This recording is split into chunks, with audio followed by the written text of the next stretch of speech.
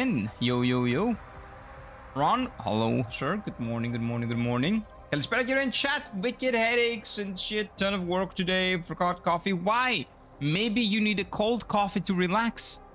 Maybe you need a cold coffee. And that will help your headache or something. How is the hot weather compared with a hot coffee gonna help you? It would destroy me. Like this, the Greek coffee is supposed to be hot coffee, right?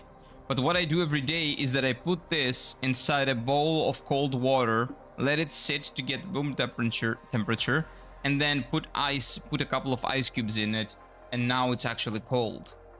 I cannot drink hot coffee during the summer. That should be illegal. I played this game during launch day. That time I played 2 games versus Berserk, Kazan, and then AI Limit. I haven't played Kazan first. You know what the thing about Kazan is? I've heard a lot of good things about it, but the things that I've heard that are good are not really what I'm looking for in games.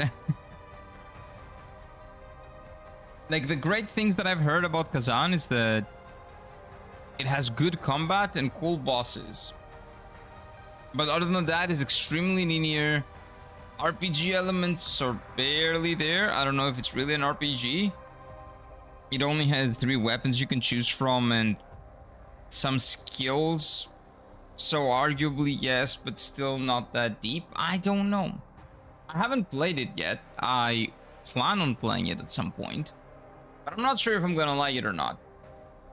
I had trouble sleeping yesterday, so I played 1 hour of AC Black Flag. Ooh, and you slept, you fell asleep. Boom, slept like a baby on my chair. Wow. Is it that boring? You know what? You can thank your neighbor then, because he bought you like a wonderful, well, drug medicine without the drug. Just sleep medicine without being a drug. Just sleep. Something. Yeah, sleep medicine. It's basically sleep medicine. That's nice. Both games released on the same day. Both are worth playing Souls-likes. Okay. I have that in mind. I keep it in mind. If I find it on a good discount digitally, or if I find it on a good price physically, I will buy it and I will play it. But I will not do 50 or 60 bucks or whatever the asking price is. It's decent, but I've played the original, and better graphics are not enough to keep my attention.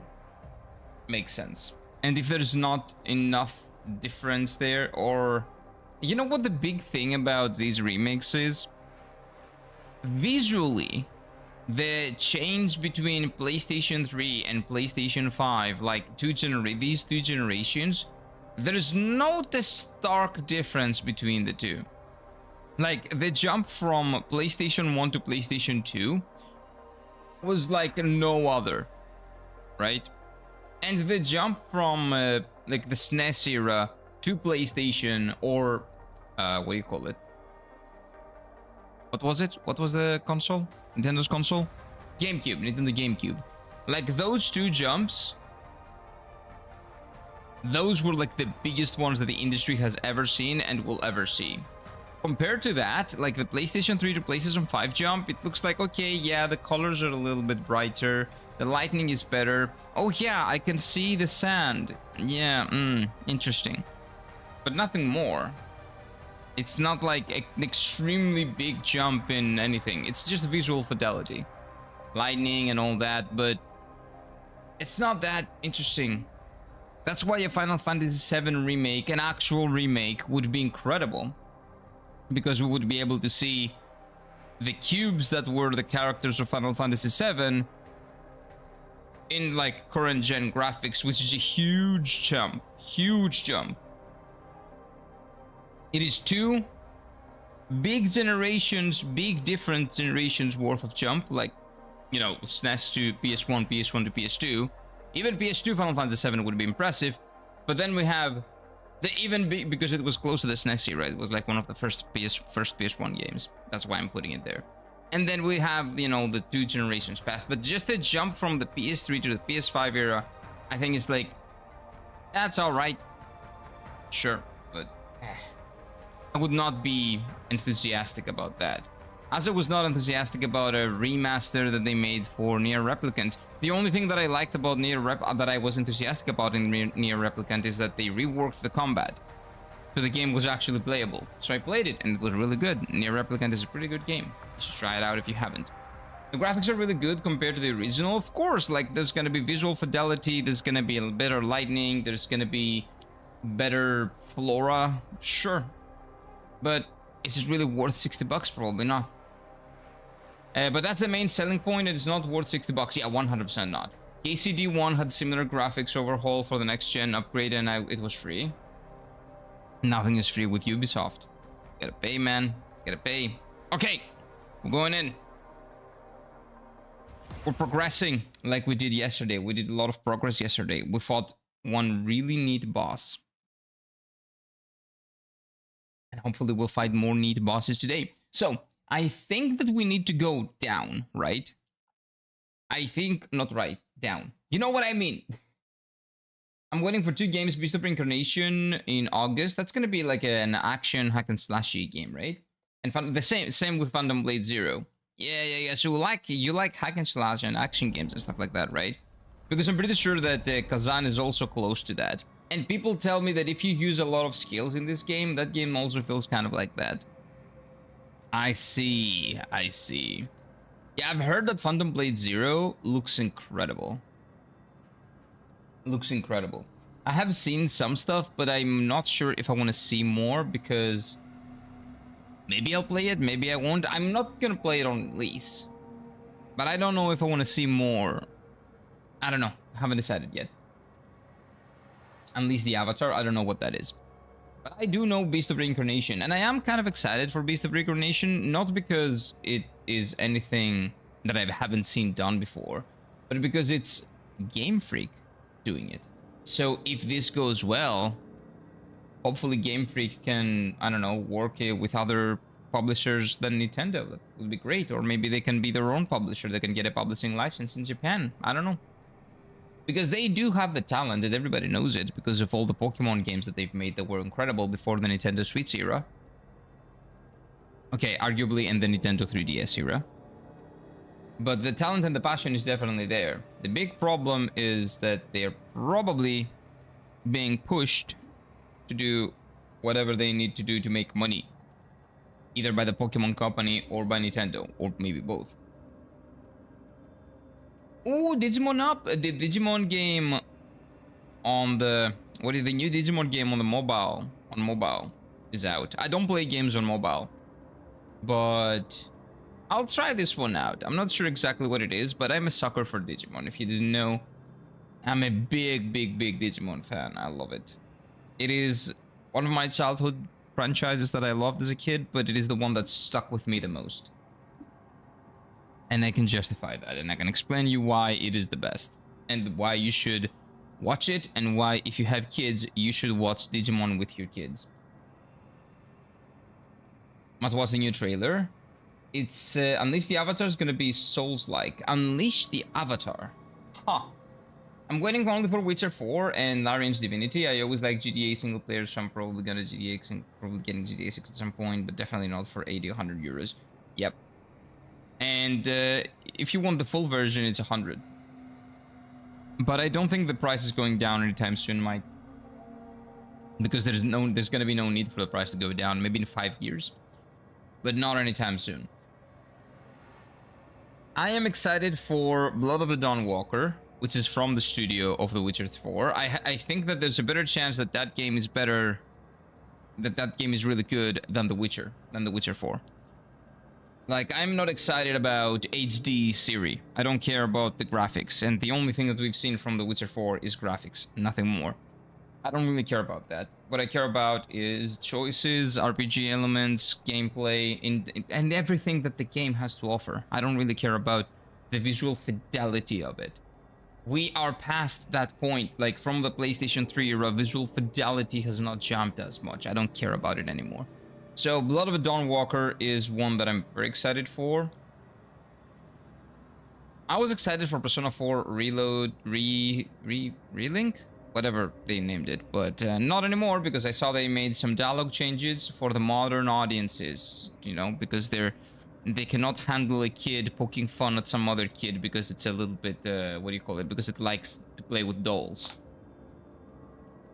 Even that is too sensitive for modern audiences, it seems. I'm not buying the game then. I'm not a modern audience.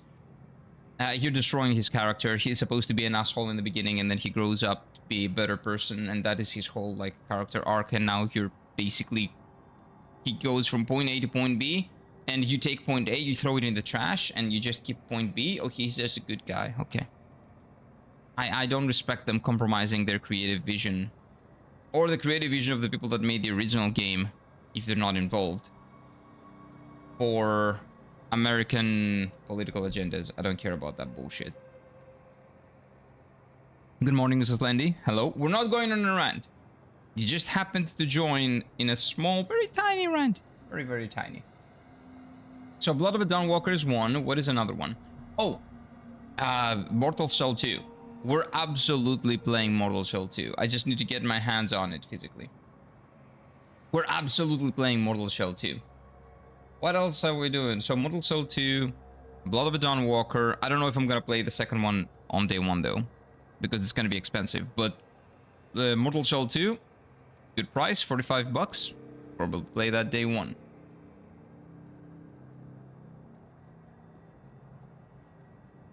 Beast of Reincarnation, I'm very interested in that. What else am I interested in? I'm not sure. Those are the three ones that I'm the most excited about, I think. Even if Dawnwalker is just with Witcher 3 with a different story, characters, and better graphics, I'll be happy. That's the thing. Even if it's just that, it'll be a really good game. I don't think it's gonna be just that. It also has the time management system. You know, the like option to play it as a stealth game in nighttime or daytime, you know, with actions and interesting dialogue and charisma, etc., etc. So that's going to be the duality of that is going to be very, very interesting to mess around with. But even if it was just that, yes, it would be great. It would be great. It would be a great game. But it's not going to be just that. That's why I'm very excited. But I don't think that even The Witcher 4 can even get to where The Witcher 3 was. It's got to be different, and I have no problem with it being different, but I just want to see if it's good. We'll figure it out when it comes out in 2030. Nah. They said it's going to come out next year, right? Because they're planning to have 4 games released until 2030 or something like that. Which I find insane, and there's no way they're ever gonna do it. But like, they're planning on releasing 1 Witcher game every year after the release of The Witcher 4 or something, which I find insane. I don't think it's ever gonna work, but maybe I'm wrong. You even stared at dolls when I was in primary school. You're a dunzo, you got bullied. Oh, when you like dolls, like girl dolls? Oh yeah, you got bullied. True. Maybe here as well. And remember that that game was made in 2004, and when you play in a Japanese village essentially in 2004. Okay, you play in a Japanese village in 2004, and you want to tell me that a middle school kid that is a little bit of an asshole would not bully someone for playing with dolls? And that's someone that plays with dolls. That someone in the beginning is also a bully because he feels uncomfortable about the fact that he likes playing with dolls. And then he overcompensates with being extremely aggressive and overly manly. And then when people when the other guy sees that, when they become friends and he sees that he plays with dolls, he pokes fun at him sometimes. Oh, look, you're playing with dolls. You know, and he's a little bit of an asshole. But he's not doing it even like as a bad thing. He's just messing around and he's just a kid. The fact that they felt the need to change that dialogue tells me where they're, where they put their focus, right? That is insane to me, that they would compromise even a little bit of the best thing about the game. Because the best thing about Persona 4 is the characters. Persona 5 is the best game overall, I would say, especially gameplay-wise. Persona 3 has the best story. Persona 4 has the best characters, the best side characters, the best cast, let's say. So the fact that they compromise that, I don't know. I don't know how I feel about that. Maybe it's not like that in the Japanese dub. That's what I want to see. If it's still left intact in the Japanese dub, I don't care. I'm not playing the English dub anyway. Did you try weapon name materialism here? No. But I do have a weapon that I am gonna try. That one. I love great swords. So I'm gonna play this until I can upgrade this to match this level. And then I'm gonna switch to this one. Because this one is bigger. And bigger is better. I wish I was part of the modern audience. Everything would be made for me. Yeah, right? But if you're not, well, nothing is made for you. FIFA 27? Sorry, FC 27. I don't know about FIFA. No. Why would I don't play football games. Although, to be honest with you, I do miss those times. And if I had like real life friends and we could sit down to play like a match of Pro Evolution Soccer, that would be incredible. Like, I would love to play a PES match with a friend, like, right here, like, standing right there beside me. That would be great. But, yeah, that's not gonna happen. Do Warhammer 40k figurines count as dolls? No. Like, girl dolls. Like dolls. No, they don't. Warhammer 40k figurines, dude. Those that you have to paint, right? Those are like, that's a very I've been if I get into Warhammer 40k, I'm very afraid that I will get into that, and that means that I'm gonna go bankrupt even now that I am already bankrupt. Kind of. I don't know. That is what prevents me from getting into Warhammer, dude. I'm too afraid. There are too many. They need to be painted, and that is a big hobby that if I get into it, my god, I'm gonna be terrible at it in the beginning, but I'm gonna be addicted to it, so I don't want to do it. Not even dolls. I remember girls had those little animal figures called My Little Pet Shop. I don't remember them. Oh, well, I guess I was already like out of like maybe in high school when you were in elementary, so that's why. I remember it vividly. You don't even think about playing with it. It's over for you. Okay. Oh man, yeah, kids are kids, man. They don't know. It's fine. Like kids, teenagers, like come on. Anyway, it's dumb. Oh, what was the name of the Souls-like that you mentioned also? Wait, I forgot about it. Wait, I was about to look for it. Unleash the Avatar. Okay, let me check. Oh, do you know what is another Souls-like that I'm interested in? That Alice in Wonderland? Is it gonna be Alice in Wonderland? Like that one. The Bunny Souls game. That one looked really good. Definitely Giga inspired by Lies of P. Okay, one second. Unleash the Avatar.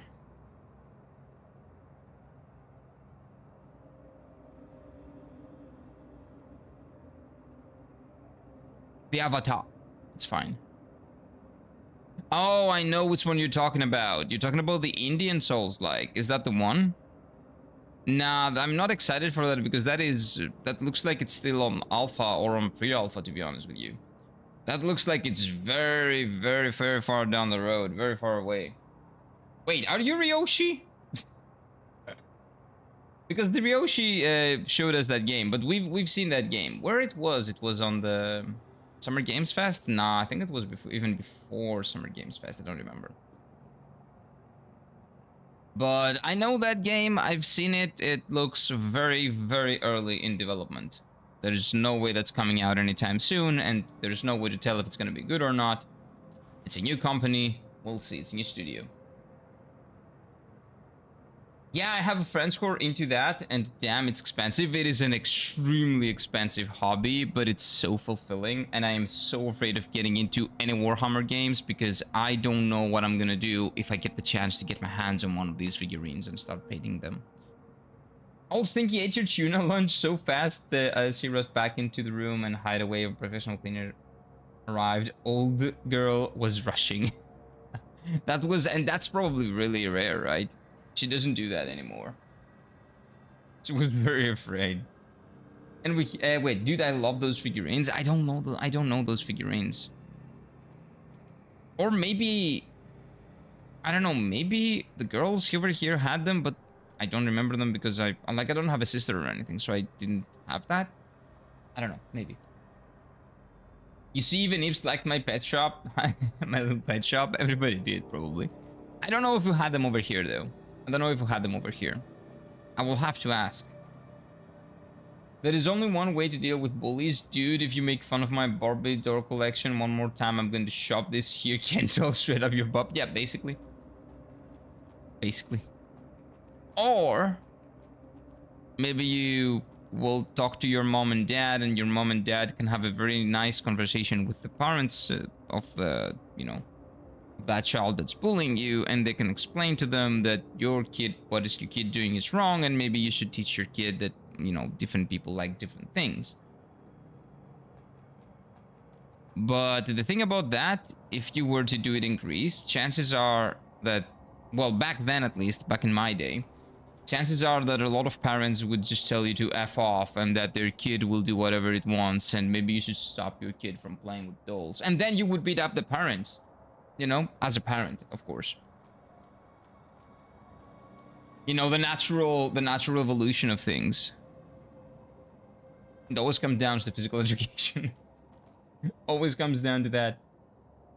Old Stingy hates unfamiliar people in her space. Her space is the entire apartment. Yeah, of course it is. Of course it is. No! I'm stupid. Old Stinky still has it? Of course. The years are not gonna slow her down. Let me do salted mud ball, because we'll run out of the other mud balls. She may be old, but she still jumps around like a youngster. She woke me up at 4 a.m. in this morning. She's only young in order to, like, when she wants to wake you up, it seems. Please leave me alone. Why am I not locking on? I'm not sure why.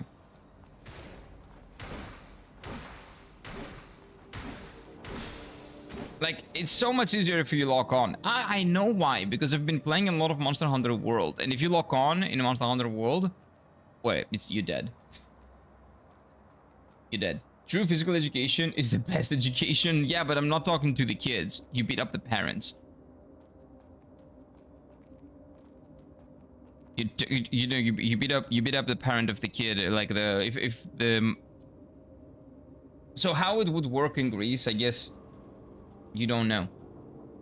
So in Greece, there were a lot of, especially, well, the moms were not Karens, the dads were. So a lot of dads were like, my kid can do no bad. I remember back in the day, when I was a student, I was still like in high school specifically. And one of the kids in high school was like a big asshole, right? He was bullying kids. He was like the popular kid. But he was a big asshole. He was fighting with people. He was creating problems for the entire school. You know, getting other groups of people outside the school with, well, weapons, let's say.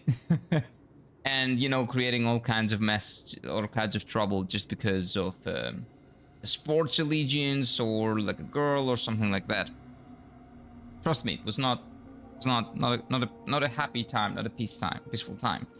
So if the teachers were to call on, like, I remember the teacher's actually calling his parents, and his dad showed up, and then his dad starting yelling to the teachers that his kid can do no bad, and then that they're all a bunch of pussies, and, you know, stuff like that. And he actually took the side of his kid, even though his kid was the one that, you know, was doing all the things that should not have been done in a public school. And his dad had nothing, like, he heard nothing of it. So if you are a parent facing against a parent like that, like if I was to go to that parent and tell him, you know, really nice that, you know, he should probably talk with his kid, explain the situation, and he's starting talking shit to me, well, at some point in Greece, that will end up being a physical thing, sadly. Nobody messes with my kid? Yeah, nobody. It was that type. So back then, at least, there used to be that type of parent, and it was usually the guy. It was usually the dad, not the mom. The roles are switched now. The Karens are doing everything. But back then we had the male Karens here. I don't know what you want to call them. Maybe Chads? Nah, because Chad would imply... Nah, like the name Chad. Todd? Nah. Brooke? Nah, Brooke is just a female.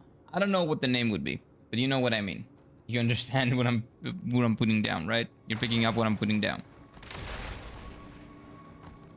What is that Twinkle Toes thing? Is it an Avatar reference? Oh, come on, Influx.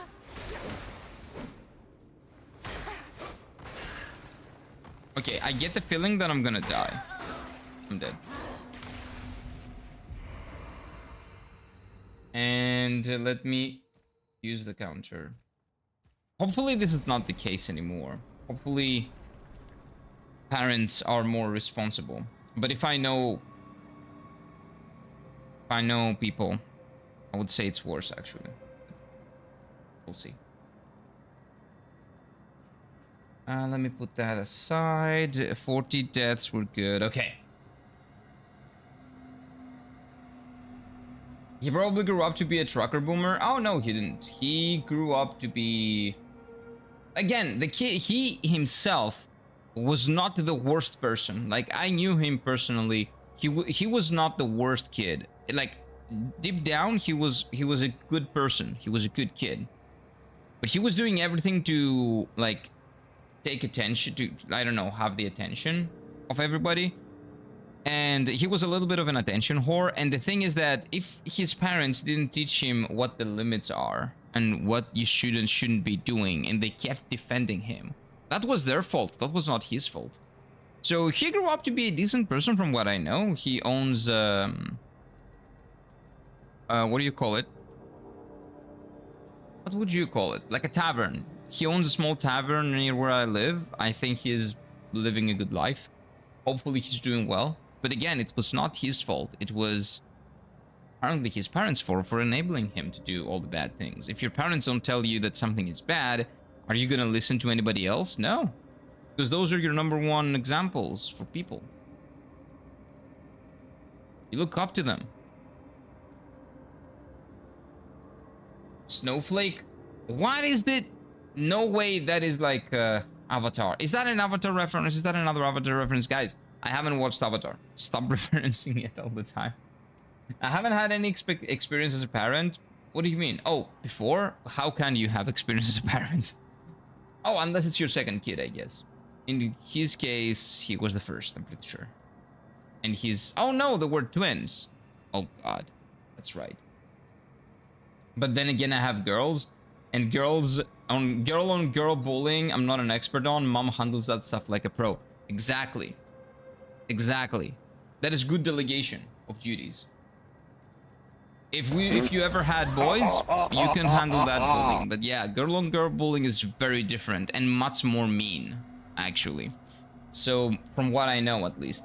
So, because again, I have female friends. I do have them. So I do know what they were doing all the time back then. I had them back then as well. So yeah, good. Mom should probably figure that out. Tavern equals bar? No. Tavern is not a bar. A tavern is a tavern. A tavern is a place where you go, sit down with wooden... you don't know. So a tavern is a place with wooden... I don't know, wooden chairs, wooden tables, where you sit down. Sometimes you eat, you drink wine, you drink raki, you drink all kinds of alcohol, and you mainly talk. Like, you don't really... There's no live... Or sometimes there's live music in some taverns. But it's more of a chill restaurant. It's like not a restaurant, like a chill place to listen to music, talk to people, drink wine mostly, but not like really great wine. It's just maybe standardized wine, essentially. Just to get a little bit drunk. Smoke, eat a little bit. They usually have great food. And it's just a chill thing to do. It's not a bar or a club or anything like that. And to be honest with you, I haven't been in one of those for ages. I don't like them anymore. Tavern equals full, bar equals snacks. Bar doesn't have snacks. Really. Tavern is food, but again, in Greece, we have different types of tavern, let's say, right? So what Mike says is correct, but what exactly would you call krasadika, right? That would be like winery in English, but that's not really a winery in the English sense. We have our own kind of small taverns that essentially are primarily for drinking and having some meze with it, like some side dishes that we call like krasadika, for example, which is kind of like saying winery in English, but it's not a winery. It's just its own thing. A proper tavern, a tavern is primarily for food, and then you drink a little bit as well. But like the smaller ones that I'm saying, that I'm talking about, that are very popular over here and were always popular, are the ones that you go to drink cheap wine and talk shit with your friends, and maybe have something to eat on the side, like some meze or something like that. I thought it's a medieval version of bars. How old are you, Trunks? Are you like 14? Are you like very, very young? Because if you are not very, very young, there's no way you've never been to like tavern. Or maybe in your country they don't have them. I don't know, actually. Maybe you don't have them in your country. That's true. Taverns is where you go to meet mysterious hooded figure. No. Sitting in that corner that may or may not be Aragorn, the future king of Gondor. Oh, that's where you were going with it. Then yes. Yes, maybe. Tavern is the medieval European, in the medieval European sense, is like a one place for all, modern day Greece. If you call it a tavern, it's most likely talking about food. Yes. But there is no equivalent to the word krasadiko, right? There is no English equivalent, because it's like a small tavern, mostly for... I don't know, maybe you do it differently over there. I don't know. Maybe it's not a thing, but I know that in Athens and Thessaloniki, it is a thing at least. Like small tavern places that are primarily there for wine, you know, and drinking, and secondarily for food. For meze, right? Like, that's the only... there's no other way to describe it, really. I've had a problem with explaining what it is. And it is weird because it's very common over here. But I had a lot of trouble explaining what it is with a friend that visited from Japan. Like, I was trying to explain exactly what it is. And the best way I could explain it is, imagine a tavern, but it's primarily not for the food, but for the wine, and for the raki, and for the ouzo, and for drinking with friends. You can just sit down and drink and not have anything to eat. Or you can have something to eat, and usually what you will have to eat is really good. Every country has taverns? Then I don't know. 23. Okay, so you should know what a tavern is. I saw it in Skyrim. I'm not talking... We're not medieval Europe, dude. That's not what a tavern is. We don't live in medieval Europe. Although, that would be really cool now, wouldn't it?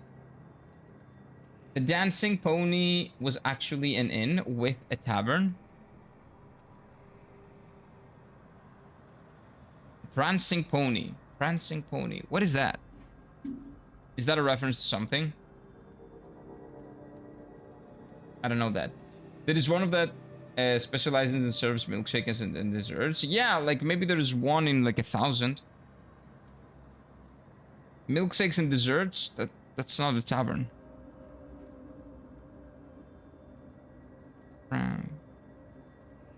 Oh, it's in Ioannina. An Irish pub. That's a pub. Primarily for beer, apparently. Oh, that looks awesome. In Ioannina, right? Northern Greece. If you're talking about... If this is the same one. Wow, that looks awesome, dude. Yeah, I would love to go there.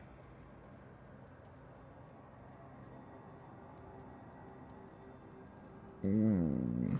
Tons of beers. Well, it's a beer house. It's a pub. Nice.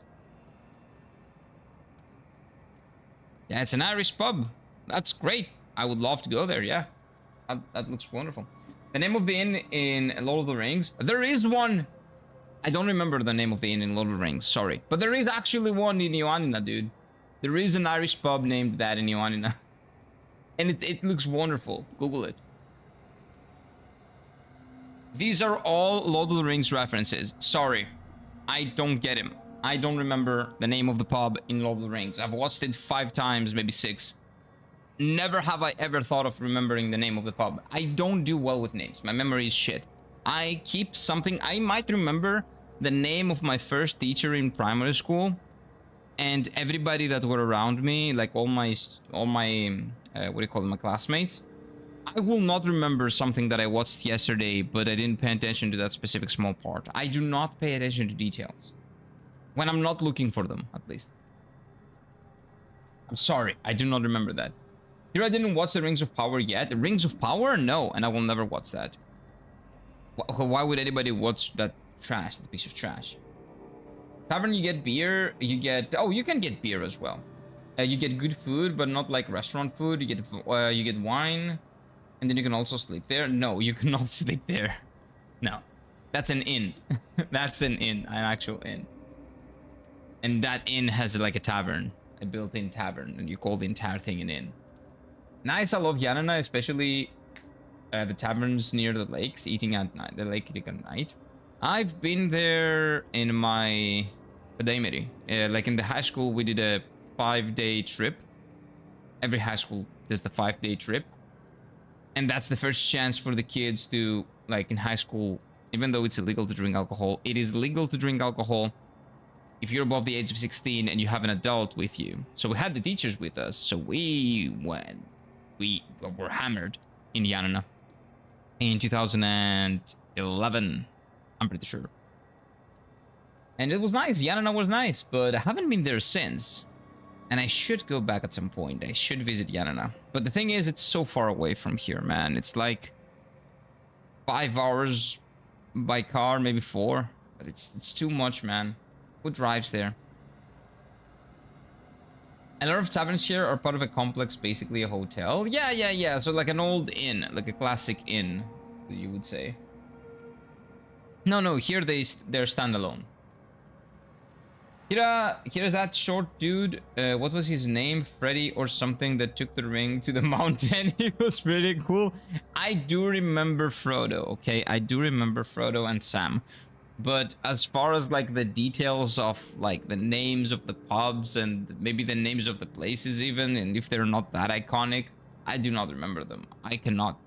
Maybe I have a very limited memory in my brain and very limited space, and I just delete the things that my subconscious doesn't think are important. Maybe it's a limitation, a space limitation thing. The correct way to watch the Lord of the Rings trilogy is to watch the extended versions. Oh yeah, I've only watched the extended versions in the cinema as well. I've watched it in the cinema like 3 years ago. They aired them on the cinema, and I've never watched Lord of the Rings on the cinema because when I was a kid, well, I was very young and I didn't care about watching Lord of the Rings. I was like 10 when it came out. I think 9, 10 years old, something like that. So I watch them now as an adult. Oh man, it's such a better experience in the big TV, in the big screen. Such a better experience in the cinema. If you haven't watched Lord of the Rings in the cinema, and you get the chance to because they're doing a rerun of the trilogy or whatever, please go and do it. It is a big difference. It is incredible in the cinema. Incredible. But yeah, I've watched it like 5 times. I do not remember the name of the tavern. And I'm not gonna remember it even now that you mention it. With Middle-earth themed snacks, 6 meals, Hobbit style, I don't know. Oh yeah, you can do that at home. Not in the cinema. But if you get the chance to do it at cinema, to watch it at cinema, trust me, it is very worth it. It is incredible. The best movie trilogy of all time. 3 of the best movies that were ever created. On cinema, on screen. Made for cinema. That's why they are better when you watch them on the big screen, because they were made for the big screen. It actually makes a difference. It used to make a difference, now it doesn't. Because you were supposed to read the novels of Lord of the Rings. No, you're not supposed to read the novels. You can watch, you're not supposed to do anything. You can consume it however you like. The movies are really good. I know the novel is better. You know, the Lord of the Rings and the Hobbit, I know they're better. The novels are always better because it's the writer's true intention. But it is quite difficult to get into because it is written in Old English, I'm pretty sure. And that is like a reason why I haven't touched it yet. I do want to buy it and read it eventually, though. I got the chance to watch The Return of the King in the cinema as a kid. Still remember the sound of the audience gasping when the Mount Doom exploded at the end. That would have been incredible. By the way, it was when I watched it now, like 3 years ago, it was a sold out. Everything was sold out. There was not even a room to breathe in there. And everybody was like clapping and being excited. It's like watching it for the first time again. Like, I remember when Gandalf said, "You shall not pass," right? "You shall not pass." Like everybody was like, "Yeah, hell yeah, dude!" It was like I was in the, what do you call it? In the basketball court watching Panathinaikos. It was actually incredible. And then when he fell down, everybody clapped. You know what? I don't really care about those things when I watch a movie. I don't like people being loud, but that was genuinely very impressive. I loved it. I did watch the first Lord of the Rings movie in the cinema, but I was on a date. Big mistake. I wasn't paying attention. You shouldn't be paying attention to your date in that case. I never watched Lord of the Rings in the cinema. I was too worried that they'd balls it up. So I waited for the DVDs. If you get the chance to watch it on the cinema in a rerun, Noel, trust me, it is an incredible experience. It really is. 2002, if I remember correctly. Yeah, it's around there. The 2004, I think it was the second movie. Two Towers, I think, was 2004. And 2006 was Return of the King, maybe? Definitely the Lord of the Rings trilogy movies in many people's cozy films growing up. No. It is the best movie trilogy of all time, and these three movies are some of the best movies that cinema has ever produced. Period.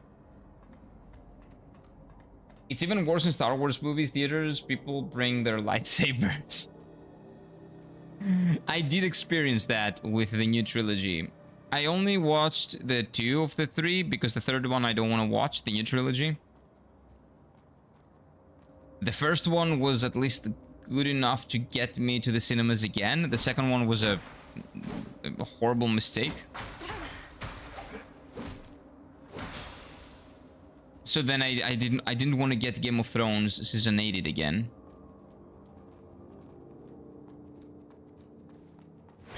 So I did not watch the third of the new Star Wars trilogy. But on the first one, I saw a lot of people doing that. A lot of people doing that. And when I was outside, oh, dude. I remember, I read about someone that on the first Star Wars movie, what was episode 7 called? Not Return of the Jedi, that was episode 8. I don't remember, but on episode 7's premiere, because I went to the premiere, an asshole, well, I had no problems, but I read that in another cinema here in Greece, an asshole came out of the movie and just yelled a huge spoiler. Nah, the movies are trash, so you don't mind. Han Solo's death. So somebody just came out of the movies and yelled that Han Solo dies, and he went to the hospital. They sent him to the hospital. They beat the shit out of him, dude, and deservedly so. Good. Sometimes violence is the answer for people like that. Honestly, the best moments were them in the tavern eating, drinking, so satisfying. Lord of the Rings, like in the beginning, when they were chilling, and in the end. Well, yeah, because that's called catharsis. After a long day of hard work, it's always nice to go down and chill with your friends. It's the same principle, essentially. You know, after they've done all that, they've been through hell, they've achieved their goals, you get the cathartic moment of having them in the pub, messing with friends. No, they're not written in Old English. Tolkien was a professor. Wait, 1 second. Tolkien was a professor of Anglo-Saxon. I know that. But the books are very accessible. You can deep dive into them if you wish, but you don't have to. I am absolutely going to eventually. I am absolutely going to. Just not yet. I need to finish some other fantasy stories that I've been reading, and I'm gonna absolutely get into Lord of the Rings at some point. There is a reason why the Silmarillion book has maps as a guide. Yeah, but that's what the people say, like, he did not really want to. What do you call him? Tolkien did not want to make a story. He wanted to make a world and a language, and then he made a story out of that. Like, his goal was not to make a fantasy story. His goal was to make a world. And through that world, and through that language and culture that he made, a book emerged, essentially. Which is why it's so much so beloved, I feel like. You can even see that in the movies. I like that Luke Skywalker, you get that moment at the end of... Oh my god! At the end of the second new movie, but that's about it. I don't even remember it. I was in the cinema. Basically, the whole trilogy lost me. Like, in the cinema, I found it funny. The moment I walked out of the cinema, I found it offensive. The moment that I walked out of the cinema and I looked back on Luke Skywalker doing this with his lightsaber, that's when I was done. That's when I knew that they fucked. They fucked it. The whole movie was a mess. It was horrible. But when the movie started, and that was the first thing that I saw, that was like a weird moment of, ah ha ha, look at what he did. Yeah, it's not important after all. But then when I had to sit with it for some time, I was actually furious. And I realized that, yeah, it's done. It's over. The Force Awakens, thank you. Thank you. The Force Awakens. Sure, you missed out on a best experience watching it in a tablet instead of a truck. I saw that coming. I saw that coming, dude. On the bed while it's raining outside and your shift is gonna be 11 hours, but you have food besides you. Yeah, and you have other people that might, you know, come over there with guns and, you know, steal your shipment. Absolutely deservedly so. That'd be coming out of The Empire Strikes Back and shouting Darth Vader is Luke's father. Yeah, essentially. The guy was sent to the hospital. He was, I think, in a critical condition, or at least he got beaten up real nice from a lot of people. They just ganged up on him and they put that guy in like, oh, close. They were close to putting him in the dirt. But again, that person knew what he was doing. He ruined it for everyone in that cinema. And deservedly so, he went to the hospital. They were kind to let him live. The same cathartic feelings applies to Lord of the Rings Online, attending Aragorn and Arwen's wedding towards the end game. I look around the surviving NPCs. Don't spoil games that I haven't played! Although I should have played them. So you attend their wedding? That's super nice. I would, well, that game sounds great. I want to play that game eventually. Same here, I enjoyed the explosions and that, and the what now, but afterwards it was like, wait a minute. Right? They kind of try to, like, it is a little bit, you know, you get baffled by the quality, like, oh, this looks nice, this is funny, oh, look, it's that guy that we knew. And then when you get out of the cinema and you go out, you know, you go home and you think of what you just watched, and you're like, did they just fuck the entire franchise up? Nothing that they said and that they did makes any sense in the context of what we know as a canon. Wait a minute. Wait a minute. Guns, this is in Mexico, Kira. You don't know how much Norway is safe, my man. Oh, you're talking about Norway? Sorry, I was thinking Greece. When you pay some young actors millions to play in your movie, but everyone is just waiting for Harrison Ford for 15-minute cameo, you know you're facing an uphill battle. That is true. That is true. I wouldn't say that it surprised me that he's dead. But I would absolutely say that had I heard someone spoiling it, I would have probably attacked him as well. Just saying. He's, you know, that's what he's going for. He's looking for some. He's gonna get some. Shadow of Mordor and War, haven't played them yet. I do have them on my 2 playlist. I was actually close to playing one of them on stream, Shadow of Mordor. Which is the first one out of the 2, I think. Yeah, you get to attend the very canon wedding event. That is really nice. Put on my best outfit, got drunk, got to beat up drunks and danced merry with Pippin. And such a funny little event. It sounds great. It does sound great. 1 second.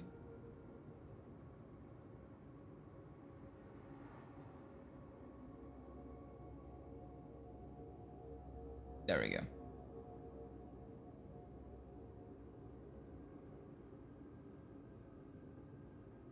Okay, let me just make sure that I ban the bot. Okay, yeah, that was the bot. Okay, good.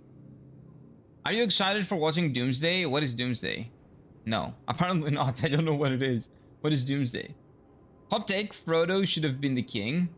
Nah, the king of the humans. Frodo was not a human. The king of man should be a man.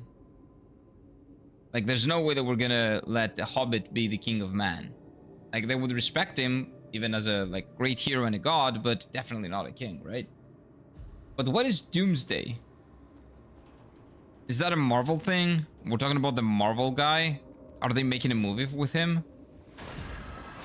Why?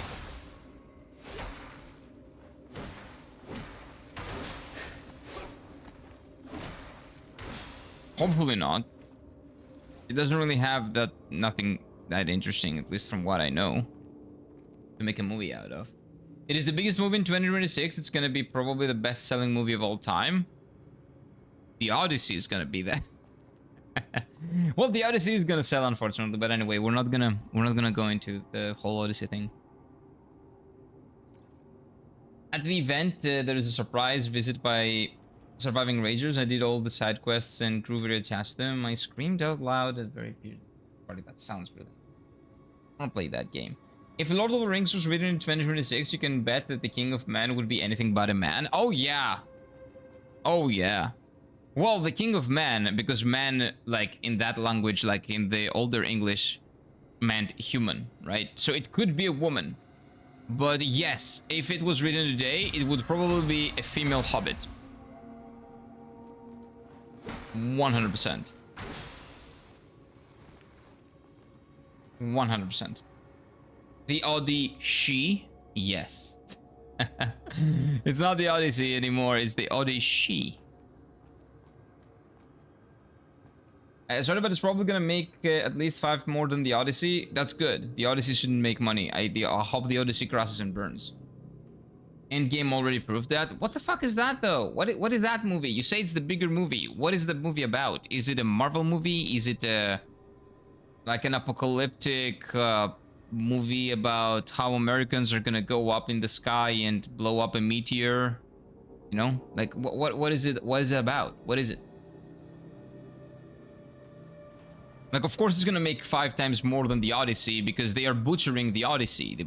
They're pissing on Homer's grave. They're not making the Odyssey. They're making a feminist fantasy of Homer's fantastical characters, whimsical characters. That's what they're making.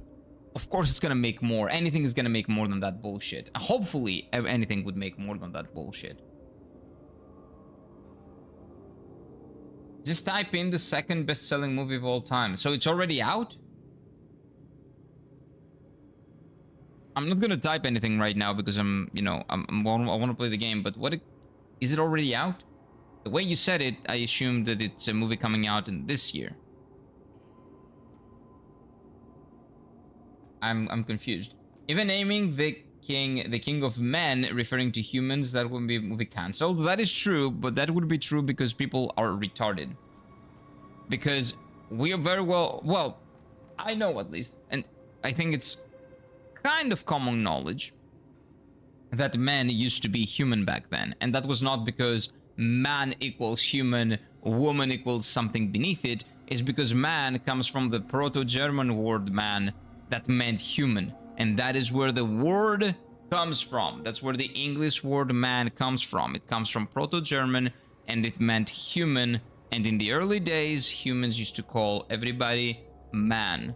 And when they started associating the word with man, then they created a new word, human, for calling man something. And then they kept man as man, and then they, did woman as woman. Does that mean it is out? My favorite semi-offensive but still pretty funny Nolan Odyssey wordplay Helen of Detroit. I love that one. Because it does look like that's the case. The Helen of Detroit that did not know that Odyssey existed before she was cast for the Odyssey, by the way. Man equals Manfrau equals female. What? Manfrau means man's wife in German. Frau, I think Frau is wife for German, right? Haha, the face that sunk 1,000 ships.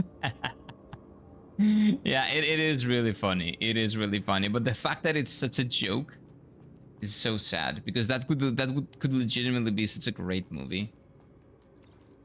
But they had to, you know, colonize it. Of course they did. America doesn't respect shit anymore. Especially if it comes from white people. How means wife and miss and female. Yeah. But I'm not talking about German. Proto-German is like ancient Greek, let's say, right? Proto-German is what the Germanic people used to speak in like before the Middle Ages even. So, like, it's not German. We're not talking about German. How is like Mrs. Yeah. I know. I did some German, a little bit of German. I have done a little bit of German in middle school. I'm so glad they still make these movies, and so glad that YouTube exists to mock them. No, I'm not glad that they're making them. I don't want that bullshit because we are making fun of the Odyssey, right? And we're having a lovely time, a jolly time making fun of them. There are a lot of kids that are gonna grow up and they're gonna look at that and they're gonna have that as a de facto Odyssey. Because if it's not the Odyssey, what would it be called the Odyssey? Right?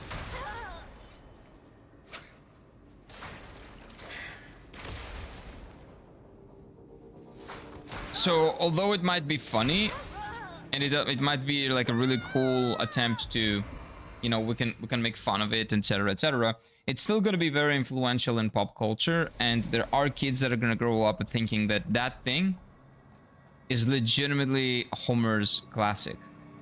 Imagine that. A story in ancient Greece is exactly like it would be in, 2026 America. Cool. Culture has not evolved at all since then. It's been exactly the same for the whole time.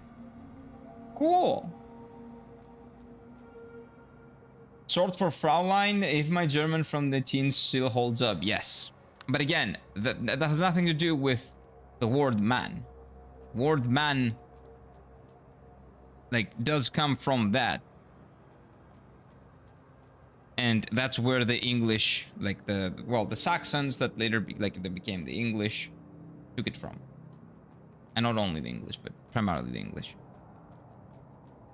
So it meant human back then, because it was from a different language. But when we started using it for man, well, then we started using the word human. It's called the Odyssey because it takes superhuman effort to watch it in one go. Yeah, we are the ones that are going through the Odyssey just trying to watch that bullshit. But I'm not even gonna try.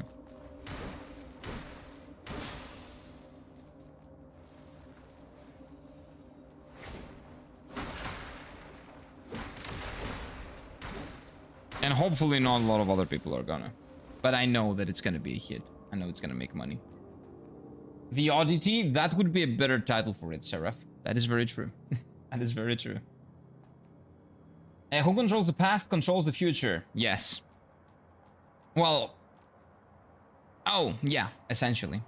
Again, they're rewriting. What do you call it? They're rewriting culture, essentially. Slowly but surely, they're doing it. They're doing it with Egypt and Cleopatra, Greece to a lesser extent over there, but they're doing it with Egypt and their Cleopatra documentary. Like, half of the people in that documentary, or maybe more even, from what I've seen at least, are South African. Those were not the people that were primarily in Egypt. Like, that is basically something that, from what I understand, Egypt has been contesting with facts for many, many, many years now. And there's like an ongoing beef, as the young people would say, for like hundreds of years about that. And then Americans come in and they make a documentary and they just pick a side. because this, you know, this fits our narrative more. And now Cleopatra, who was Greek, is also black. Documentary about Cleopatra, by the way. So rewriting history and then slowly and surely rewriting culture as it was back then to fit modern standards, modern narratives. People growing up thinking that, oh, this is what it always has been. This is what it is. Best. Yeah, whoa. You know, we're geniuses. Amazing. This is the best. Not that we can do no wrong, you know? It's textbook brainwashing. Like everybody anyway. It is textbook propaganda. And the thing is, it is not that Christopher Nolan is doing it for like a nefarious purpose or something. He's doing it to win an Oscar. The Oscars incentivize people to do that. And he's doing it to get an Oscar. Because you need certain things that he put in the movie in order to be able to be eligible for an Oscar. And because it's the Odyssey, the name, and because he's Christopher Nolan, he's gonna win the Oscar, right? And it's gonna sell very well. But yeah. What is it? There's a saying. Evil does not have art. It rewrites it, something like that, something to that effect. Rewriting history with their armies and their crooks invented memories. They did burn all the books. Dire Straits. I don't know who that is, but yeah. Yep. That's what you gotta think back on medieval times and think what is the first thing that any conqueror that did not respect history and did not want the people to rise up against him. That's why he was doing it. What was the first thing that he would destroy? It's the library. Every single time. You take away somebody's culture, somebody's like identity, somebody's history, you got a subservient people that can be brainwashed long term and assimilated under your rule. Mark the Goat Knopfler. I don't know that, sorry. I don't know that name. Old thing is awfully curious with a professional cleaner working outside. She's watching him on the door. This is like, this is my house. What is this guy doing here? Should I kill him? Should I murder him? Should I eat his, like, what do you call it? His throat? Tear it up? No? Okay. I'll chill over here. Okay. Evil cannot create, only destroy. No. It's evil cannot create, only not destroy. Only mimic. Only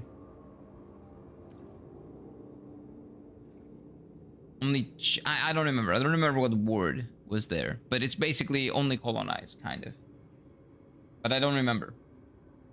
Depends on evil, yeah, but in general, I don't remember what it was. I don't remember the thing. I will go back and figure it out eventually, or maybe it will just come to me. The Odyssey needs to be watched when you're high as fuck. No, the Odyssey needs to not be watched, period. That's true. The Oscar committee actually has rules in place about many people of diversity that have employed during making of a movie to actually qualify for the Oscars. Yeah, they need to have a diverse enough cast. They need to have people of a minority or a group of like troubled people or whatever. I don't know what the language is that they use to be in center stage and have a specific, like, very big role, etc, etc, etc. Like Helen of Troy was, if you can believe that, doesn't really have a big role in Odyssey. Her role, which is huge, is in Iliad, not in Odyssey. So the fact that we are, like, she's so right in front, center, like everywhere, when it comes down to the promotion of the Odyssey, should tell you a lot.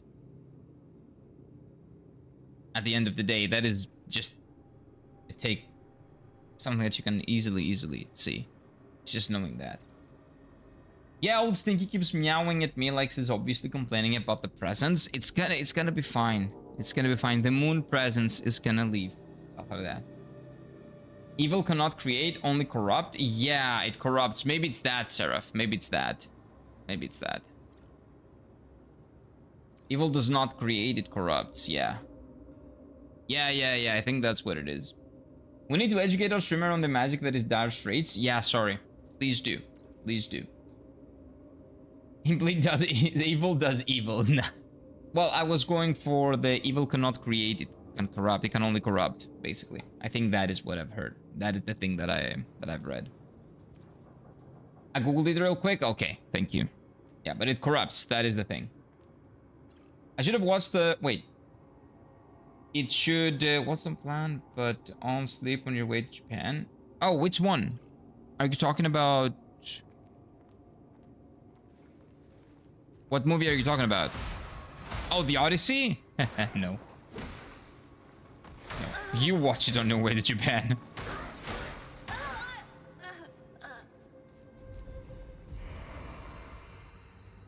No. I cannot run away from the plane. Why would I ever put that on the plane? Why would I ever do that to myself? I cannot run away. I cannot leave. You know? Why would I trap myself in a prison? And, you know, start the torture myself? Why would I ever do that to myself?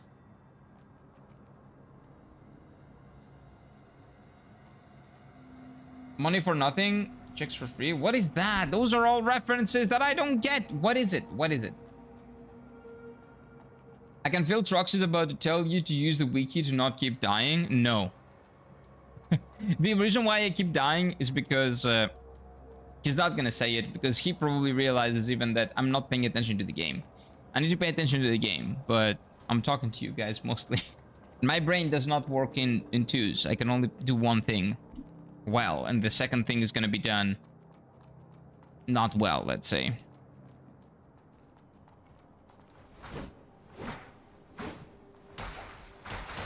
I'm dead again. I'm just gonna fall down. I'm just gonna do it. It's fine. You be happier person. I'm pretty happy. I'm pretty happy, Derek. I'm really happy doing what I want, what I can. And doing what I do. All Dire Straits references, Mark Lopper, id. Wait. Oh, in the lead. Okay, yeah, sorry. But hope you're doing good as well, Derek. Hope you're having a lovely time yourself, man.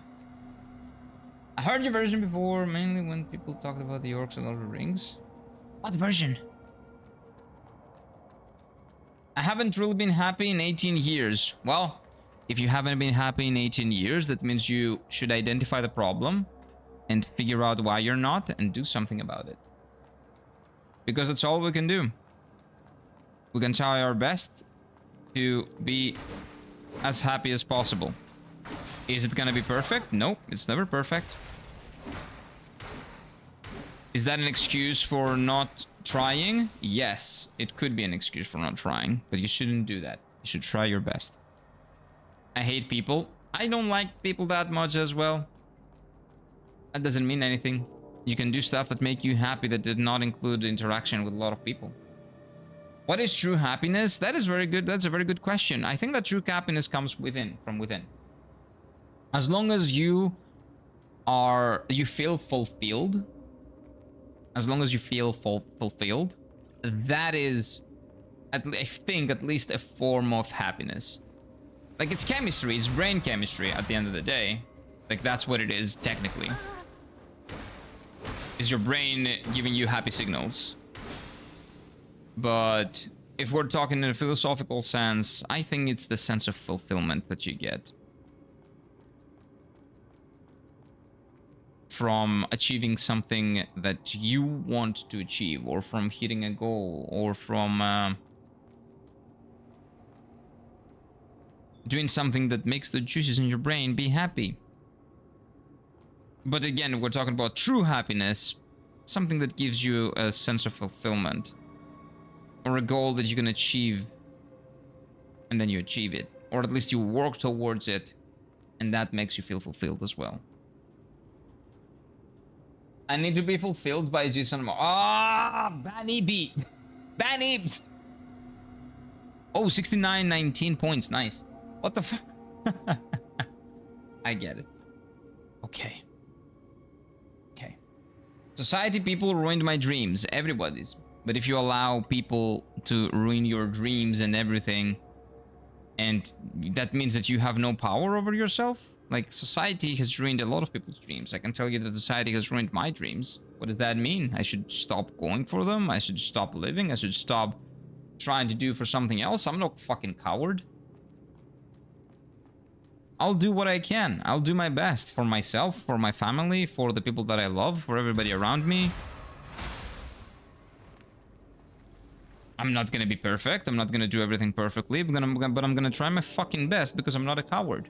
And you shouldn't be a coward either. Live your life in your terms to the best of your ability. And live right by the people that are around you and that love you. And if you don't have any, live right by yourself. Respect yourself at least. No, don't ban me. Happiness is steering a plane. For you, yeah. That would be steering a plane because you're taking the lessons and that's your goal. So working towards your goal should also make you happy and should give you a sense of fulfillment. Now I don't want to say that word because of what Ibs said. Like, legitimately. Let's be careful here. Okay, so we want to go further down. I'm not messing with those guys. I'm gonna just leave them alone. I remember yesterday I went down here and that actually worked. There we go. Asperger people don't understand sarcasm and irony. So what does that mean? You don't understand sarcasm and irony. I'm not being sarcastic or ironic, sorry. I'm telling you the truth. You should do the best that you can do.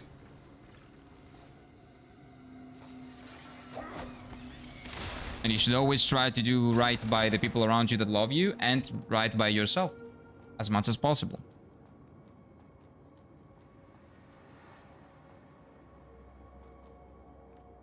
I think we know slow chat mode, Sakura can catch you up. No.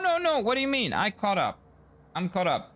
That's why games give you pseudo happiness from fake goals, yet not something bad. No, it's not necessarily something bad. It's not pseudo happiness. Something can really make you feel fulfilled. You know, like playing a good story, experiencing...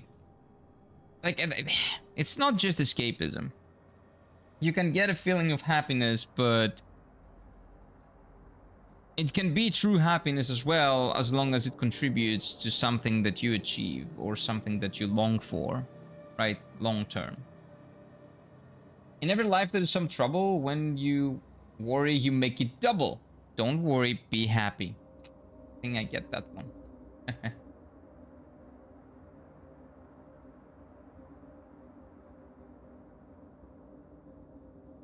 So I meant everything I said in the past. Wait, did I miss anything?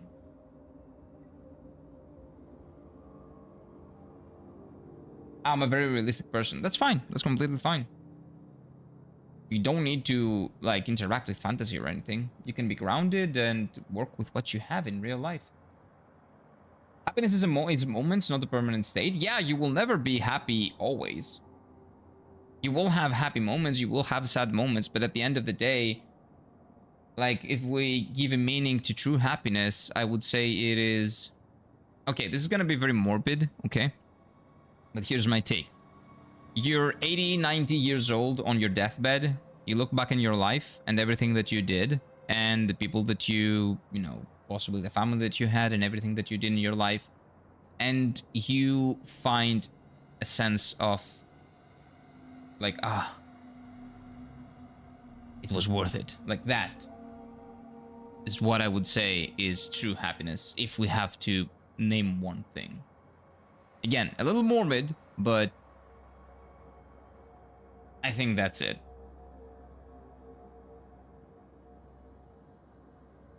You know, living your life with no regrets and doing the best that you can do right by you, by everybody around you.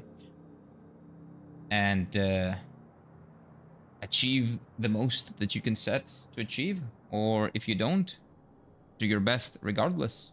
So you won't have to go look back and have regrets. Globe entirely needs to be destroyed by the love of God. I don't know about that. I don't know about that, Derek. And I don't want that. You know what? We should be fine on our own. We don't need the love of God to destroy us. Dire Straits is a great band, appropriate for road trips. My dad has a solid road trip album that listen to this day for nostalgic feeling. When was that band famous? Because I don't know them. I've never heard of them. But if they are talking about it, that means it was maybe 90s if Mike is talking about it as well. Maybe 90s? But if you want to try to be happy, just go trucking. There we go. Maybe that's the solution to everything at the end of the day. People think happiness only comes with all conditions, perfectly stress out, and make those perfect conditions in turn ruining their happiness. Exactly. That is actually a really good point, Ran. Because everybody's stressing out about trying to be happy, and the fact that they get stressed out about those, you know, those uncontrollable conditions sometimes that they cannot influence, that makes them infinitely unhappy in their search for happiness. Because, you know, you might think that happiness is this or happiness is that. Happiness is not being stressed. Happiness is not having to worry about this, not having to worry about that. You have all those things in mind. You aim for those. But if you have anything less, you consider yourself to be not happy and you get stressed over the fact that you're not. And that ends up, you know, basically fucking you over. That is a really good point. Dire Straits is very big in the 70s and 80s. Oh, 70s and 80s. 80s, okay. I grew up with the music of that era. I grew up with music from the 90s. Some 80s and 70s like rock, but only like, you know, the classic ones. The very well-known ones. I didn't know Dire Straits. Okay, you know what? I will put down my controller for a bit. You know what? No, because if I do that, my PC might explode. Can you please send me like your favorite Dire Straits songs over on Discord? On the Discord channel? On the music Discord channel on our Discord server? Never let the perfect be the enemy of the good. That's a good one. I don't know who said that. That's a really good one. It's a really good quote. Late 70s, all throughout the 90s, Mark Flopper is still making music to this day. I see. I see. Please send me a couple of songs. I want to listen to them. Sultans of Swing, Against Me, Dancing with Old Stinky. I don't know any of those songs. Now I feel like I'm missing out. Now I'm getting FOMO. Wait, where am I? What am I doing? What am I doing? What am I doing? Wait, I'm not paying attention. Did I go back? Did I go back? What am I doing? Where am I? Dude, where am I? Who are these people? Why am I here? What is this?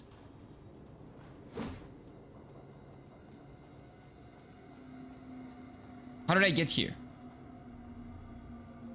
You should learn from SpongeBob and be happy. He's happy because he loves his job. Yeah.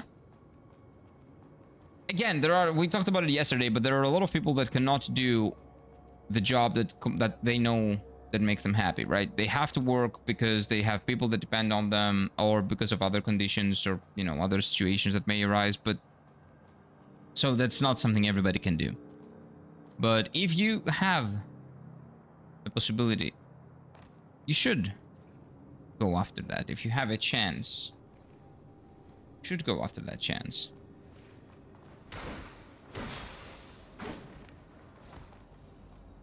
I almost died for no reason. I remember this. Oh yeah, we need to go up here, I think.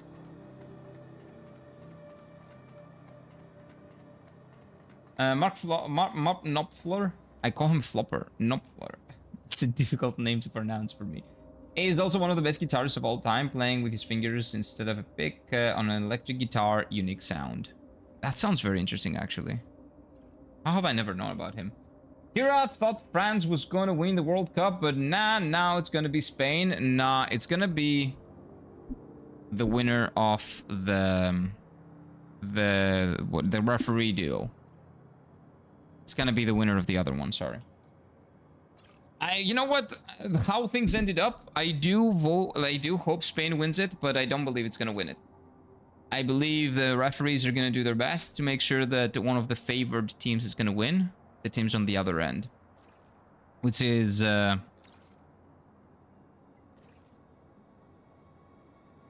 Wait, who won? I'm not keeping up with the World Cup, if you cannot tell. I really don't care about that bullshit that they've made. It's not football, but anyway. I think England lost, right? So it's Argentina in the final? So Argentina is going to win it because they have Lionel Messi and, you know, pressure. You know, he has connections probably with America, and it seems like England and England and Argentina can do no wrong in this tournament. Like every decision goes for them, even though it shouldn't. It is incredible. But anyway. Yeah, Argentina will win, but not because it's worth it. It is like Argentina deserves it. Oh, I don't know what that is, Derek. No idea. I shared Sultan of Swing and Romeo and Juliet on the Discord music channel. Thank you. But yeah, Argentina will win, but not because it's playing good football. Nah, it's Messi, so what? So what if it's Messi? Football is not about players. Football is about teams. A national team is about a country, not a person. Nobody gives a fuck about a person.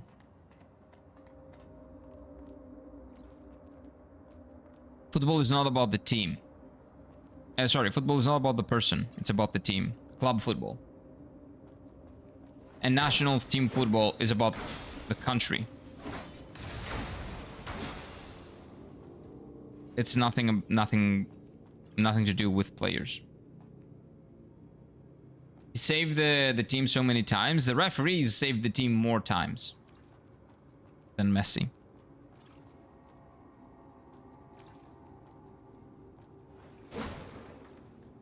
That's the problem. Okay, this is where I died yesterday.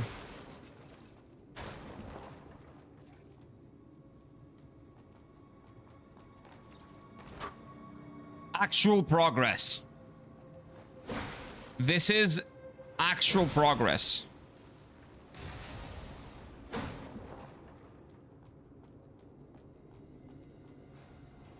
Okay, 1 second. Viva España, I don't even know who the Spain coach is, but totally locked up France.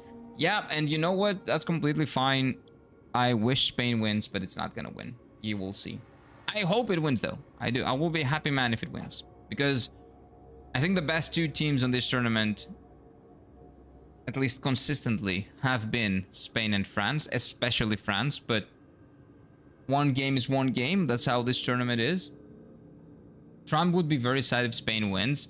I don't care what Trump is, like, what Trump wants. Like, who Trump wants to win. Oh shit, there is that one as well. Yeah, Spain is not winning.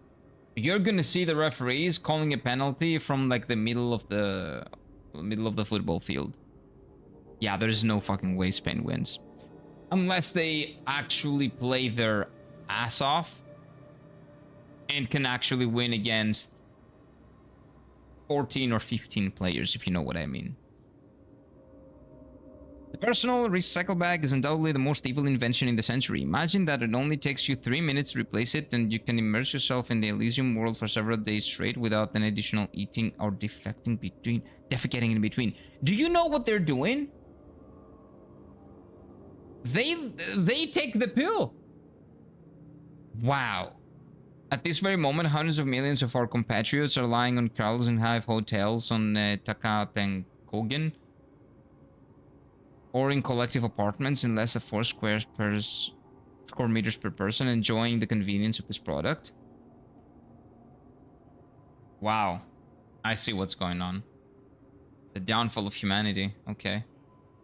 From this point of view, perhaps the Carlos shop operation, that is very close to what is possibly gonna happen like in 50 years. I don't know. This feels very close, sadly.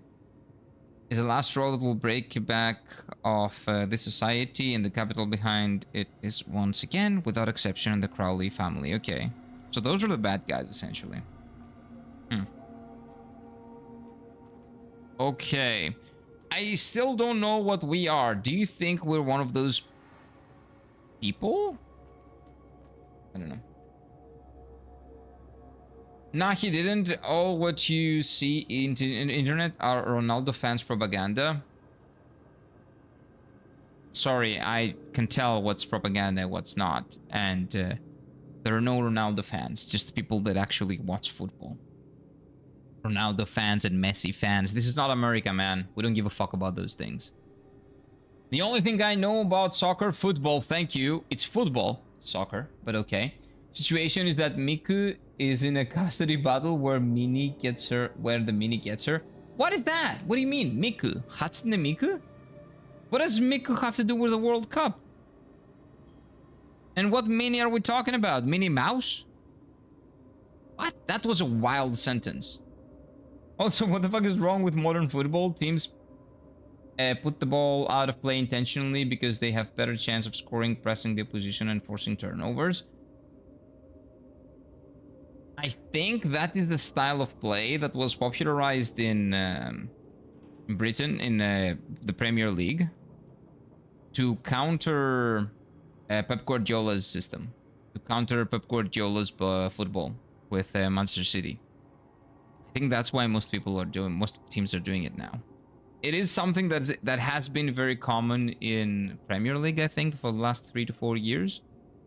And if you say that you notice it happening in the World Cup a lot, that's probably why, because it's a system that's being played a lot in the Premier League. Miku Miku Beam the World Cup? What are we talking about? No Miku Miku Beam. I don't know what Hatsune Miku has to do with the World Cup. I have no idea. Oh, winner, not Mini. Sorry. Okay. I will read that again with that in mind. Wait.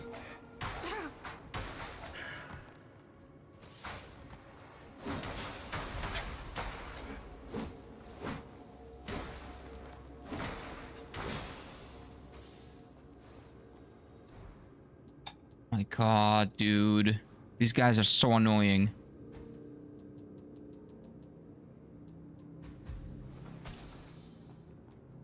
We still have one heal. It's not bad.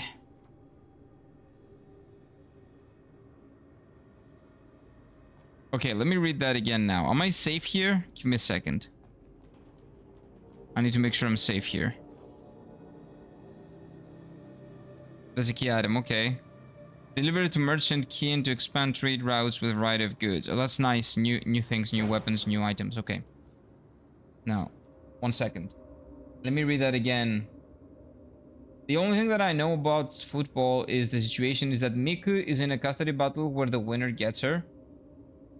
With who? Is in a custody battle with who? What does Hatsune Miku have to do with the World Cup, with football?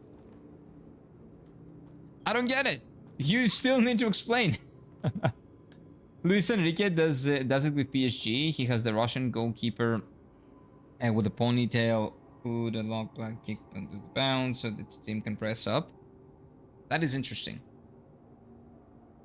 I have noticed other teams doing that in the Premier League, but maybe not like that exactly. Like maybe not exactly what you describe. That is a little bit too on the nose, let's say. I've seen teams doing it not on purpose, supposedly. But, you know, you can see that it's kind of intentional. But yeah, that is kind of insane that that is how it's going on. I've never seen that happen in PSG like that. I actually haven't watched any PSG games, to be honest, so... Wait, so is this not the way forward?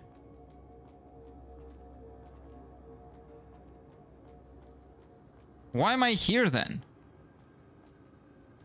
Just to suffer? Oh.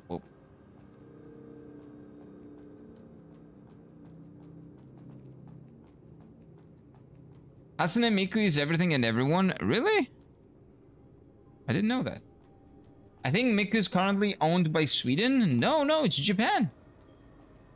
I don't really watch. No. Hatsune Miku is a Vocaloid that is owned by a Japanese corporation in the country of Japan. Has nothing to do with Sweden, I think. Unless something has changed recently. But that would be big. I don't think that's the case, man. Okay, 1 second. We're back.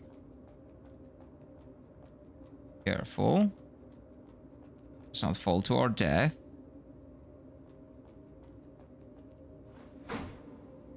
Okay. Okay.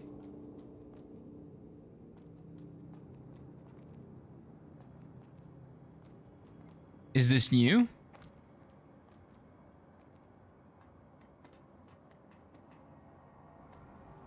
No, this is where we were. So that is a dead end. Maybe just for the key item, okay. Miko's even in Bloodborne in Edelring? No, it's not. Those fan fictions that you're sending, like the fan art that you're sending over on Discord, that's not official. Season Sweden too. I don't know, man. Trust me, I know. I make bad Vocaloid covers, though. It's just a meme thing that the players seem to be getting in on by having a Miku plush where they're Georgia. Oh, I have no idea. Oh, I didn't know that. Okay. Sorry, I'm not familiar with the Hatsune Miku meme. That does sound cool, though. That is a nice meme.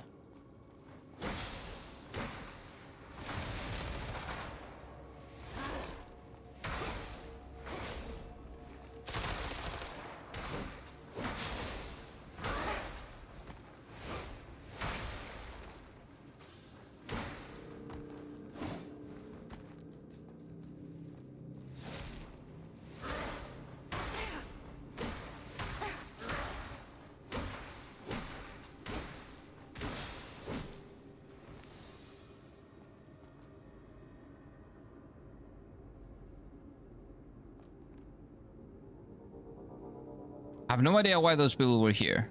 I thought I killed them, but maybe I didn't.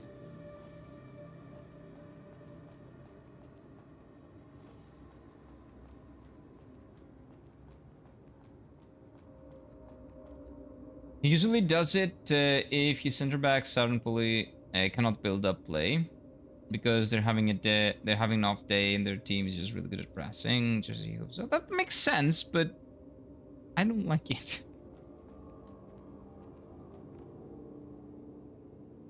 Like, that does make sense, but that specific situation that you described, I'm not a big fan of that. Is this the right way? I am absolutely lost, by the way. I have no idea what I'm doing. And where I am.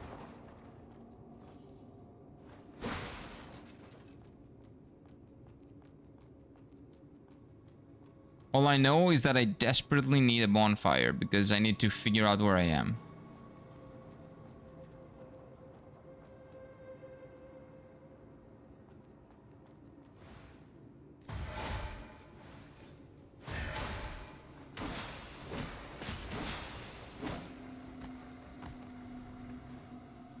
Okay. This is new, I think. This is real to me. You wouldn't get it. Okay, I know. I indeed wouldn't get it. That is true. Or maybe I would. I do have my waifus too, you know. I'm not heartless. And no, that was not a Kingdom Hearts reference. Are there enemies down there? No, but I do see a bonfire. Is this progress? Also, this looks like a Tori gate. Am I insane? That is Tori gate shaped. Oh! Finally progress. Finally. I thought it would never happen. I actually did it. I'm so happy. Okay, upgrade. Let's level up. Nah, let's do a little bit of HP, right? Just a little bit. Can I enhance? Oh, I can enhance this one, but I don't want to because I want to go for this one later. Like long term, I want to go for this one. Ah, luminous carbon. We can buy luminous carbon somewhere, can't we? I think we can. So we're hogging on all the materials. It's fine. For now, we're good. We're doing enough damage now. What does this do?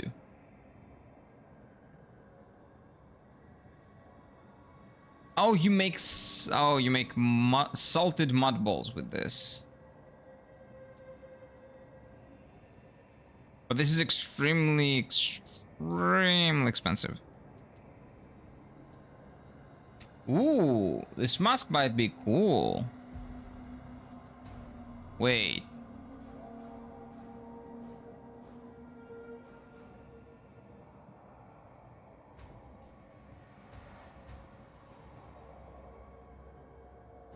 $3K.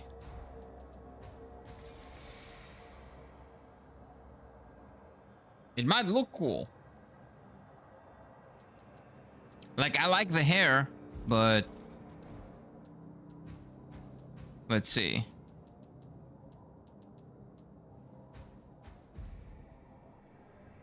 Nah, I like the hair more. Nah, this ponytail, this was revolutionary. That was how football used to be played, but they actually kicked the ball in the middle of the pitch, and for someone to win a header, not putting it out, just to play the press and throw for the throw-in, yeah. I still think the maid outfit is best. No, this is better. I like this more. I like this more, okay? No. Oh, wait, it's the girl. It's the blue, what do you call her? Blue goat girl. Huh. Hello. It's you again, Arissa. Yeah, it's me. What are you doing here? Just on the hunt Pause. for some gadgets. The maid outfit is a pre-order bonus. How is it? I didn't pre-order it. Maybe they just put it in there. Simply put, they're used to fix up damaged spells. Necros spells are evolving quickly. They put it in the game probably with an update. Because I did not pre-order. And my brother didn't pre-order either, I think. This is a church guard, not a necro. Well, that's where the intricacy of spells comes in. Okay. You mean the church and the necros have shared origin for their spells? Dun dun dun dun. Not exactly. Who would have thought? And bladers too. So are we the same? More like anything related to muds, to be precise. Huh. Hardly surprising, huh? Like, I would assume they changed it, yeah, because I'm playing this because my brother has it.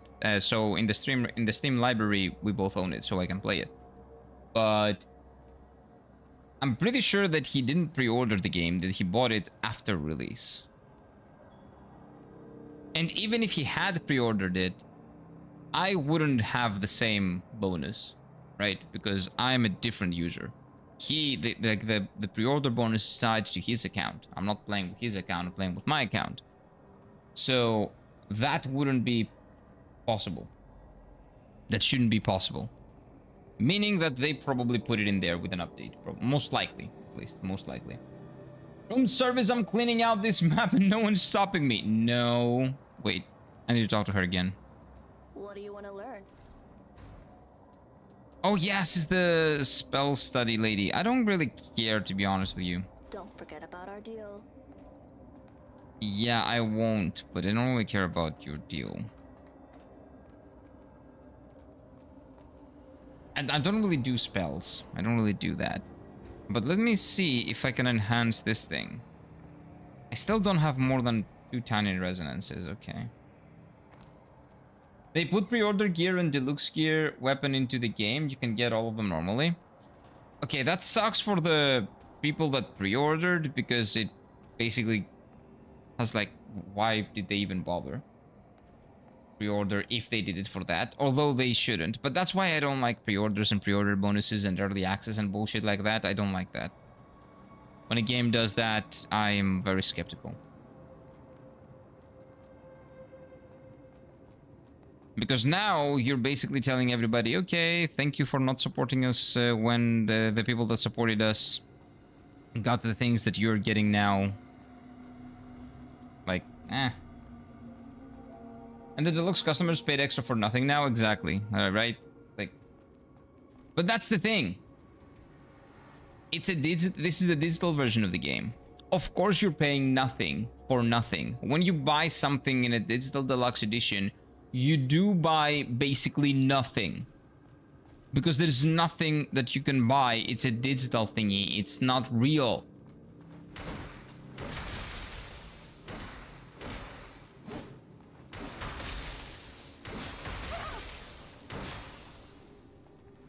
So you should get used to basically that happening when you own digital things, because digital is not ownership and this is not an actual thing that you have. It's just pixels on a screen. Doesn't really mean anything. Deluxe gets the digital art book, so nothing. Yeah, we lease our licenses for a digital game. Yeah, it's just bad. It's crap. That's what it is. So please, please, please support physical media.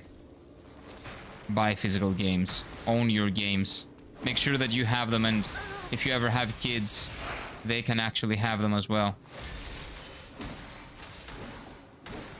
That your favorite games are not gonna get lost. Not gonna be extinct. The fact that this is even a conversation to be had is just so bad. Maybe I need to go back and grind for some other materials, because it doesn't seem like I'm getting any luminous... The other thing is over here. I'm only getting luminous diamonds. Who's doing that?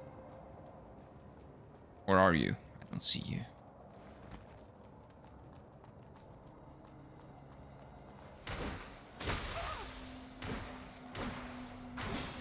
There we go.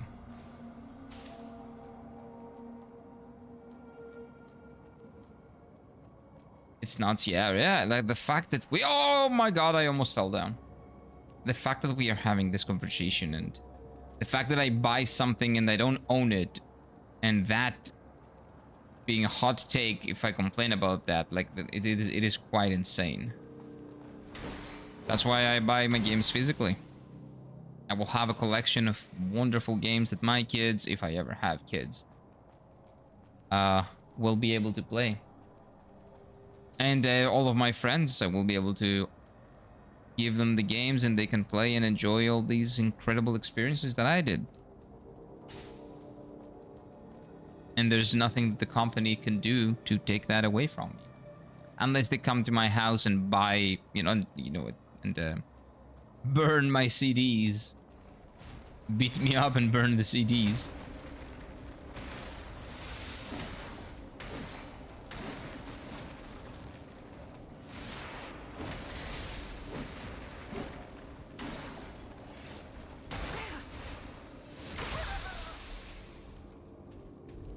That was my fault. But I am gonna come here and kill this guy because it seems like there's something over here. In 20 years, be happy if your kids don't come out only it's digital.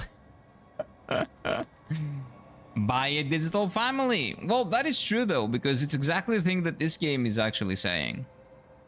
Like, did you notice? It seems like the humans in this world essentially gave up and they live in digital worlds now. And the amazing invention here was a poop bag that you don't have to throw out for 3 days, right? It is an incredible invention. So, yeah, you're not wrong, actually. You will live a digital life with your digital family and you will be happy while, your auto-clean poop bag is gonna take care of everything back here in the real world. The real world. Don't worry about it. It's gonna be fine. You might think that this is crazy, but paying for something that you don't own seemed crazy to the same extent to people that lived in the earlier days. In like the 90s or the 80s. Or the 70s. Everything is crazy until it actually becomes a thing. Until it's reality.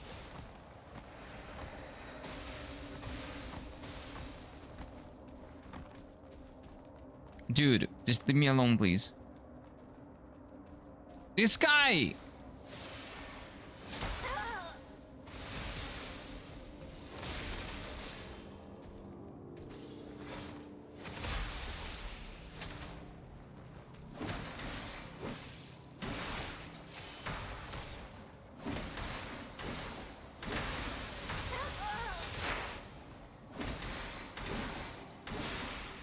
Okay.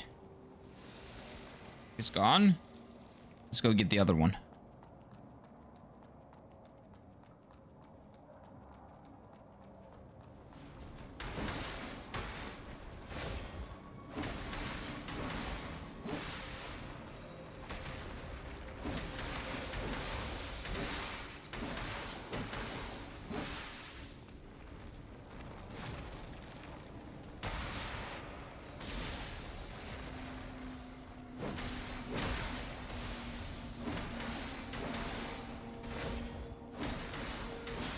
There we go. Sit down.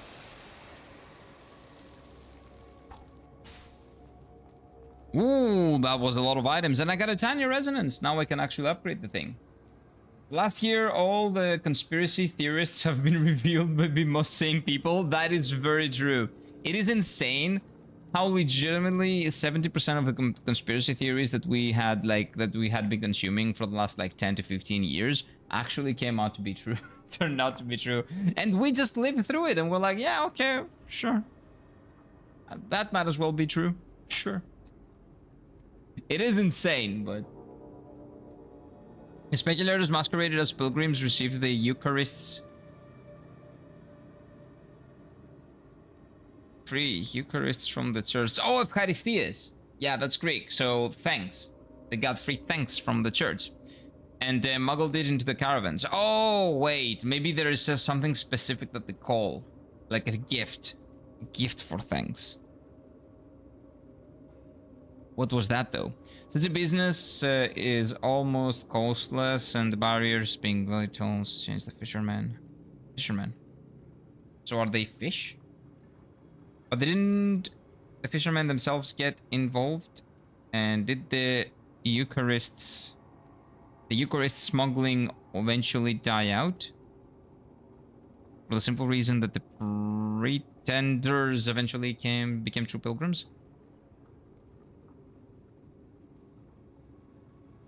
Like, that is definitely the word of Charistia from Greek. It is, which probably essentially in this case means like a gift from the church because they're thankful for your service. But basically, what is it in the game? I don't know. We'll see. I'd like to think of it as madman's knowledge. What exactly? Oh, the conspiracy theory? I don't know. I don't know. You know, everybody's mad until they're proven to be true, apparently. Well, I have a specific thing that I do believe in, you know, if I put my tinfoil hat on, that the people that we call crazy, not all of them, some of them are legitimately insane, but some of them are not really insane. Some of them are just more aware than we are. They have better awareness. They can conceive things that the human mind, by average, does not conceive. And because none of us conceive the same things, it is like inconceivable to think of some stuff like that, right? We consider them to be crazy, while they are just the only ones that know. And we can never know, because our brain doesn't go that far.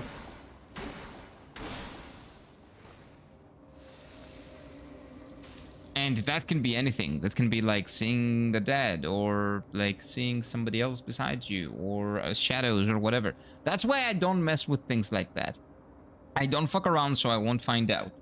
Okay? But I don't think that everybody that we call crazy is actually crazy. I think that a lot of them are actually people that can... I don't know. They just work, their brain works more than ours. Way, way, way more. Not necessarily in the, you know, classic like IQ sense. It's just that they can conceive things that we cannot. I'm more aware after I ingest certain substances as well. No, I'm not talking about that. I'm not talking about that. 20 years ago, a normal Tuesday quote from Warren Donald would start a war or a coup. Now it's just back pages material. Donald being Donald. Yeah, now it's just... Oh, well, also, back then, the most famous Donald would be Donald Duck, not the Donald Trump, okay? When you said Donald, you would think of the duck, not the orange man. But times have changed. Nobody thinks of the poor duck now. Ah, I cannot do it. Ah, I cannot do it on voice, man. I cannot. Maybe that's like the closest I can do, but I cannot do his voice. I don't know how his voice works. The closest I can get to is Mickey.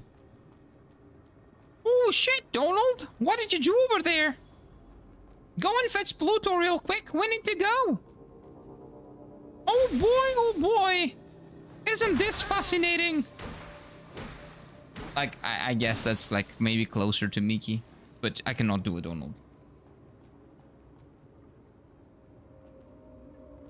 Donald, did you know that you have the same name as the American president? Isn't that fascinating? Careful. I don't want to die here. I think I'm pretty close to another thing. Okay, wait a minute. Today is the third day of the Pilgrimage Road blockade, and more people have gathered in the underground Paris. There's still loud noises coming from the top from time to time, so I am sure the Necro are still continuing to attack the above surface. So basically, the artificially created human-like creatures created from the church have a similar way of creation with the like rogue, the rogue, what do you call them?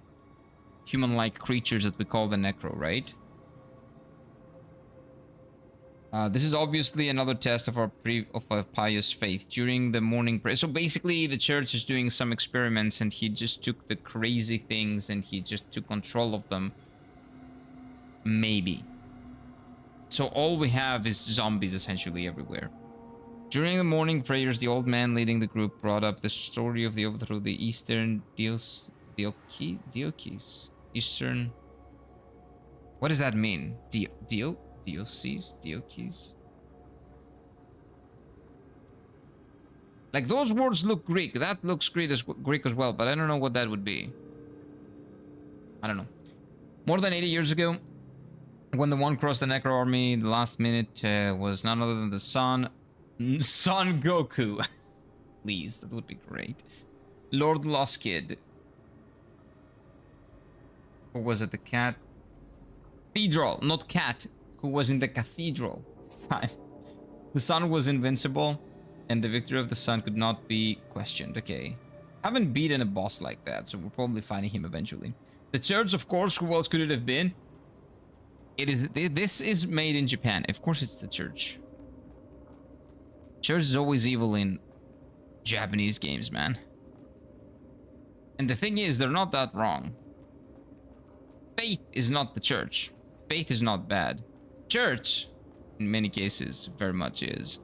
Because of the power that they have over the people. The blind, let me add, power. Sinners, you've been asking the Father for everything.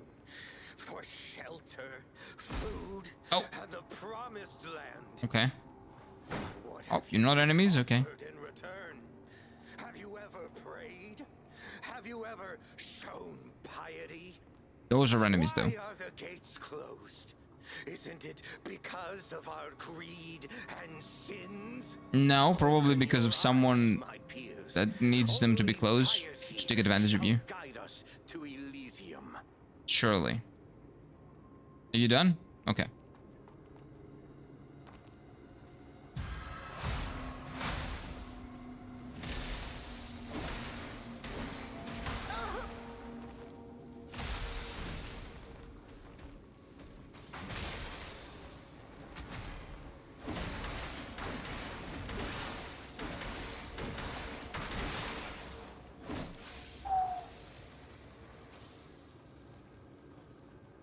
Sacred blood crystal.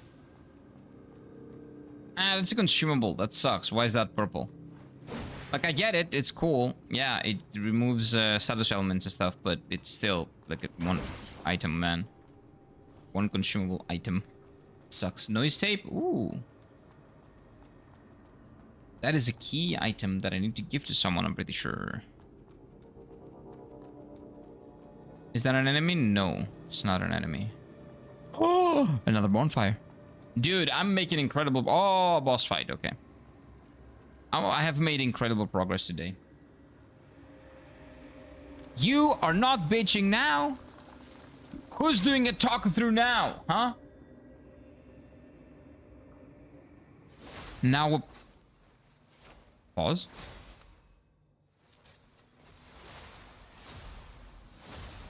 What do we have over here? Hey! Winner. Whoa. Relax. Oh, is that a memory? Oh, that's probably her memory slowly coming back. That's probably it.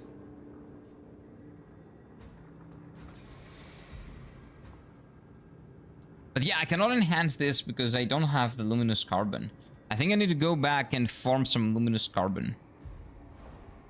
Oh, we're not getting luminous carbon anymore. Hello. Lost. What is doing, Booba Mummy? What's a up? name that brings back memories. Okay. She is the first blader and has never lost a battle since her creation. The squad she founded, the Trailblazers, defeated countless foes, and its first 3 members are now legends. Am I gonna fight one of them? The Trailblazers. Unfortunately, she later joined the church and became their new child. What's the point of being so obsessed with power? Everybody likes it because they can do whatever they want. What's the point? That's a big philosophical question. Is there a point to anything that we do? If you really think about it, no. Everything that we do has the point that we give them, the meaning that we give it. It's a great game. The characters and music are most likely the game's strongest aspects by far. But what about trucks? Wait, that's the first sentence that you've said in a while that haven't had anything to do with trucks or is even remotely related to trucks. Nice. Closely followed by its well-told story, a truly masterful experience overall. I would say that this is one of the best Souls-like that has been made. Sorry for the starting there, but yeah, this is one of the best ones. I would say right now so far because it does have a really interesting story, a great premise, really good level design, great gameplay, great combat, very interesting RPG systems, a lot of choice in weapons. I don't know why this wouldn't be like up there with some of my favorites, to be honest with you. Like again, I have to wait. We have to wait. I need that weapon. We have to wait until it's finished, and then we will do another Souls-like tier list, and we update it with Wu Chang and the changes that Wu Chang did, and then with this game. But yeah, this has the makings of a game that can be up in my B or even A list, A in the tier list. We'll see. That good? Yeah, I'm having a lovely time with it. I'm having a lovely time with this game. I was expecting a little bit of a clunkier, maybe less interesting, but maybe a bit more fun in terms of combat, Code Vein. That is what I was expecting. This has shattered my expectations so far. Has nothing to do with Code Vein. The gameplay is great, the combat in general is phenomenal. Everything looks great, everything plays great, the story is engaging and very interesting, the premise I like a lot. The post-apocalyptic Nier Automata-esque world, I think this game does it better than Stellar Blade. And again, Stellar Blade is not a Souls-like, but this game does the world that Nier Automata presented and Stellar Blade also got inspiration from better than Stellar Blade, I would say. The trucking sequence in the final chapter of the game is awesome. Shut up. There is no trucking sequence in the final chapter of the game, although there might be, but it would be insane if there was. Also, the fact that you didn't find shit. What do you mean I didn't find shit? I found a lot of things. Master Lost Kid. What? Can I have the sword? Who's there? Oh, Hello. it's you. Yeah, can I have the sword? Hurry last time. You didn't come after me, did you? No. I'm heading to the center of Heaven's Well. What's her name again? Arios Petir. I use That's where I'm Pater. going too. So Saint Pater. To confront Sorry, Saint Father. Lost That was that means in Greek. Saint It's Father. called the sun by those pilgrims. Ayush Sun, Patir. huh? Saint How Father. ridiculous. Master Loskid is the first and strongest blader.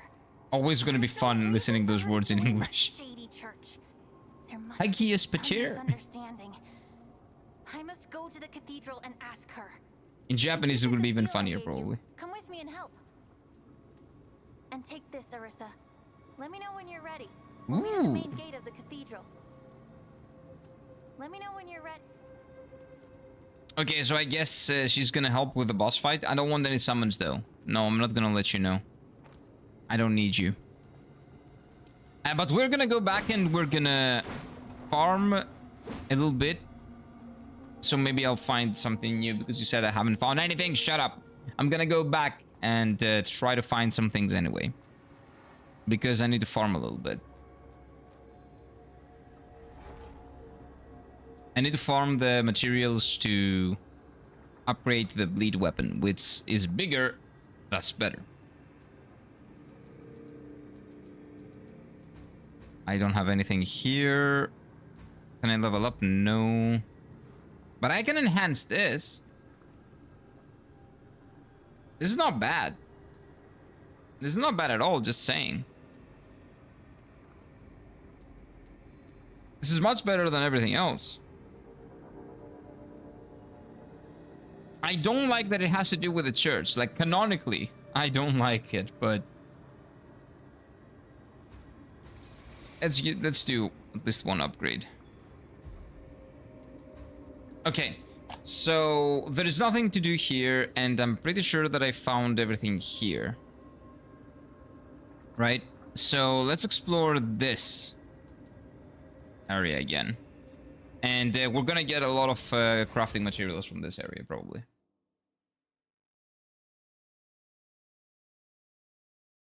Because we got a big convoy rocking. Oh no! I think we have to...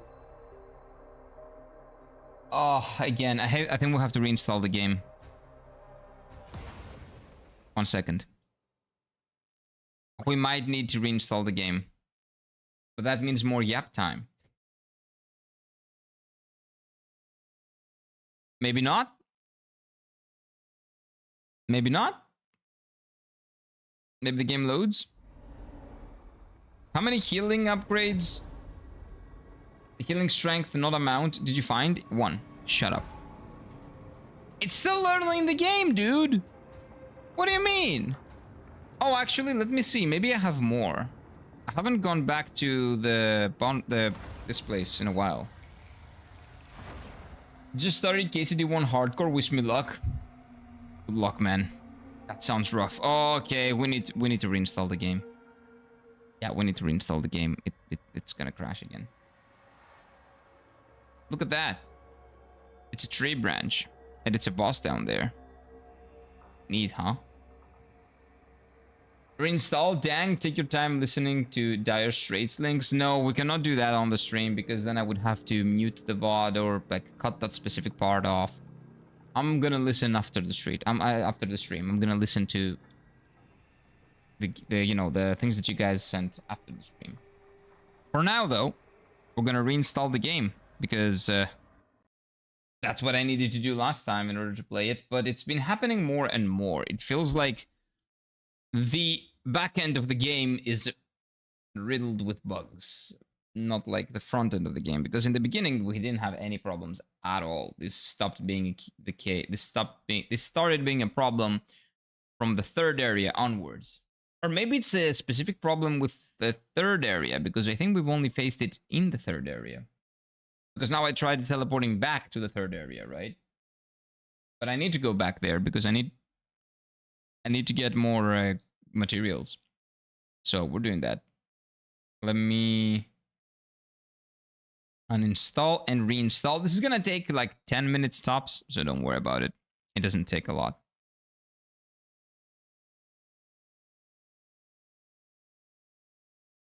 So 1 second, let me just do this while we're installing.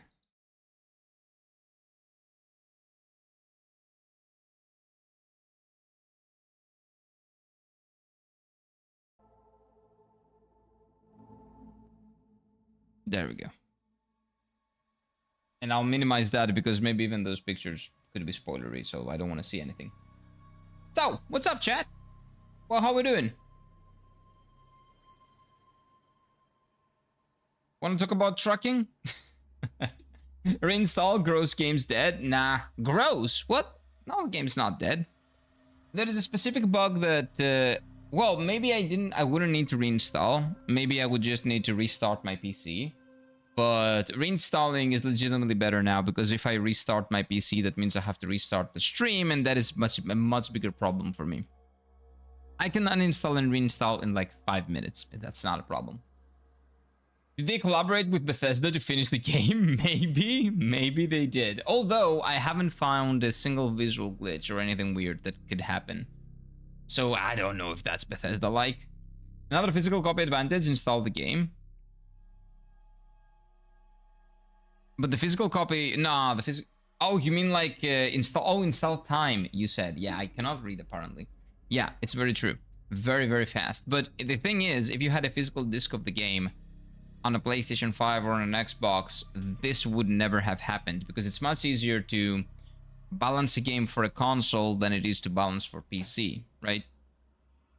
So this wouldn't have been a problem on a PlayStation 5. So if I like this game and buy its physical version, if I find a physical version, because apparently it's extremely difficult to get your hands on a physical copy of this game, I will never have this problem. This is a PC-only problem. It's a feature, not a bug. No, I'm pretty sure that they know it's a bug. I'm pretty sure that's a bug. They're not Bethesda. Bethesda is the only studio that actually does that. And you know what the thing is? Do you know when people say that even if you're wrong, if you say something wrong with enough confidence, it sounds right? That's Bethesda. That's basically Bethesda to a T. They know they're wrong. They know that they should fix their game. They know that people shouldn't make the game for them. They know that Skyrim shouldn't be in the story state that it is 15 years after release and many versions and patch attempts, etc., etc. But if they just convince you that it's charm, if they convince you that that's how it was supposed to be, and we're looking to preserve the feeling of playing Skyrim 10, 15 years ago, well, then they don't have to fix anything. And you fix it because you just want to fix it. It's up to you. It's not their intent, but you do what you do. It's fine. You can figure it out if you want. But only if you want. What is this that ever happened to me? Happened to me yesterday, Slendy. Happened to me yesterday as well. It's probably a rare bug. It's probably not that big of a deal. And again, since I can just reinstall the game in like 5 minutes, it's not a big deal. But I tried everything yesterday. Well, besides restarting my PC. I think that restarting the PC could have fixed it. But again, that is much more time consuming and much bigger of a problem than just reinstalling the game. So I'm just reinstalling it. It's probably a bug. Yeah, it's probably a bug. It happened yesterday as well. Like after that, every time like you load in the game, you close the game, you reopen it, you go in, and then that happens again and again and again and again and again. Okay, good start in KCD1 hardcore. Henry died at childbirth. Just you low rolled? What happened? Good job, man. Yeah, people told me when I was playing KCD1, people were telling me that there's a good chance that you just don't make it alive because, well, a lot of children die before they even get the chance to be, fed for the first time. So that's what happened to you? You low rolled? That sounds quite hardcore. That's what happens in Kingdom Come Deliverance 1, yeah. I think people told me that when I was playing. I was playing the normal mode. I don't care about hardcore mode, but people told me that that's a possibility. That happened to my first hardcore run too. Nice. Maybe it's scripted. Maybe every time they see that it's your first hardcore run, they're trying to show you what it means. It's a tutorial in a sense. Maybe. Just saying. Maybe. How many... Oh, would that be a spoiler? Nah. How many achievements do I have? Let's see. I never actually see, but now I saw that I got an achievement recently. So how many do I have? I have 5 out of the 39 achievements of the game. I have 13% of achievements. Shut up, game. I'm doing good, okay? Shut up. And my achievements are the most common achievements that you can have just by playing the game.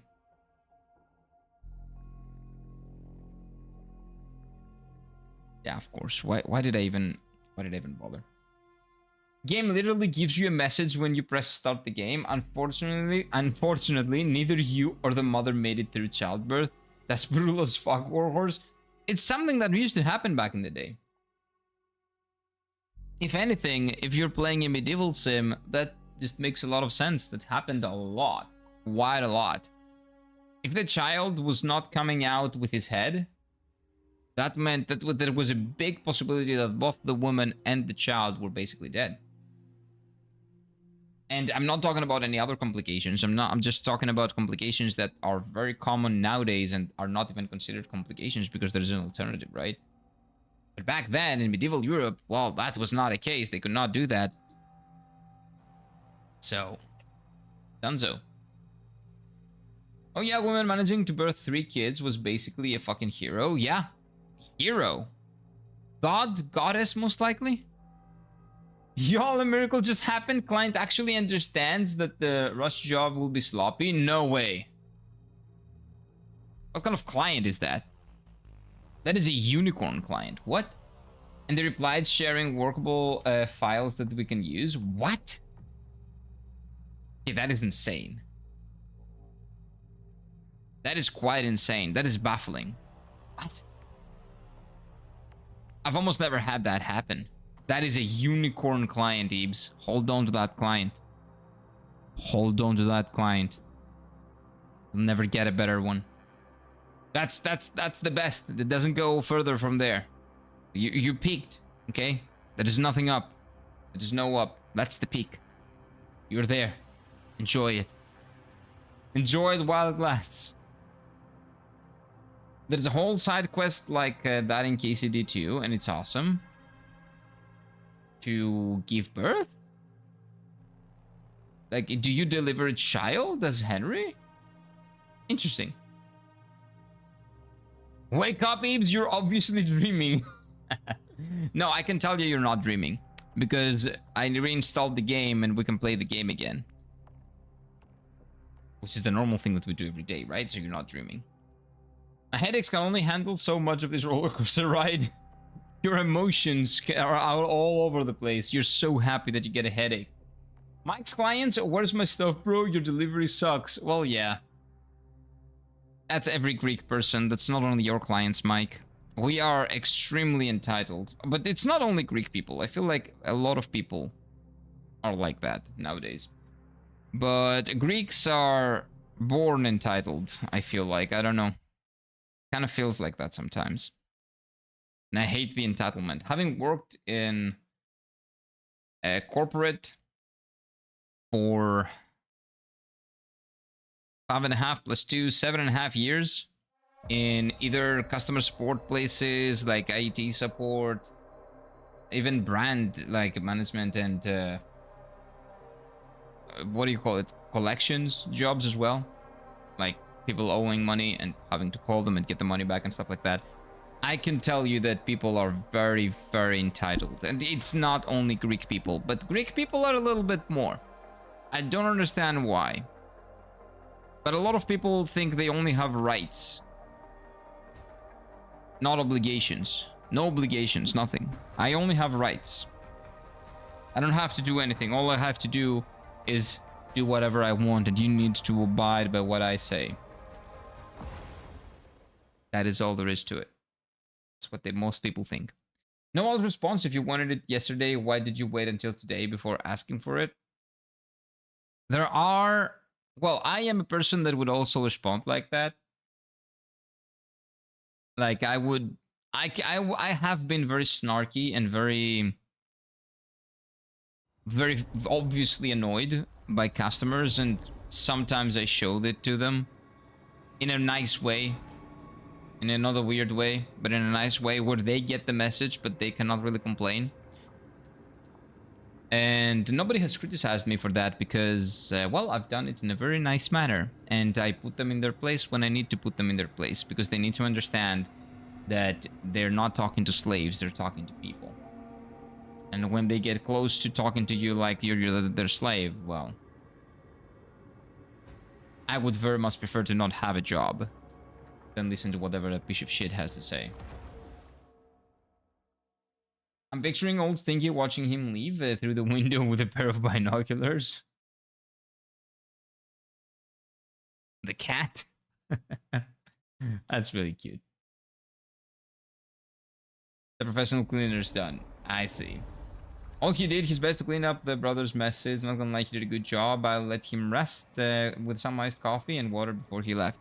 How bad? Like, your brother legitimately did not, like, clean anything for all these days, and how did he fuck everything up so badly? He's safe with this con. Here are some. Thank you. So. Oh, we got the thing that we wanted, actually. Wow. How do I always get exactly what I want the moment that I want it in this game? That is insane. I can also get more of these. Okay. This is the guy that gives me the carbon. Wow. Very lucky. Very, very lucky. Upgrade. No. Enhance. So we're looking to enhance this. And now we need more luminous carbon. Okay. It takes some effort to screw something up that badly in just a week. Like, legitimately.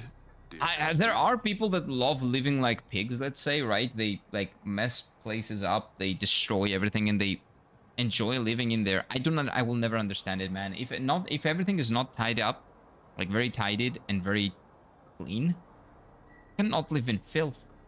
I cannot live in chaos. I need everything to be nice, neat, tidied up.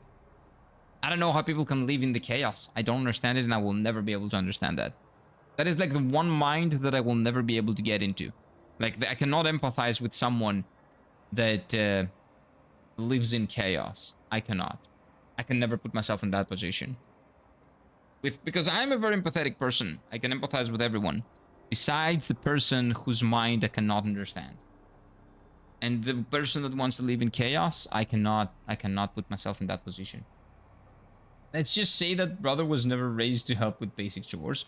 That is not basic chores. That is basic, I don't know, like survival instinct, let's say.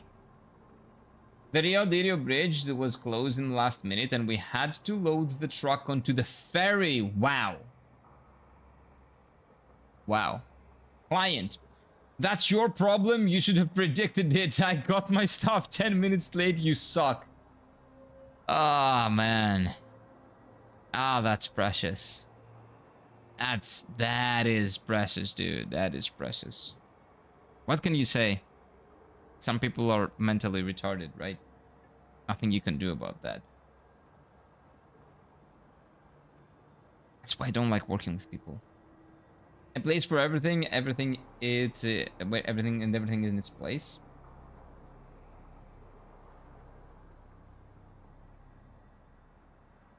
That goes to the chaos thing that I said before. What is that in reference to? Deep breath, Mike.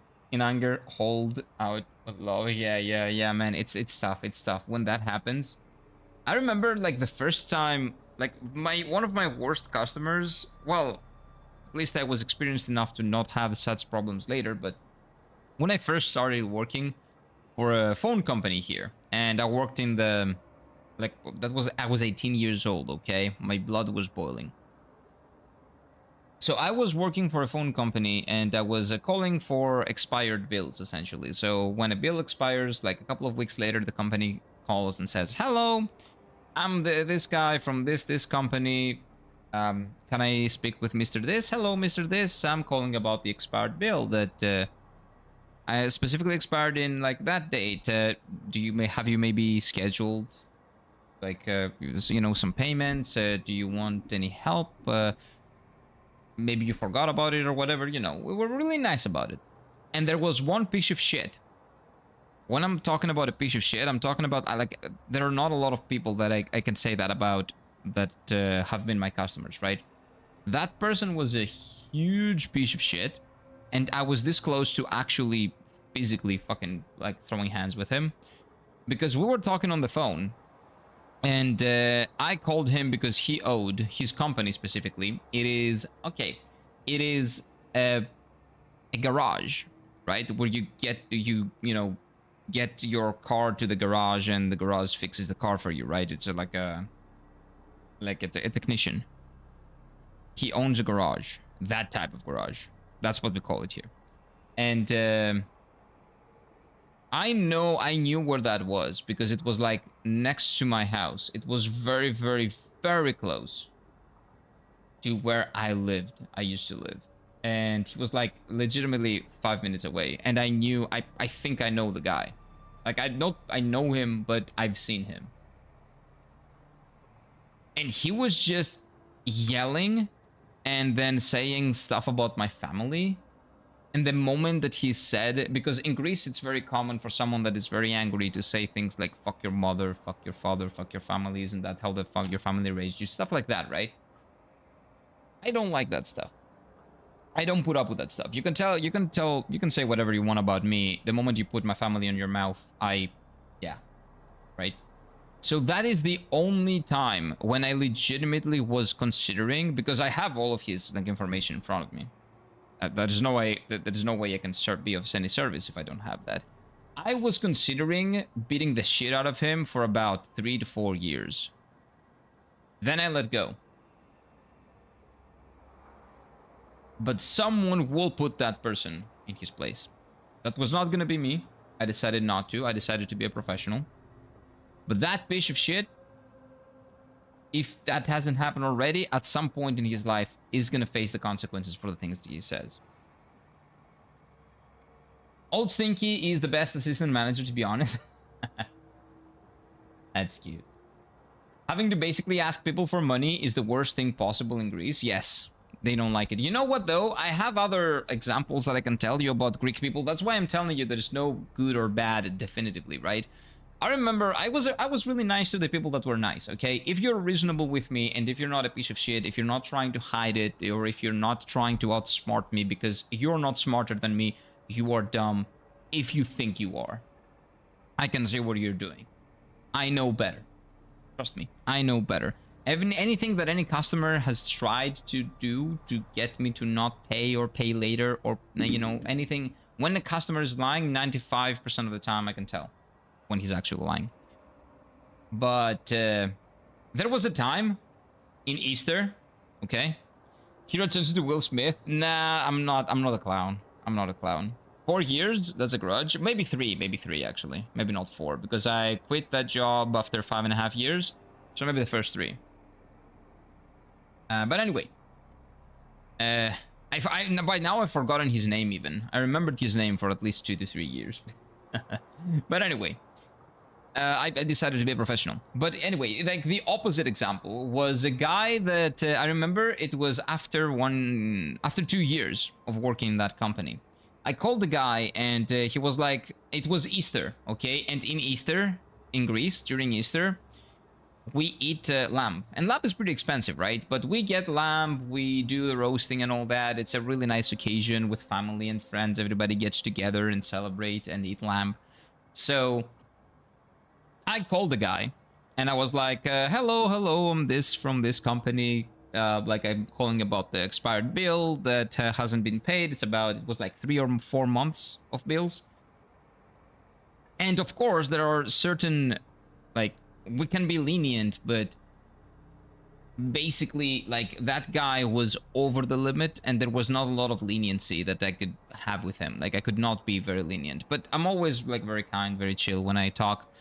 And if there is a solution and if I believe someone, and if I believe enough in what they're saying, I can just take it on me, and, you know, I can just say to my supervisor, if he doesn't pay, fire me. I don't care, right?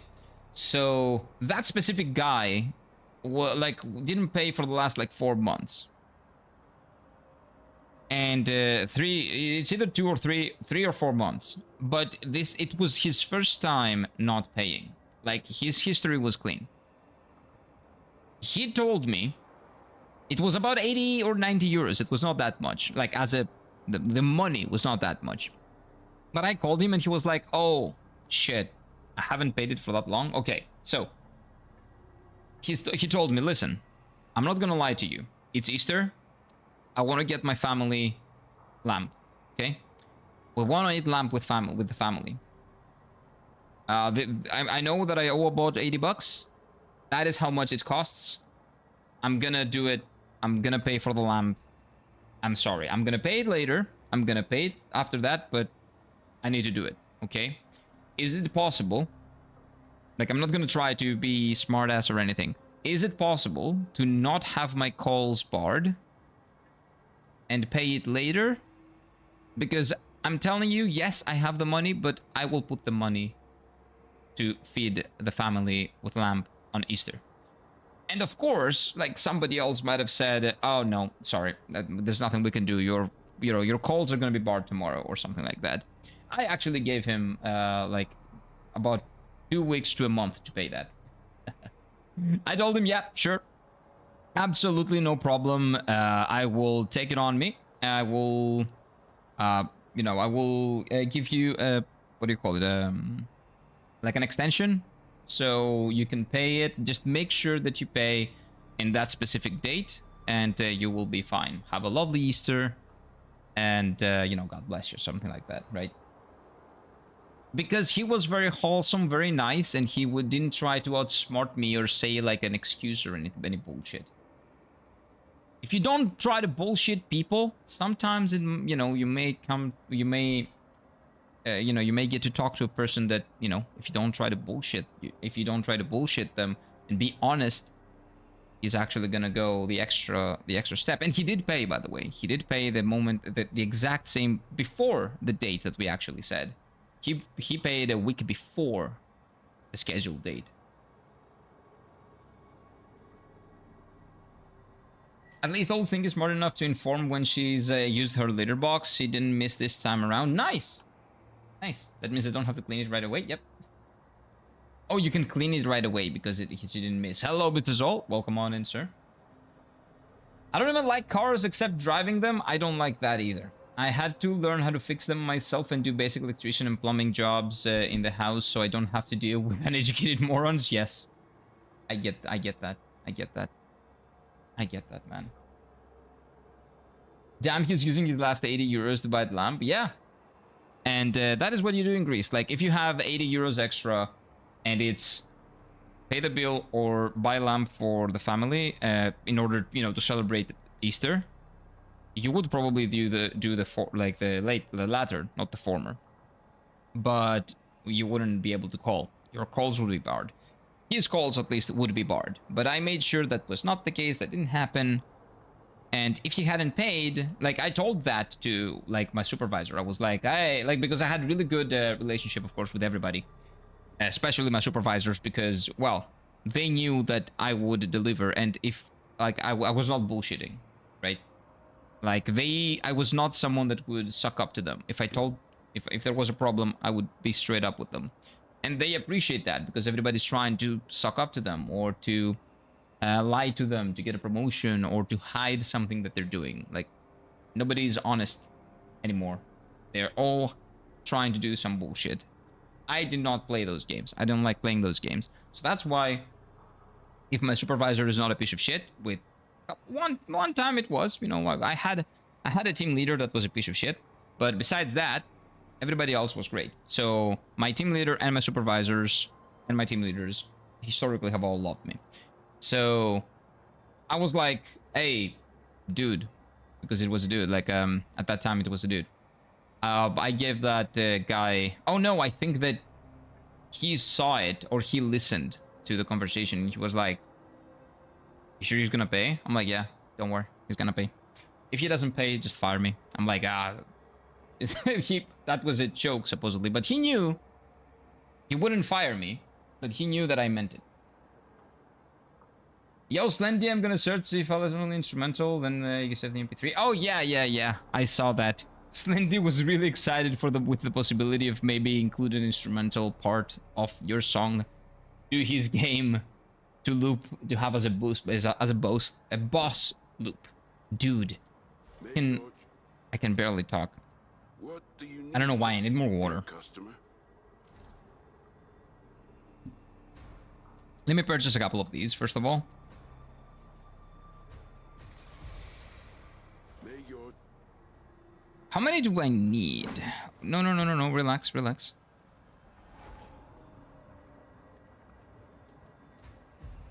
Enhance. So how many do I need? Oh, I don't need more.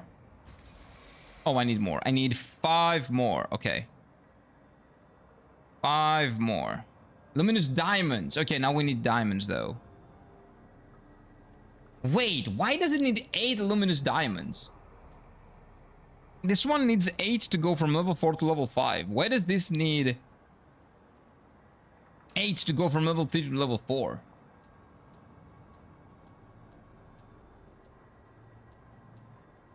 Like, bleed is good, I guess, but that's a little bit too much. I lose a lot of damage, I think.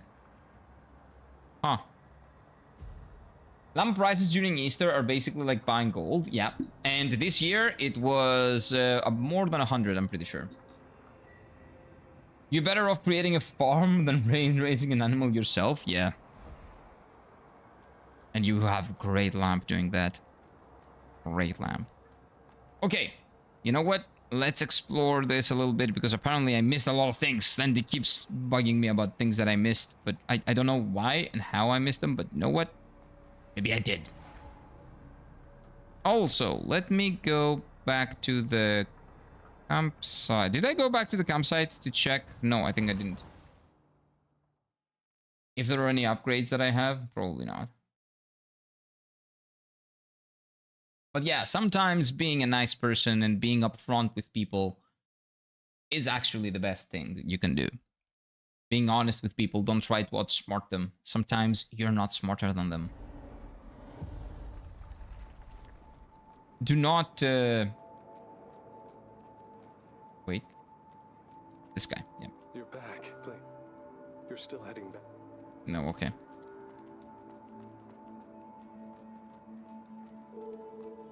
Like a person that speaks with about 80 people per day and hears bullshit from 70 of them can probably tell you're lying.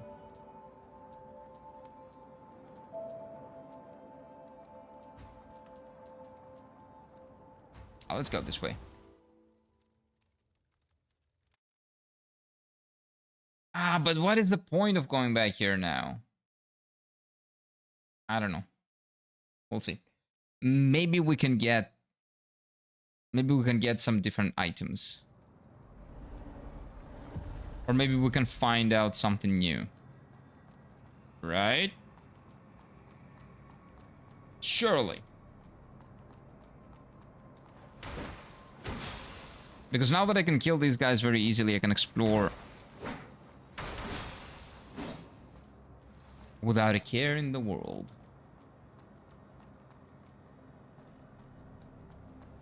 Apparently, I've missed a lot of stuff. It kind of reminded me of 3 Days Grace Riot. Riot, yeah. Let's start a riot. Yeah, what a great song, dude. Of course, you can't match the legendary voice of Adam Gontier. I'm sorry, but it kind of did. Dude, of course. Come on. Like, next thing you're gonna say is that, oh, you cannot beat Chester Bennington. Yeah, of course. Like, what the fuck? Luminous carbon? Oh, these things have carbon. Fine. The song is fucking peak. It's pretty good, yeah. It's really nice. I loved it too. But yeah. So how is the story, my dude? So far, really, really interesting. It is getting very interesting. It's going for, you know, humans destroyed themselves angle. For the humans destroyed themselves angle, which I like. I like a lot. Because it seems like the post-apocalyptic scenario that they're going for is that humans basically left everything up to AI and just became, I don't know, like people living in a house, pooping it, and living in a digital world. You know, not remembering anything, not living the real life, just living a life digitally somewhere. In bliss. But not actually living, essentially.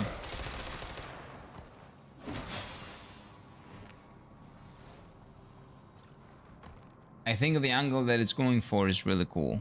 and it has become very intriguing. Gonna try to finish my leftover lunch now. I couldn't eat with all the stress. Now, what was the what do you have for lunch? What are you having? I'm very hungry. What time is it? 12? Okay. About 2 hours away from food. I need to eat. Hello, sir.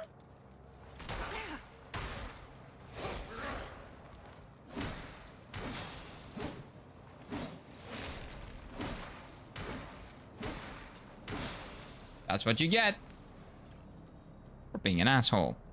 Another luminous carbon. I shouldn't have bought those. I should have just farmed. So kind of like Wall-E. I don't know what Wall-E is. Maybe. Rice and chicken lunch leftovers staple in Southeast Asia. Of course, rice and chicken is nice. I love. Well, rice and chicken is also staple like in Japan. Even you eat a roll of rice and chicken. So maybe East Asia as well. I'm pretty sure it's pretty popular in China as well. So it's a staple everywhere, I think, around Asia. The movie Surrogates, I haven't watched that either, I think. I feel like it would go, if I would go to music school, I could do more with my voice. All the things that I do is self-taught. Definitely, but it's never too late, man. You can always do that. You can always do something with that. You're extremely young. Like, it's like talking, I remember like the other day, like a friend's sister had a birthday party, right? And she's like 24 years old. She's very young. And she had a friend that was like 22. And I was like, I remember that because we were talking about me, because we were all like in a group, like talking about things that we were doing. And I was like, I worked in Japan. I plan on going back. I loved living there, etc., etc., etc. And there were two, 22 years old and 24 years old. And they were very, very, I don't know, they were worried that they haven't figured out anything in their life. Like, oh, like you have it all figured out. I don't know anything. You're 22 years old and you're 24 years old. You don't need to have anything figured out. You have your whole life ahead of you. I even have my whole life ahead of me, and I'm 31. Soon to be 32, but 31 still. Chill. You just became an adult like 3 to 4 years ago. Relax. You're extremely young. You can figure it out. Imagine being stressed that you haven't had figured things out yet at the age of 22. People that are 60 years old haven't had everything figured out yet. Relax.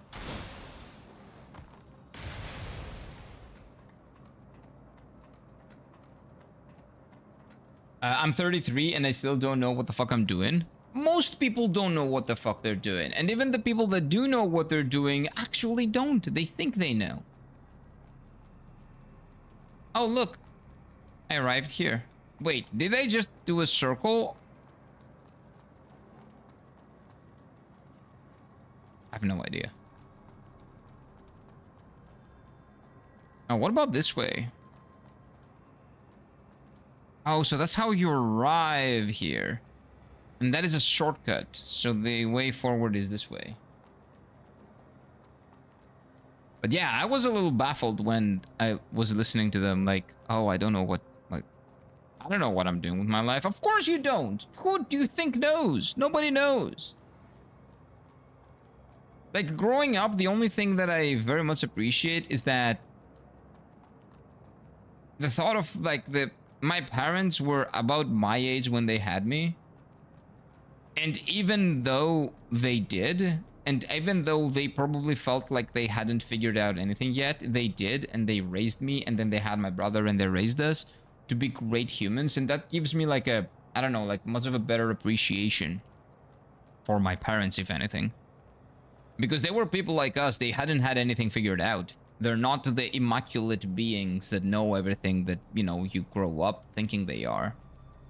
And when you're at that age, you, or at least I, very much, I'm in a spot to appreciate everything that they did and the way they've gone about doing everything to raise us to be like really good people. Every 22-year-old at 22, Alexander began his first military campaign. What am I doing with my life? Yeah, that is definitely what you need to measure up to. Alexander the Great. Definitely. Definitely.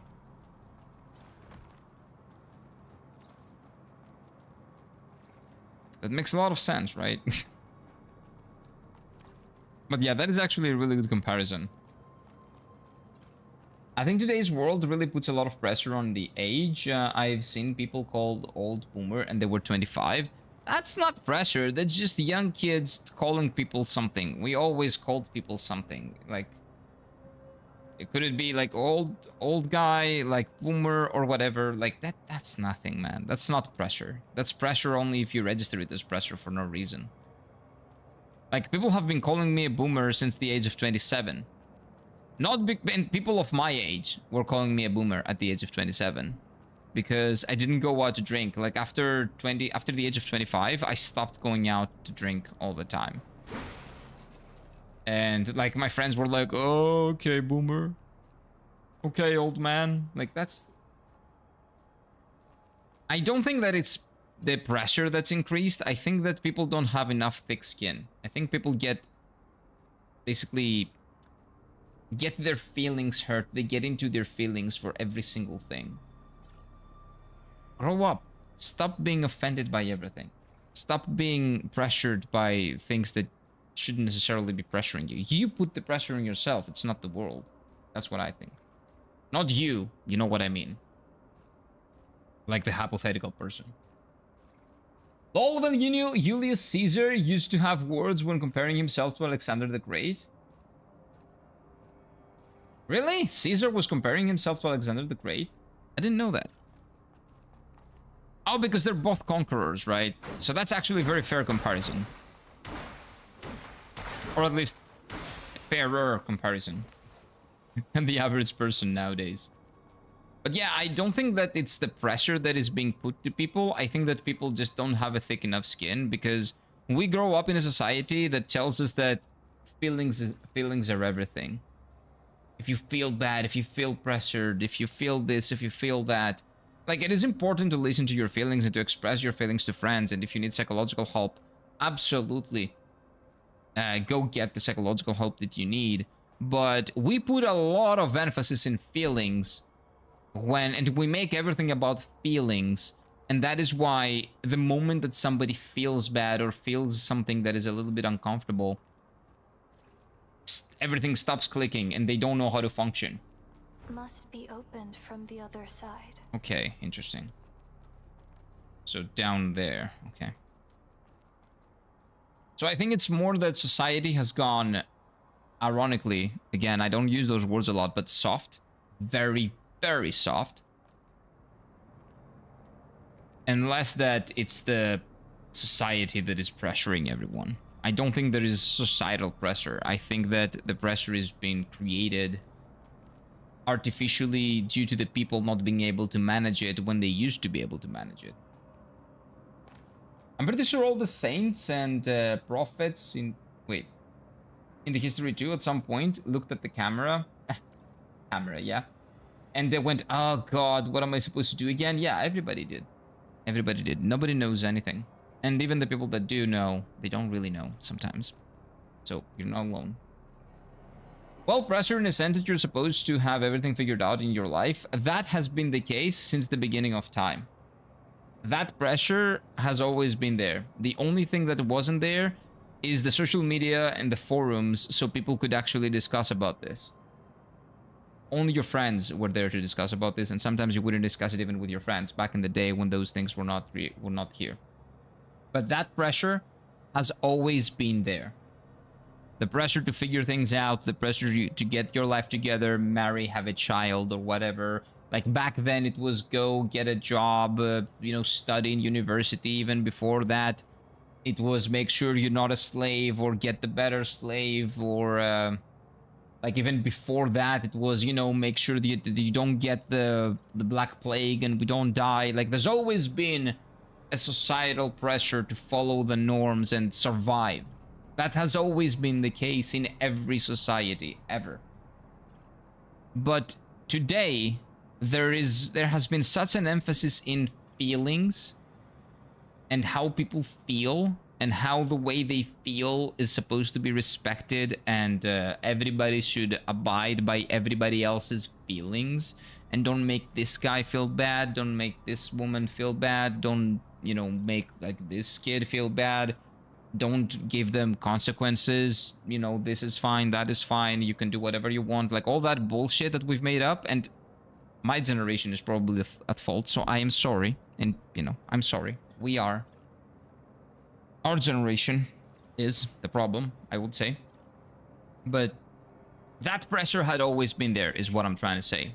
In different forms, but it has always been there. The only thing that's changed is how we deal with that pressure. Because you might say that it was unhealthy back then to push it down or push through it.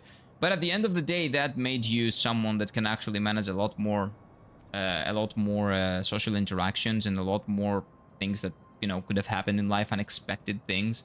People could actually count on you for a lot of situations, to handle a lot of situations, because you could actually handle them.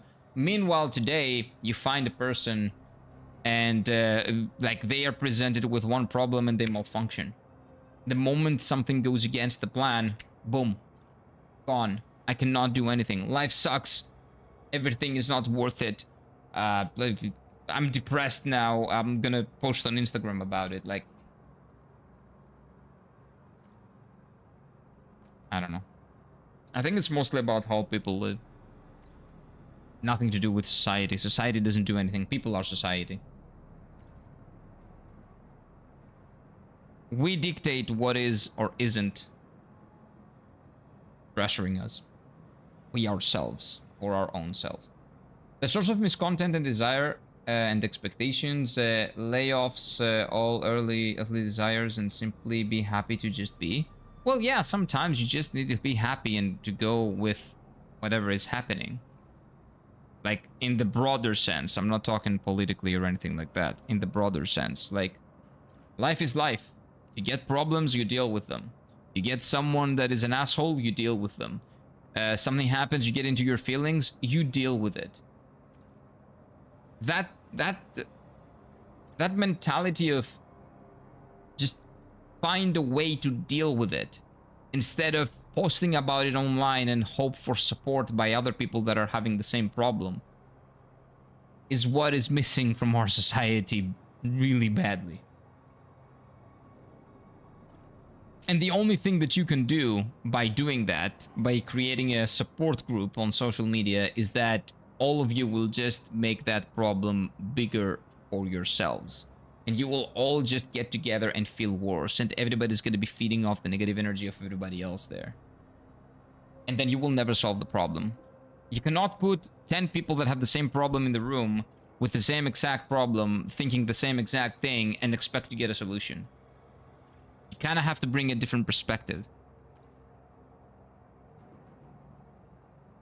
By the way, someone born in 2007 called me old. Well, you guys call me old. 2007, 2001, that's the same to me. If you're born after the 90s, you're basically a baby. What are we talking about? Pressure only brings more pressure, and pressure brings self-doubt. It's a vicious cycle of shooting yourself in the foot. Grandpa told me to relax, set a goal, and work hard. You could be dead tomorrow. Exactly. People need to realize that.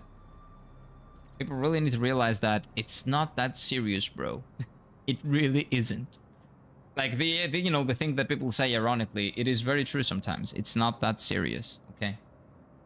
Like, it's good to have conversations, and it's good, to get into your feelings if you need to, and, figure things out personally, but the world does not revolve around you. Be content with that. The world doesn't have to fix itself around what you believe or what you are and your feelings. You need to figure out your place in the world. Or create a small place for you, but don't annoy other people. Okay, your subreddit should stay there. In real life, don't do that bullshit. Okay? Just keep it in the subreddit. Keep your problems in the subreddit. The Bloodborne meme I shared applies, to be honest, with a matter of life versus nothing matters in life. The Miku one? Hatsune Miku one? The good hunter could easily give up the hunt and let the German kill him, but the good hunter also had the choice to fight back. Be like the good hunter, become God Squid Baby. No, don't become God Squid Baby. That's not a good future, maybe. Or maybe it is, I don't know, to be honest with you. Nobody calls me a grandpa, alright? Shut up! You're a grandpa. Oh, no, not you, Mike. I mean the person calling you grandpa. That is like a derogatory term, okay? You're not allowed to use that word here.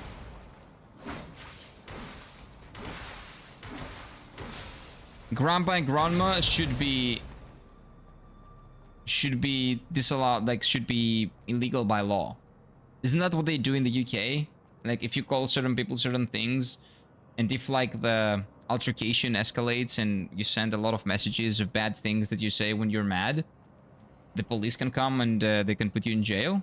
In the UK, I'm pretty sure that's what's the case. That's what has been happening over there. Freedom of speech, by the way. Nice. That's another post-apocalyptic country that I would never gonna go live in, man. In America, with all its flaws, at least you can still text people really bad things and you're not gonna go to jail because it's just words. Right? We're not talking about, like, you know, escalations of violence and stuff like that. We're talking about just bad words. Like, people should be able to deal with each other when they're saying bad things without the government intervening. Spoiler for those who didn't play Undertale. Okay, I'm not gonna read it just in case. Maybe somebody wants to play Undertale and is ignoring the comment. Okay. Oh, that's what happened. You did it. Yeah, I did the same. I did the same. I don't think it allows you though, right? Knew what I did? Yeah, okay, but are you allowed to do that? I don't know what happens if you do that. So, did that take it back? I'm not sure. I really like that video where they explained the lore of Bloodborne with cats. I haven't watched that video. The lore of Bloodborne with cats. What am I listening to? I'm pretty sure that there is something that I need to do here. Because this is the area that I always skipped. Because I was running through this area because these guys were very annoying to fight back then. So is there nothing that is here? Because I'm pretty sure there is a place over there, up there, that I can get to. But where? How can I get there? It's not through there. So going over there doesn't really do anything. It did allow me. Only the flower knew what you did. On me out playing a god. That is really cool, actually. I never did that, so I didn't know that was even possible. Yeah, Undertale is incredible. Undertale is a phenomenal game. I haven't played Deltarune. People say it's really good as well. But most people, from what I've heard at least, say that Undertale is better. But I don't know. I don't know, because I'm trying to stay spoiler-free, so I cannot really definitively know without spoilers. Because I do want to play Deltarune at some point.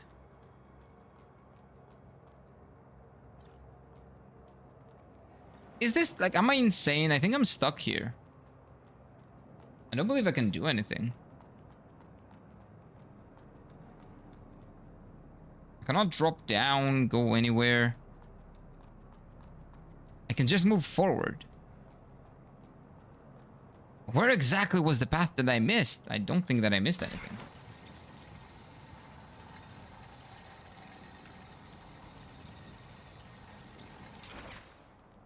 But how do I get up there?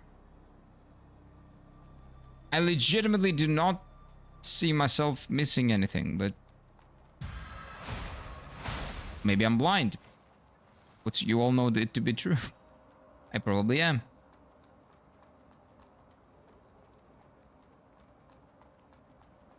Also, we should definitely do a boss today, though. Dude, when I'm going through these machines, I expect myself to hold out a card and just... Boop.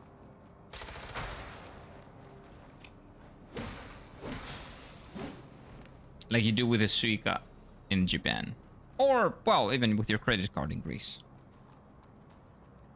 You can scan your credit card now for the metro. And the debit card. That is very, very convenient. You don't need to buy a ticket.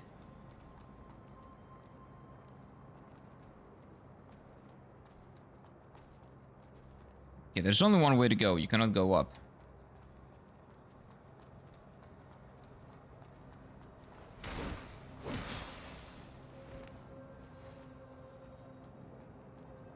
You cannot go in here. That sounds with his freaking puns. Yeah, the puns are very strong with Undertale, man. I nearly choked while laughing. The camera was zooming in on him and laughs in the background. Sans is the goat of puns. And in general, this game, Undertale, has like the best pun game ever. And its community, the Undertale community, as much as it, you know, it has a lot of people that are like feeding off of your emotions every single time that you're playing Undertale. Like they will talk about it so passionately, and I understand why they do that. They're like, everybody that plays Undertale is very invested in Undertale, and I can absolutely see why that is the case. But they are masters of the puns. Masters. They're incredible. The Undertale people are masters of the puns.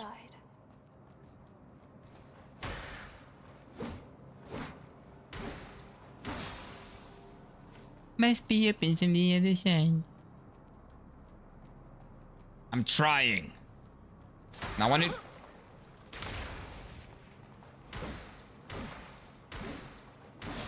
Now I need to get there. This is the other side, supposedly. Let me kill everyone, though.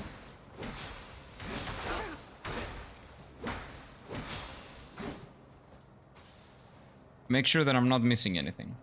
Because not having to deal with anybody else is probably the best way to make sure that you're not missing anything. Like down there, how do I get down there? Like, is there a way to fall down somewhere? No. Like, I see all kind of areas that I don't have access to, but I haven't really found a way to get access to those areas. Like, look at that, for example. Like, there's a door that I cannot get to as well. Well, it's because I'm blind and retarded, probably, but I need to figure it out. And now, given the fact that I can kill the enemies pretty fast, maybe I can figure it out. But going up there doesn't do anything. And if I jump down there, I'm gonna die. That's too long of a fall. And there's probably gonna be an invisible wall in there.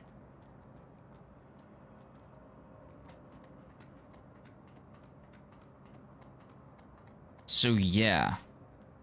Like, I can see that there are at least 3 areas that I haven't explored that I could have explored, but I don't understand how I'm supposed to get to them.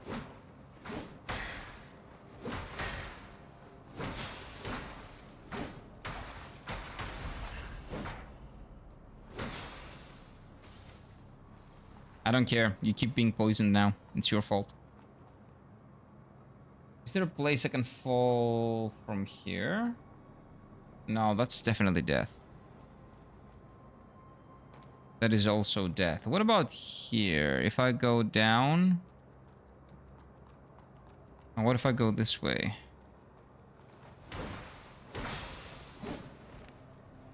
Oh, I remember this. This was just an item. But if you fall down here, you die. And I got the item. Are you the kind of gamer that wants to figure things out, or the kind that looks things up online? I want to figure things out. A game that requires me to look it up online is not a good game. It's a really bad game. I'm playing the game now. I don't want to do anything else. Oh, wait. I'm gonna die. Careful. Okay, so now I go down there, but I'm still not... I can still not get to that area. Where is it? I don't even know where that is. I don't give a fuck. I'll go. Can I jump? No, I cannot jump out of this.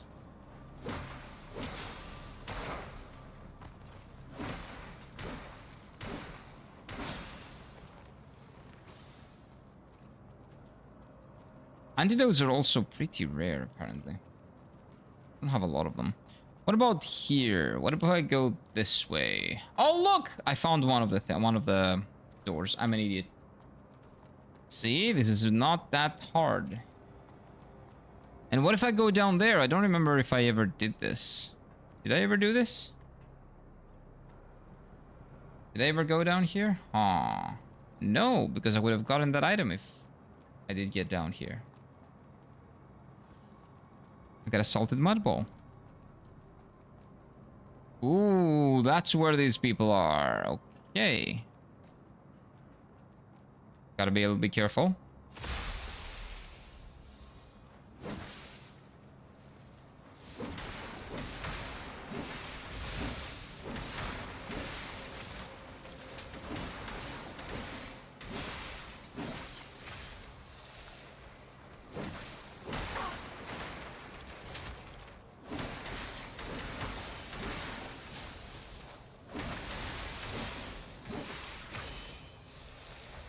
Okay, nice. What is this? No idea. Ingestion? Seal. Ah, it's a normal one. I have normals. My sister played Undertale years ago. She's really enjoyed it. It's a really lovely game. Brother is buying us pizza tonight. Nice. I will devour pizza, dude. I need pizza. I need to get myself some pizza.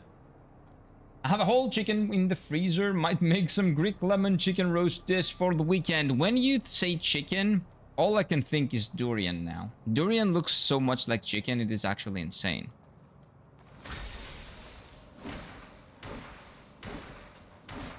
Like when you're talking about chicken, all I can think is how durian looks. It looks like chicken. It legitimately just looks like chicken.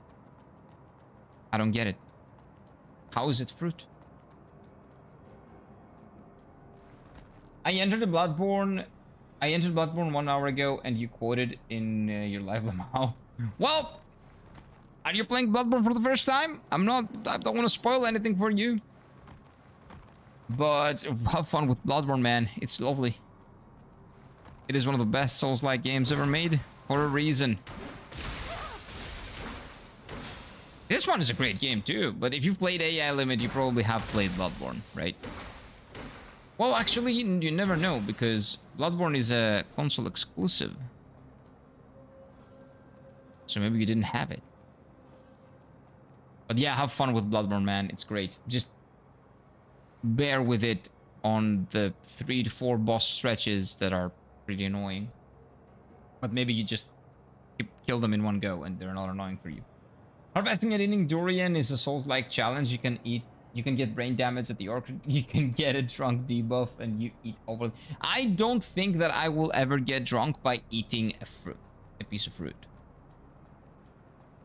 I cannot see myself getting drunk by eating fruit. Like, I consume really hard alcohol. Over here in Greece, we really do like heavy alcohol. I don't think that fruit can make us drunk. I still cannot think of how that would even be possible. Oh, wait. This is a... I know where this is. Okay. So this is where we keep going. Yeah, I remember this. There's gonna be two more.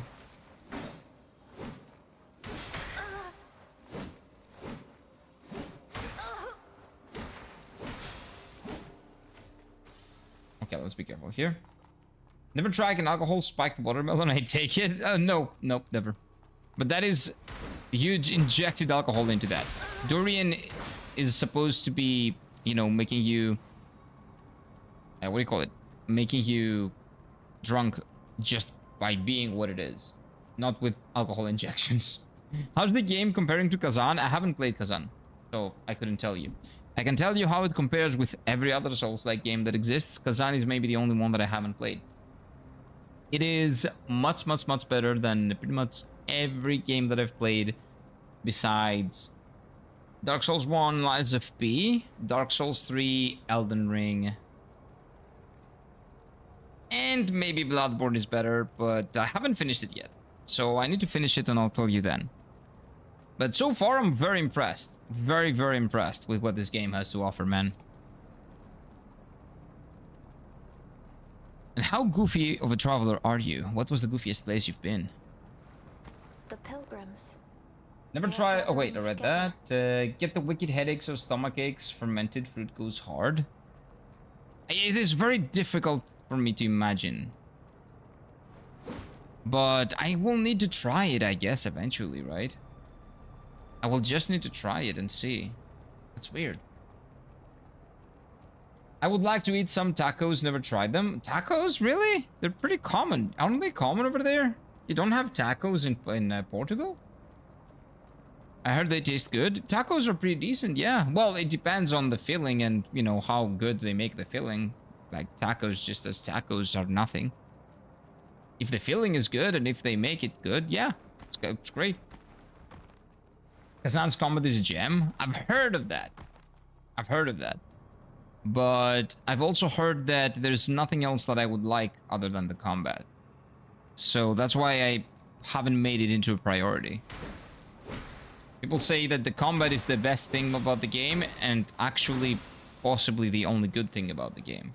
Because it doesn't really have weapon variety. The level design is really bad. There's no level design essentially. There's no story. Like there's not a lot of other things. The RPG, there are almost no RPG elements. So there's not a lot of reasons to play Kazan besides the combat. So while the combat is exceptional, everything else is just meh. But that's what I've heard. I don't know though. I will play it and I will give you my opinion. There are two Souls-like games that I need to play. There is the remake of Demon Souls because I played the original Demon Souls, but I haven't played the remake. So I need to play the remake of Demon Souls and Kazan. Oh, and for smaller ones, we're talking. I want to play. What is the puppet one?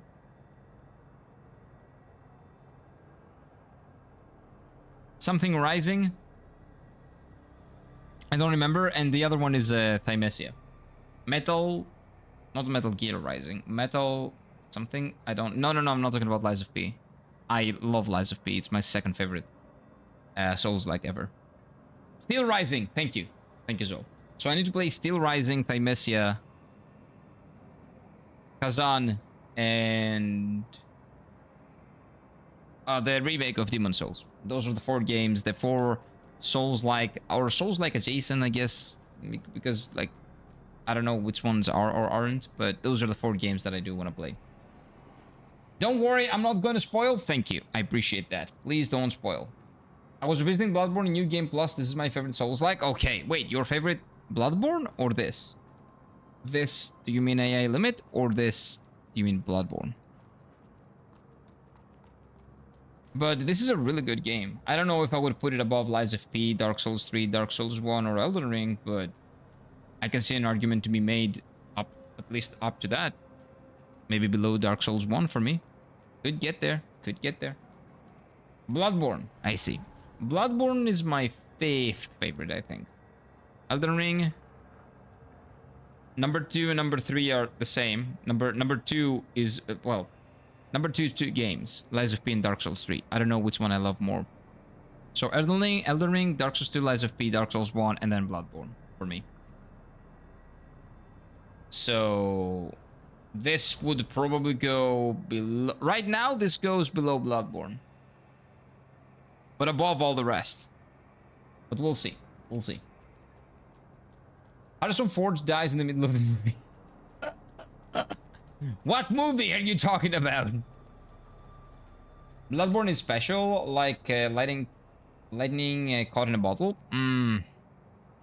It is really, really, really cool, but it does have its flaws. And I've played Bloodborne twice, and I've had the exact same criticism like every single time. The stretch of bosses that are very annoying. After the 3 men that you fight, the 3 dudes, I don't remember the gang fight with the 3 dudes. Then there's a stretch with bosses. Just the main bosses are horrible. If you do side bosses as well, it feels much longer. Because on my first playthrough, I did side bosses as well. It felt so bad. Like, I legitimately wanted to quit the game because the combat was really great and the gameplay did not accommodate that. So, Rom, Mikolas, and what was the other horrible main boss that is in there? There's another one. So there's a stretch of 3 main bosses that are despicably bad. Not because of anything else, but because the combat of Bloodborne is maybe one of the best, if not the best, in a Souls game. And the fact that those bosses were not utilizing the combat and they had like really bad gimmicks, well, that really, really made me mad when I was playing it. Shadows of Yharnam, those are the three dudes. I had no problem with the Shadows of Yharnam. I would say, well, okay, I had problem with Shadows of Yharnam because my brain doesn't work in 2 things at the same time. I cannot focus on 2 things. 3 is too much for me, okay? So it was painful to fight them, but I don't think it was a bad boss. It's just a me thing. Rom, Mikolash, and another one that is in the middle there is just bad. You just couldn't handle Polison's Vicar Amelia. Vicar Amelia is not even that bad of a boss, okay? It was more of a camera thingy. I couldn't really see a lot of things because she was like very hairy and the hair got in the camera for some reason so many times. But this is not a bad boss. Vicar Amelia is not a horrible boss. Like the 3 that I'm talking about, again, is Rom, there is another one, and there is Mikolash. Like those 3.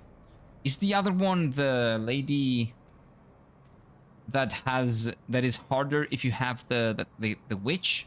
Is it the witch? Could be the witch. Vicar Amelia is so problematic. It's not that bad, okay? It's not that bad. I'm not bitching that much about Vicar Amelia because, like, at the end of the day, it was probably the way that I played the game both times rather than Vicar Amelia as a boss. It is a little bit weird. It's a big boss. FromSoft doesn't make great big bosses, but it was not that big and it was not that bad.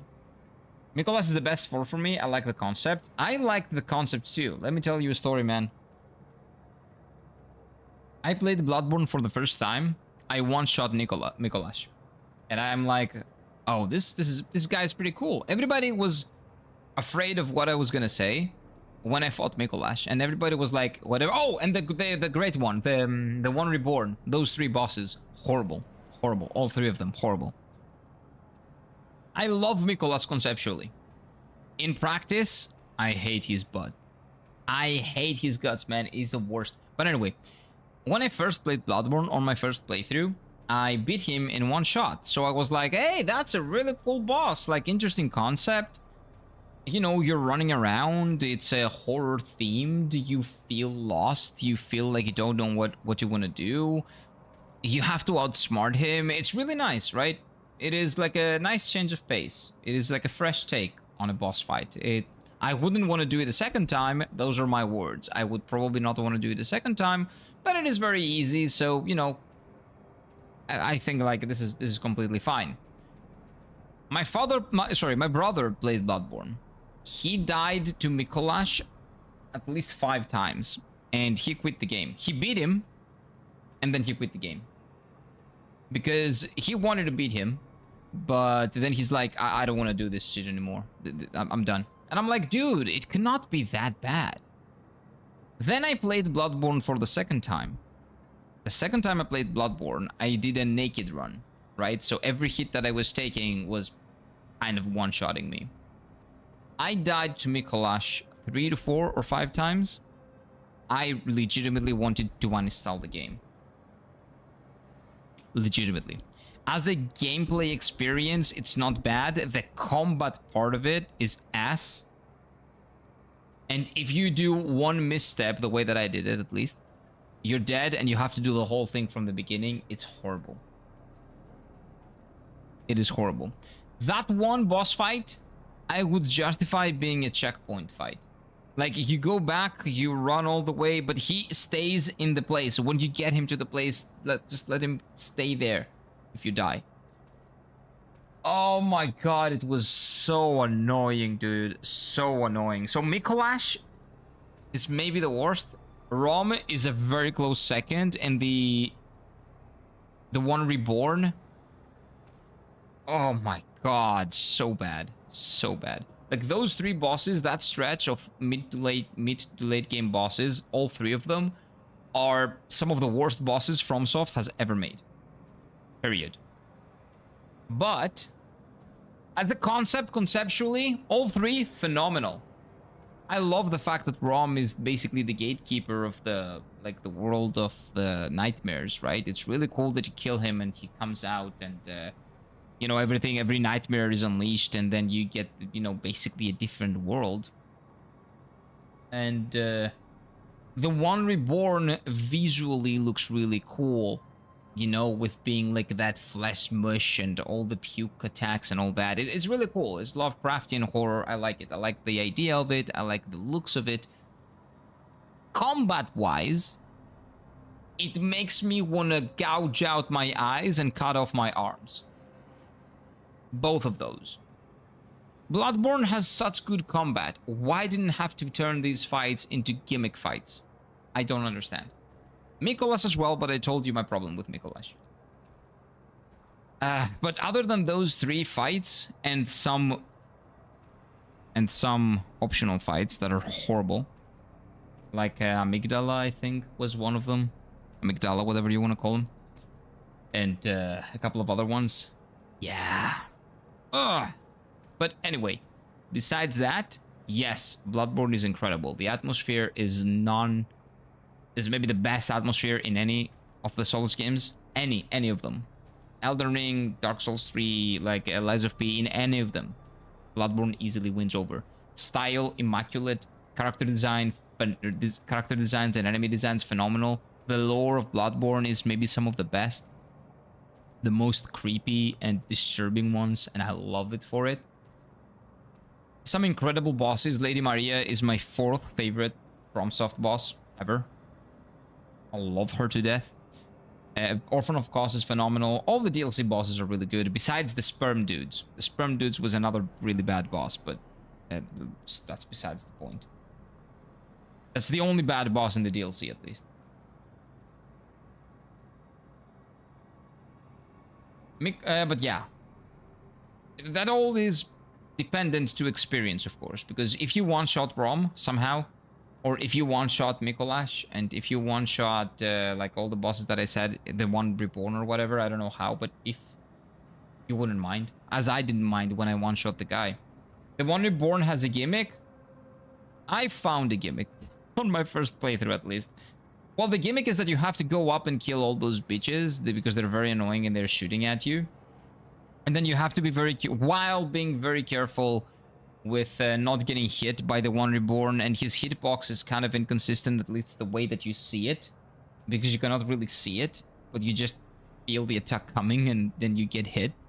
Or maybe sometimes you get puked on while being there, or sometimes you hit them and they fall down but they don't die. But the gimmick is to kill them, and then I figured out that I could bait him and fall on him and actually do that. Like, I was basically going there, plunge attack, up, plunge attack, in the middle, or in the highest point. I can bait him there and then plunge attack, plunge attack, plunge attack, and then I killed him.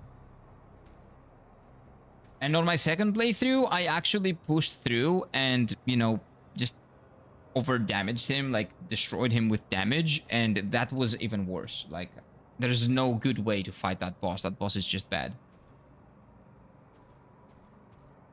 So you're gonna give a boss a shot? Oh yeah. I actually will.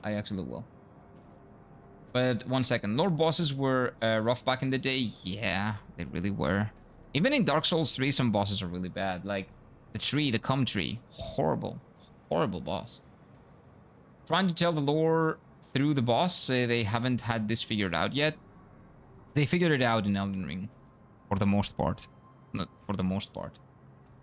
But yes, Bloodborne is incredible, even if it has those 3 bosses. But because of those because of that stretch of bosses, that is why Bloodborne is on my B tier. B means phenomenal. It's just not Dark Souls 1, Lies of P, Dark Souls 3, or Elden Ring, just because those games do so many more things so much better. Besides atmosphere, in which atmosphere, Bloodborne, atmosphere and lore, Bloodborne is top, right? But that experience with those bosses, I can never live past. And again, I played it 2 times. I had different trouble. I have like more trouble with some bosses and less trouble with others on my second playthrough. I would still not recommend that experience, but Bloodborne I would recommend to anyone, of course. I have recommended Bloodborne to a lot of people, and I have watched a lot of people play it after I played it. It's a lovely game. It's a phenomenal game. It's just not perfect, and you know what? That's fine. Games don't need to be perfect. I tried out Divine Divinity. It runs poor. I have lag, and I cannot make it work. He's a metaphorical boss like Kojima's games. I haven't played Kojima's games, but his combat could be better. I agree with you. Yeah, it's really bad. Like, I understand lore bosses. I understand visually, conceptually, everything. Perfect. But combat-wise, fighting those bosses is legitimately just, it makes me want to cut off my arms so I won't have to do it again. It is bad. But that is the only bad thing I would say about Bloodborne. Nothing else. Not the 30 FPS, that's not a problem. If you have a problem with the 30 FPS, you can fuck off. Your eyes are made for 60 FPS? Are your eyes different than the other humans' eyes? Fuck off. That's pretentious bullshit and you know it. 30 FPS is completely fine and Bloodborne is beautiful and it plays immaculately with 30 FPS. Fuck off. Then, the other criticism that a lot of people say is the files that you have to renew. Absolutely no problem. You can just find a place that you can farm them and you farm them for like 30 minutes and then you have like infinite files. It is very simple. People bitching about that, I think, are annoying. So the normal boring criticisms that I hear are those two. Those are not criticisms. Those are just people want to bitch about something and they bitch about something. Oh my god, I realized that the professional cleaner guy even cleaned my Miku and Bloodborne Hunter Nendroid. Oh, that's really cute. Good guy. Good guy. Legend, yes. A legend indeed. Indeed, some days my fatigue just gets the best out of me and we gotta get the pro cleaners to help with the chores. It's completely fine. This guy did a great job. Nice, nice. Well, he did a great job because he also cleaned the Miku doll. So I cannot find new things. I tried. I found one. But I haven't found anything like very, like anything revolutionary. So I should just try that boss. 1 second. I need to take a piss. And I'll be right back.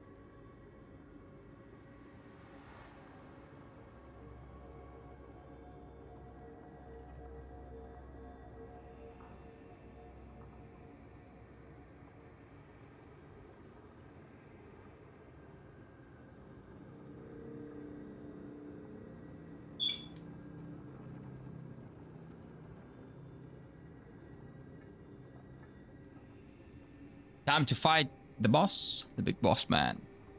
Second.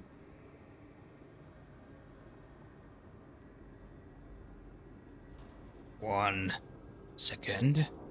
What is that? Oh, Yabusel is in Athens, okay.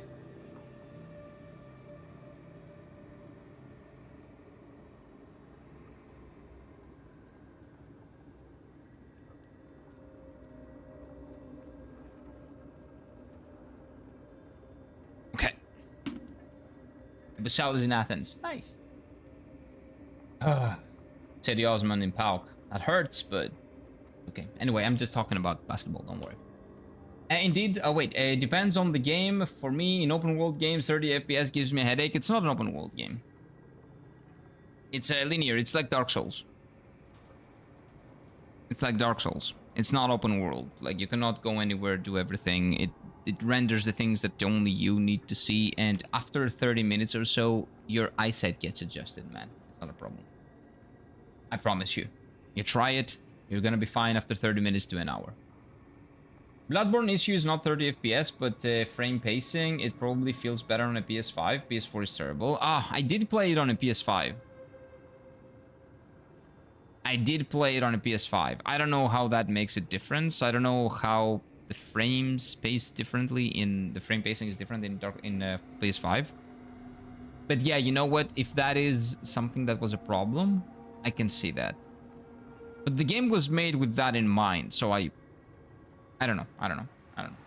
Well, actually, you know what? A friend of mine played it on the PlayStation 4, and he was streaming it on Discord. So we were watching it, right? We were watching him play it on the PlayStation 4, and he had no issues whatsoever. And the gameplay that I was watching was not really different to what I was playing, like, back then. Bloodborne issues, not that, but yeah, frame pacing. I don't know. I had, again, he had no problems, and I had no issue, like, watching. I don't know. I played Bloodborne on PS4, and I had no issues at all. Yeah, I don't know. I don't know what the difference would be. I need to try it, and then I'll tell you. By the way, welcome on in, Steffi. How did you not fart? Oh, you did. I was just not here. Maybe? Did you fart yet? Breaking news! Victor Wembanyama signs in Aris. They had to sell the team to get him signed. You know what? That could be a good investment, though. Loading screens also last forever on the PS4. Yeah, loading can be annoying. But that is a PS4 limitation. That's not the game. That's the PS4 having less RAM and, you know, not a good enough processor, so it was much slower. I did? Okay. I was just not here. Okay, this is a boss. So let's fight this boss.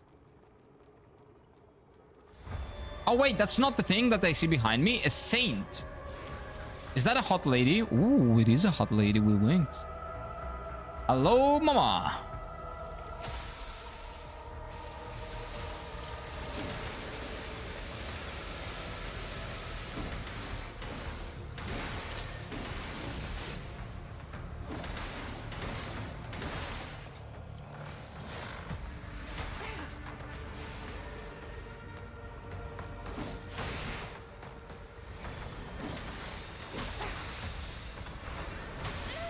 Ouch.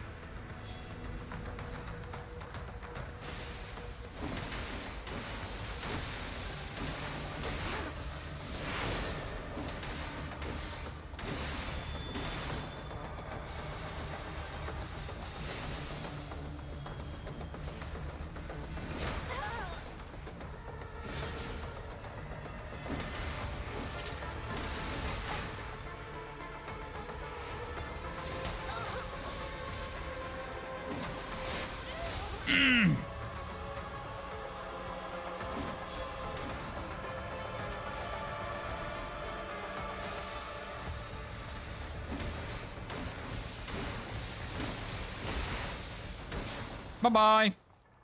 Oh, phase 2 maybe? No. That was an easy boss. Cool, but easy. So it was pretty hard too. Is it tall? Yeah. Work's quite down in the evening. Gonna take my night meds and with a mug full of ice americano. Isn't that a little bit too heavy though?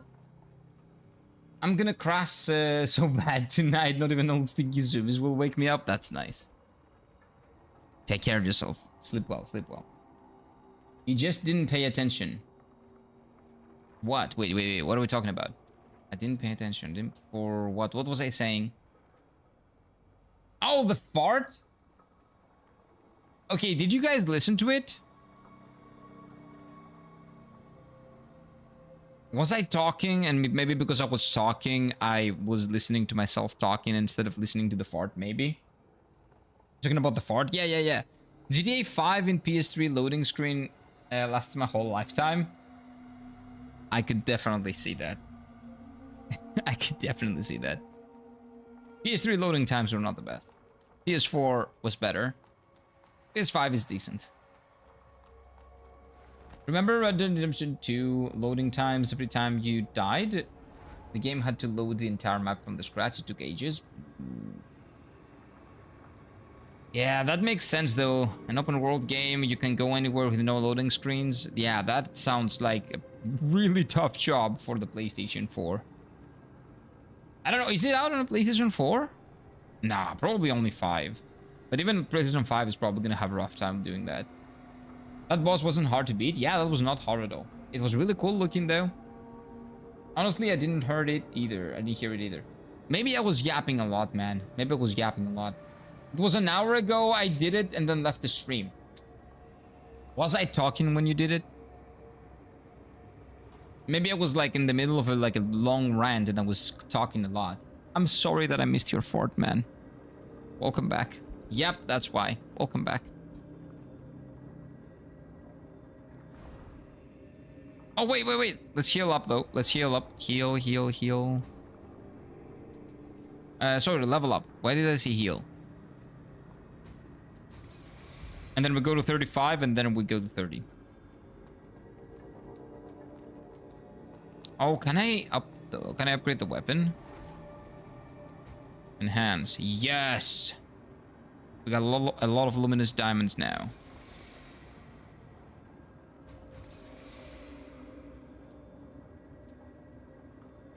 I think that now it is better. Not because of the strength and the thing, but I think that piercing is gonna do a lot of work.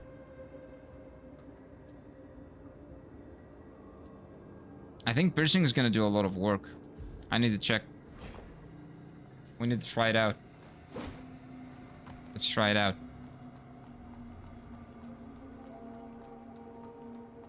What is that thing out there? Do you see that? I thought that was gonna be the boss. Oh wait, that's just the thing that's floating. That's not an enemy. Huh. I thought this was an enemy. Oh, it's mud. It's a mud portal. Interesting. Another boss down, by the way. Right? Great stream. Incredible gameplay. Phenomenal gameplay. You haven't seen any better. I know.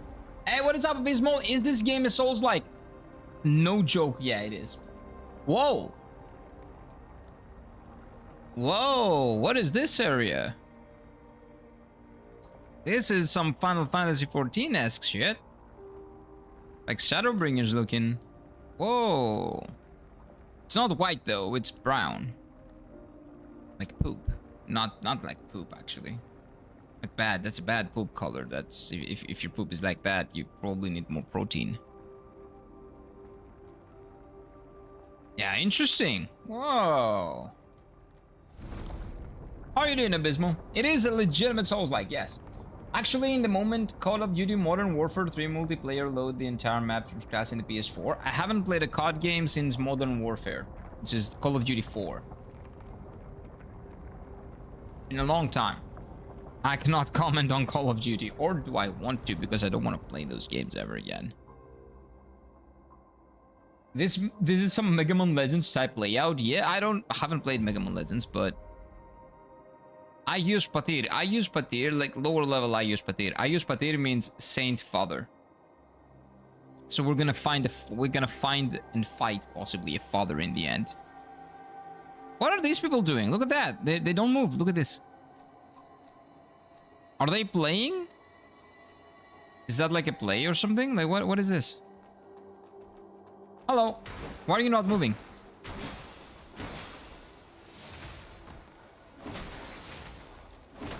Okay, let's see how much damage bleed does, if it's worth it.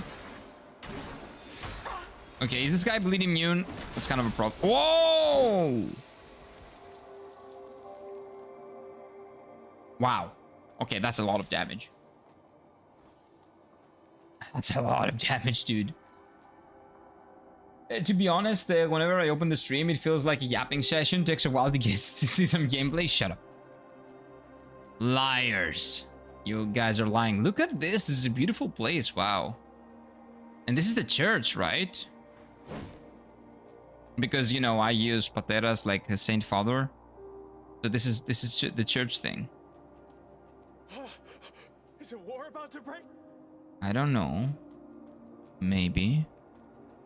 Okay, that was a lot of bleed damage, dude. But... Whoa. What's up, big ugly? Okay, nothing. You look creepy. Oh, another big ugly. Okay.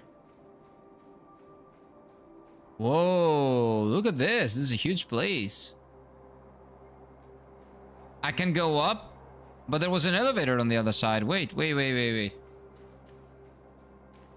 What if I take this elevator? Oh, is it an elevator? Maybe it's not an elevator. What is this? Inspector's emblem not owned. So I need to kill someone, get a thing, a pass maybe, and then I scan my card, and then I get access to murder those people. Okay, I think that's the plan. A critical hit? No, that was a bleed. That's a bleed proc. So you have a bleed build up. And then when it builds up, it just explodes and it kills the enemy. That's how it works. AI of Kira's yapping. AI limit of Kira's yapping. That's not nice. Shut up. You know it's limitless. My yapping is limitless. I can yap all day, every day. Sting is back to snoozing her table by the windows. She seems very happy now that her space is hers again. Nice. She got her space back. The pilgrims, they are gathering together. Who's talking? Can I kill them? No, okay.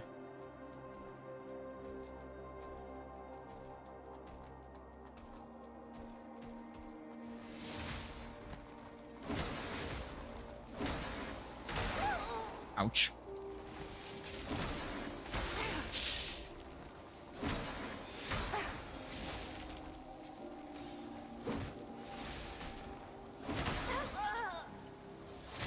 My guy thinks he's Captain America. You're not. You don't have the right colors, brother. Expert yappers tries a limit. Expert yapper. I don't know if I am. Although all the jobs that I had historically were yap jobs, to be honest with you. And I was great at my jobs, maybe because I was a great yapper, or maybe I became a great yapper because I did those jobs. I don't know what came first, the chicken or the egg. That's an interesting thought. Hey, you're an enemy? Why? I was not gonna kill you. Are you also enemies? Yes, okay, then you die. You die too, sir. You shouldn't move. When you see someone that's about to kill you, if you move, you don't move. What are your thoughts on Sekiro and Dark Souls 2? First of all, extremely different games. Like, nothing alike. They're made from the same company, but they're nothing alike. I like Sekiro. I love Sekiro. I don't like the fact that it's not an RPG. Like, I would love it to be an RPG as well. But I definitely understand why they didn't make it an RPG, because they focused entirely on the level design and the combat. And the combat of Sekiro is like maybe the most perfect action game, like action game combat I've ever played. Sekiro is phenomenal. The monkey, put the monkey aside, Sekiro is phenomenal. The monkey is a Dark Souls boss in Sekiro for some reason. I don't know why. But I love Sekiro. Sekiro is wonderful. I don't put it as a Souls game because it's not really an RPG. And if it's not an RPG, which is what the Souls games are primarily, how is it a Souls game? It's not. But I love Sekiro. Sekiro is phenomenal. Sekiro might be the best action game that I've ever played. In terms of the combat, has the best combat ever. And really cool level design as well. Parry's peak? Yes, its parry is, from what I've played at least, because I haven't parried in a lot of other games, It is phenomenal. Yes, it is. Its parry is amazing. The combat, the way it works, how much of a dance it is, because that's what I love. I love dance fights. And every single fight in Sekiro is essentially a dance. Like Millennia is, like Radan is, like a lot of bosses in Elden Ring, a lot of bosses in Dark Souls, in Wuchang, in Lies of P, in all those great games, the human versus human kind of, at least, bosses, those are my favorite types of fights, and Sekiro was filled with them. And with the combination of the parry was just phenomenal. I don't parry in other games. I parried in Sekiro because that was like half the gameplay. But it was lovely. Yes, I love it. And Dark Souls 2, I like Dark Souls 2. I think Dark Souls 2 is a great RPG. I do think that there is a lot to be... Like, I criticize the game a little bit for its enemy placement. It's a little bit too aggressive, if you ask me. A little bit too aggressive. But it's a good game. And people give it way too much shit because they don't want to bother just messing around with the stats. And they assume they know everything when they get into a new game. It's a new game. Try figuring out what the game is. Like, you don't have enough iframes? Maybe there's a reason for that. When I played, what do you call it? When I played Monster Hunter World, I didn't have any iframes. Because there is a skill that you get that gets you some iframes that's tied to a specific piece of gear. So maybe if you don't get iframes, or if you do get hit, or if it's slow to drink your flask, maybe there's a reason for that. Maybe you should look into that. That's part of the game. It doesn't mean that it's bad. It's not a bug. It's not a problem. It's just what the intention while designing the game was. And the bosses and everything else is like so dirt cheap. So dirt easy. Like piss poor easy. Like incredibly easy. The bosses in Dark Souls 2 are some of the easiest bosses ever. Not the world, but the bosses. The bosses of Dark Souls 2 might actually even be, like we were talking about it yesterday, and I was thinking about it, might actually be even easier than Demon Souls bosses. The world, though, is the hardest one to traverse. So, yeah, a little bit of enemy positioning could be better. Absolutely. But I like Dark Souls 2. It's a good game. It's my least favorite FromSoft game, or maybe my second least favorite FromSoft game after Demon Souls. I don't know if I like it more than Demon Souls or not. I think I like it a little bit more than Demon Souls, but it's still an incredible game. I would still recommend it to people. What did I miss? Just yapping might play some AI limit as well. Why not? Why not? A little bit, just a little bit. The doctors in the neurospecialist clinic I've been getting treatment for the past 10 years are going to hold a big conference to memorize scans alongside radiologists. Does that mean that you get to eat a lot of good food? I have to disagree there. Monkey was quite good boss in my opinion. He just moves around a lot and you have to be patient. No, fuck off. His logic is even different because the monkey, if I'm not mistaken, the monkey's logic was not to build up the bar to break it. It was to do enough damage to it. I think that was like the difference. It had a different logic than the rest of the bosses. The rest of the bosses were parry it hard enough, break the posture, destroy it, go again. It broke that loop. It was like that boss, it broke that thing, and it made no sense to me. No sense. Absolutely no sense. I don't like the monkey. I will never like the monkey. I like the two monkeys more than one monkey. And I don't like the hatred, the demon of hatred either. F that boss too. That is absolutely a Dark Souls boss as well. In a game that is nothing like that. So it shouldn't be in the game. It shouldn't be the game. So you're gonna pay for those scans, or my doctor reply was the payment is UN sponsoring your expensive meds already. Oh, that's nice.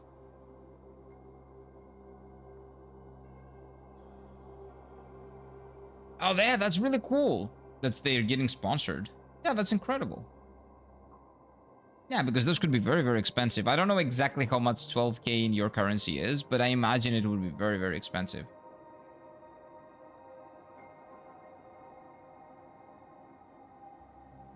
We all know it's just a skill issue. Shut up. It is not a good boss. Shut up. Yeah, monkey first phase is HP law. It's an HP because like the monkey can't deflect or like defend, or the posture is harder to raise. Makes perfect sense to me. Shut up. Doesn't make any sense to me. 2,500 euro. That is expensive. Yeah, that is very expensive. I love Dark Souls too. I understand your concerns, and I think it's the most underrated Souls because people don't understand its own value. Even many content creators who have already shown it. I agree. It is underappreciated.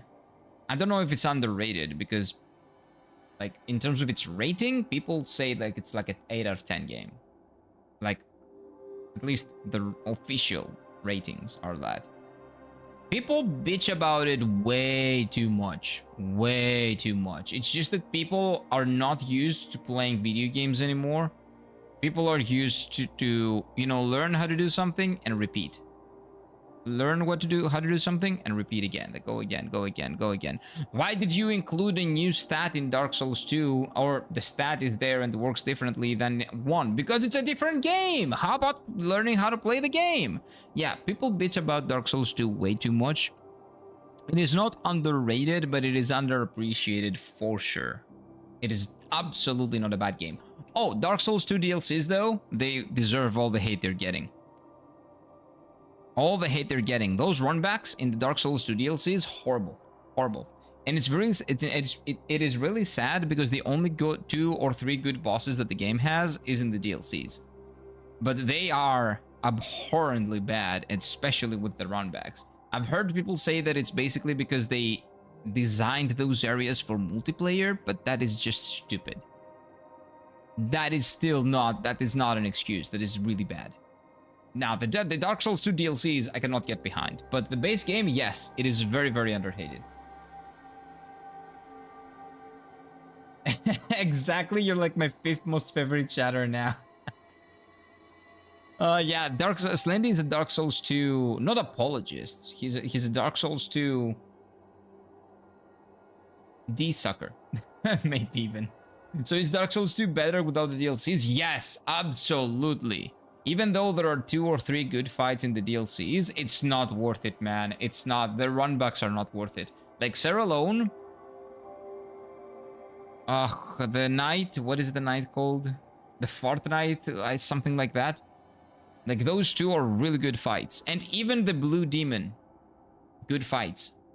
Horrible runbacks for Sarah Lone and for the Blue Demon. Horrible. Incredibly bad. Like some of the, maybe the worst runbacks that I've ever played in any games that I've ever played. Bad, bad, bad, bad. Just bad. So yes, base Dark Souls 2, I would say is better than the DLCs. Just don't play the DLCs. I've played the base game twice. I did not want to play the DLC a second time. So because Dark Souls 2 is not about the fighting, so I don't really care if the fights are great because it's not about that. The game is not about that. So I don't really mind just putting them on the side.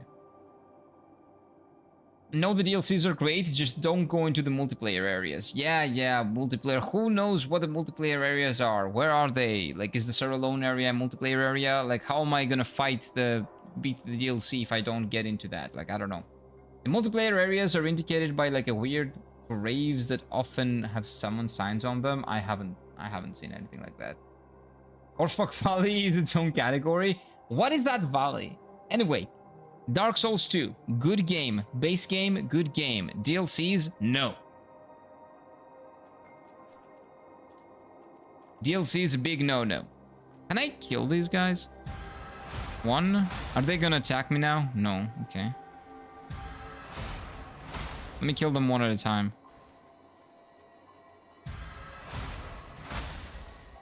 Hopefully the other guys are not gonna attack me.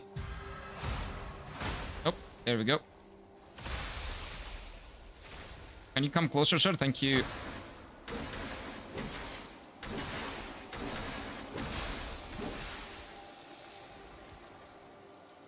That was lucky because I didn't really have a lot.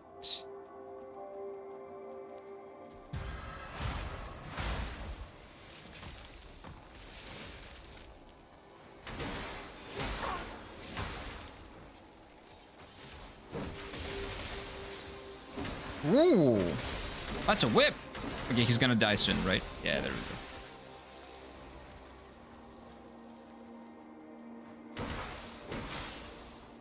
Okay. I like bleed. I like the bleed.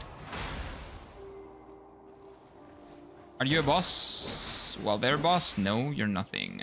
Okay. Horse Valley? Yeah, it's like a big... I remember them calling it that. It's like a really bad area, like very, very painful. I don't remember why. I don't remember why. Like, do the enemies have horse, like, faces on them? I do not remember. But I do remember them basically saying that, yeah, that's like the worst area in the game. Besides the actual worst area in the game, though. Which is the DLC, one of the DLC areas of the 4th DLC that I didn't do. I just said nope. I just noped out. For the better. Like, the more I was playing the DLCs, the less my opinion, like, the less I liked Dark Souls 2. So, that was a really good call. Hero has never been to the Frigid Outskirts. Yeah, that place. I never did it. I did go to them, and then I saw what it is, and then I said, nope. Nope, I'm gonna hate Dark Souls 2 if I play this. I don't want to do it. I like Dark Souls 2. Let's leave it at that. Horsfuck Valley, Frigid Outskirts. Yeah, that's the place. Okay, so the Frigid Outskirts are that valley. Okay, yeah, I never did that, and never will do that. The Stellar Blade fan service makes sense. I don't want to argue if it makes sense or not. It is what it is. Like, look at this. This is nice to look at. I like playing as this character. Everything else is besides the point. I don't know. The creator wanted to make a game with a hot character. That's all the sense you need to know. There's nothing else. The creator of Stellar Blade wanted to make a game that features a really hot character that you can play as, and the good combat and the Nier Automata aesthetic and everything, and that's what you played. What more sense you want to make out of it? You don't need anything else. You don't need more. That's all you need to know. You either like it or you don't like it. If you see a game that is like a superficially created game with a hot character and nothing else before trying it out, and you don't want to try it out because it has a hot lady, that's completely your, your thing. Your prerogative. You can say, you can do what you want. But is that gonna make me not want to play the game? No. Does it have like a bigger chance of making me want to play the game? It gives me like a 5% chance more, like a plus 5%. Like, if I have played the Stellar Blade, by the way. I haven't finished it yet. This game is much better than Stellar Blade, by the way. But again, not a Souls-like. Stellar Blade is not a Souls-like, but I enjoy this way more than Stellar Blade. Anyway, so if there was like a 50% chance that I would play Stellar Blade, if the character was not like that hot. Now that it's even hotter, there would be a 55% chance that I would play the game. It didn't increase the chances a lot because I don't really care one way or the other. I just want to play the game that people want to make. Like, I just want to see the vision that they wanted to, like, put in my screen. That's pretty much it. But the fact that the character is really hot does skew the results a little bit to the game's favor. Because games that have ugly characters, there is a 0% chance that I will play them. For example, Dragon Age the Veilguard. Just by watching the trailers, I could see that I would never play the game. Even if the game was immaculate, the characters looked like ass. I could tell that the game is going to be shit, because if the characters look ugly, there's a reason why they look ugly. Because people that made the game put their agenda or their complexes or whatever they do, their inferiority complex, above the game. They put a message or whatever they're gonna put above the game, above creating something really cool. Because that's who they are, that's what they do. They just want to colonize art. They don't want to make anything.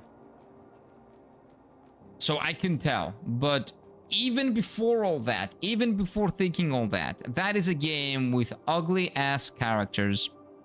Who wants to play as that? If there is an in-game lore reason, we've talked about it again. I think I've talked about it yesterday specifically.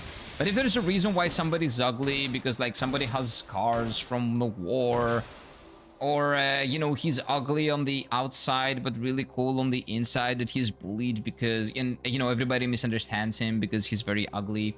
but then he turns out to be like a very sweet person. Or if you play as that very ugly person that is being discriminated against, but you do nice things and everybody considers you to be like a really like offensively, I don't know, aggressive guy because of the way you look or whatever. But then turns out that you saved the world and everybody respects you and, you know, everybody learns to be better. That is all something that would make sense. And it would make sense for your character to be like he is, and then you would enjoy playing as that character, because it's not about who's ugly and who's not ugly. It's about the character and the intention behind the decision to make somebody not attractive looking. Because at the end of the day, this is a visual media, and I like looking at nice things, right? So if you don't make something nice, there's better be a reason that thing that I'm looking at is not nice. Because this is a visual medium. It's like making shit music and then calling me names because I don't like your shit music. Make good music. My ears need to listen to something nice.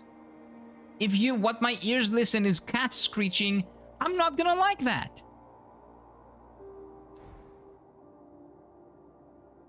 So that's pretty much it. 1 second, I think I missed a lot. Accurate high heels, it's a length to give but lift to. Yeah, that's nice. That's always nice.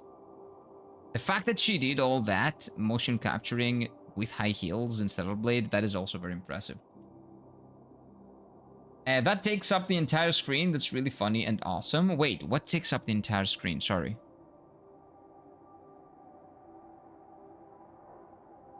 Oh, you probably talked about something else. Please tell me. Please explain that to me. I don't remember what I was saying. That's not a hot character. The height provides a reach advantage, and the heels are equipped with shock absorbers here for jumping the height. There we go. See? There is logic behind it too. If you want to find logic, you can find logic. I want to play Nier Automata at some point. There seems to be a lot of games inspired by it. Nier Automata is a phenomenal game. The main character looks hot. There are other hot characters, sure. But that's the whole point of the game, that it's not really about that. Like, you buy the game for the hot lady and you end up crying, thinking that there's nothing else to do with your life after you finish the game. You get bamboozled. It's a phenomenal game. Please do try it. It's my second favorite game of all time. My favorite game is Kingdom Hearts 2. Nier Automata is my second favorite game of all time. It is phenomenal. Please do try it out. You will love it. There's a reason why a lot of games are inspired by it. And Nier Automata itself is very much inspired by Neon Genesis Evangelion, which I have watched and I haven't picked up on the inspiration, to be honest with you. But maybe I need to re-watch Neon Genesis Evangelion and replay Nier Automata, and then I will be able to see the inspirations. But I actually watched Neon Genesis Evangelion after I played Nier Automata, so maybe that's why I didn't pick up on anything. What else? Don't get me started on Veilguard. I hate the game to the very core of my soul. Yeah, because you're a Dragon Age fan, right? You should hate it even more. I was not a Dragon Age fan, so it didn't really hurt me as much, but I was very mad that like another cool franchise that I wanted to get into at some point was colonized by retarded activists.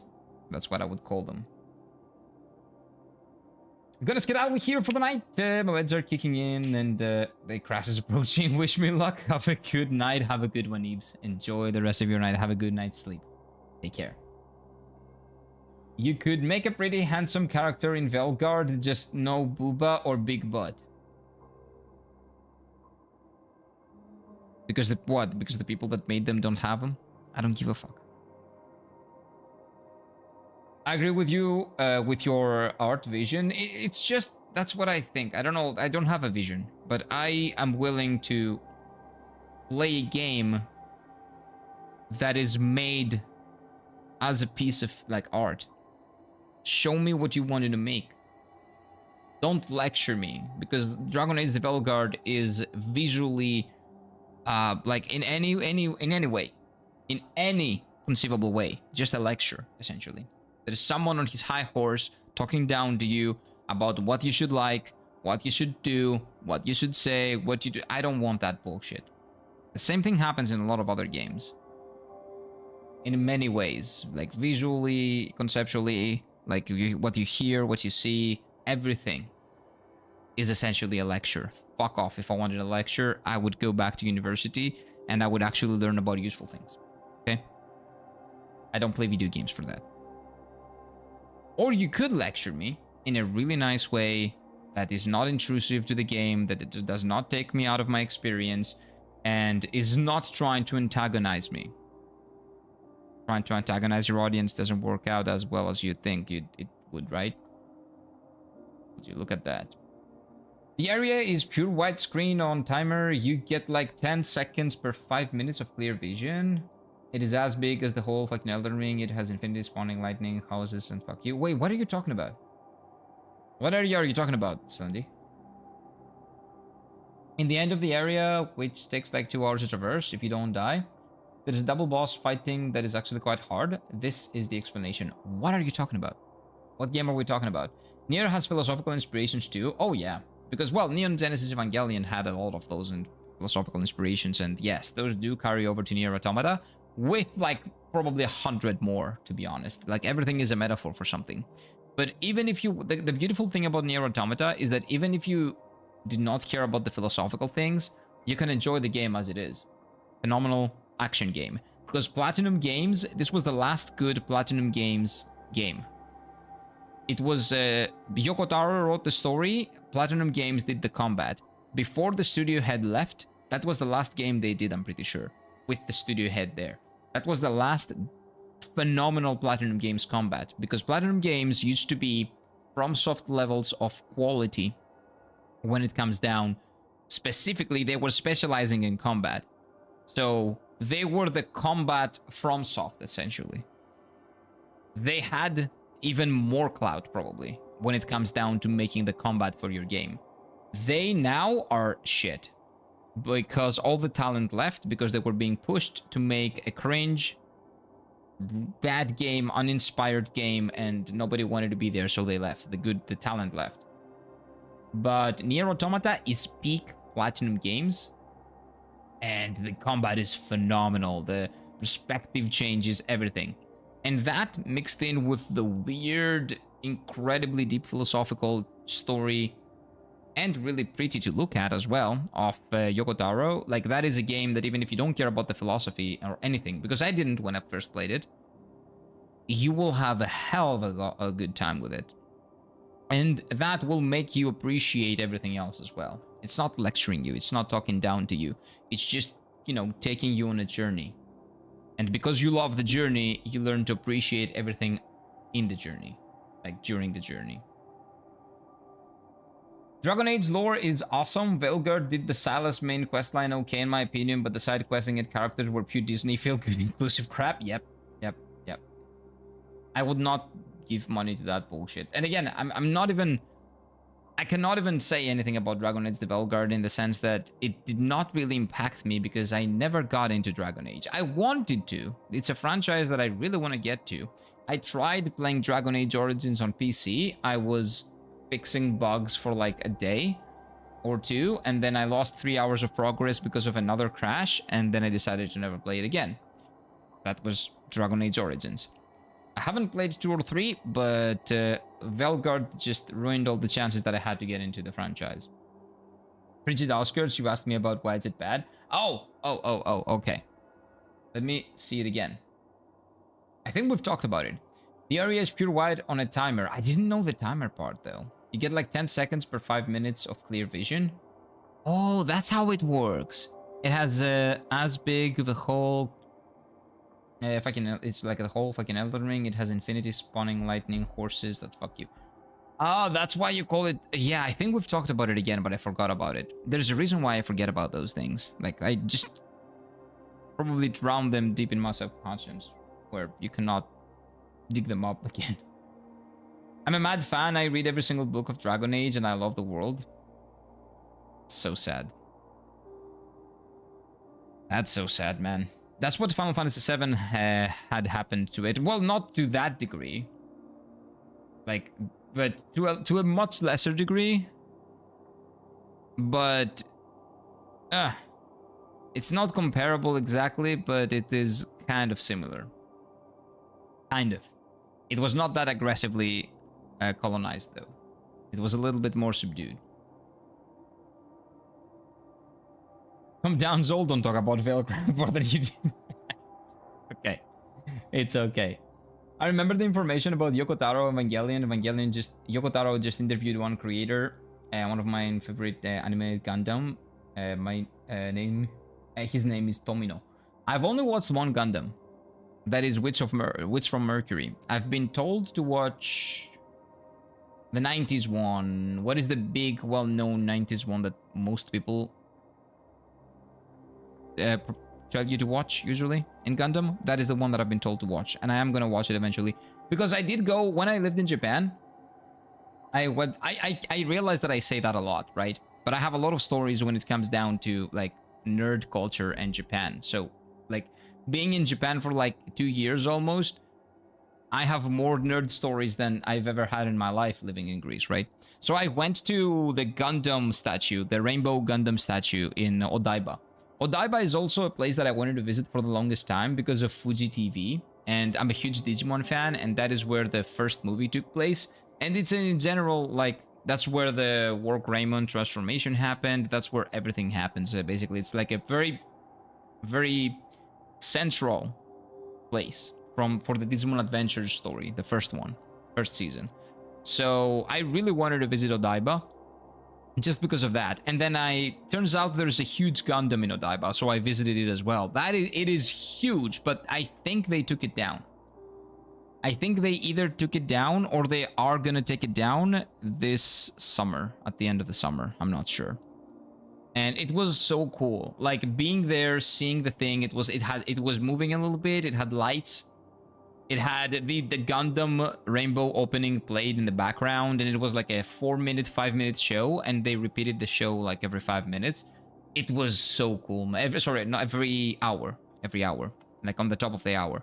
It was so cool, man. It was incredibly cool, and that made me want to watch more Gundam. I had watched Witch of Mercury at that point, but that made me want to watch more. So I'm gonna watch more. I prefer Failcrap over Veilcrap. Failcrap is what is? Oh, just the name. Okay, because a lot of people didn't like Dragon Age 2 or Dragon Age 3 as well. Not Dragon Age 3. What is it called? I think it's another thing. It's Dragon Age 2, and there's another one, isn't it? Isn't there? I thought you were talking about that. No. You like Failcrap than Failguard than Veilcrap. I don't know. I like both. Both are good. Both are really good. Gundam 0079 is GOAT, makes me so emotional. I've never heard of that, I think. Hey, what's up, Dorian? Well, come on in, sir. Hello. Good to see you, dude. Good to see you too, my guy. Did you decide what are you gonna play after James Bond? After James Bond, what do you call it?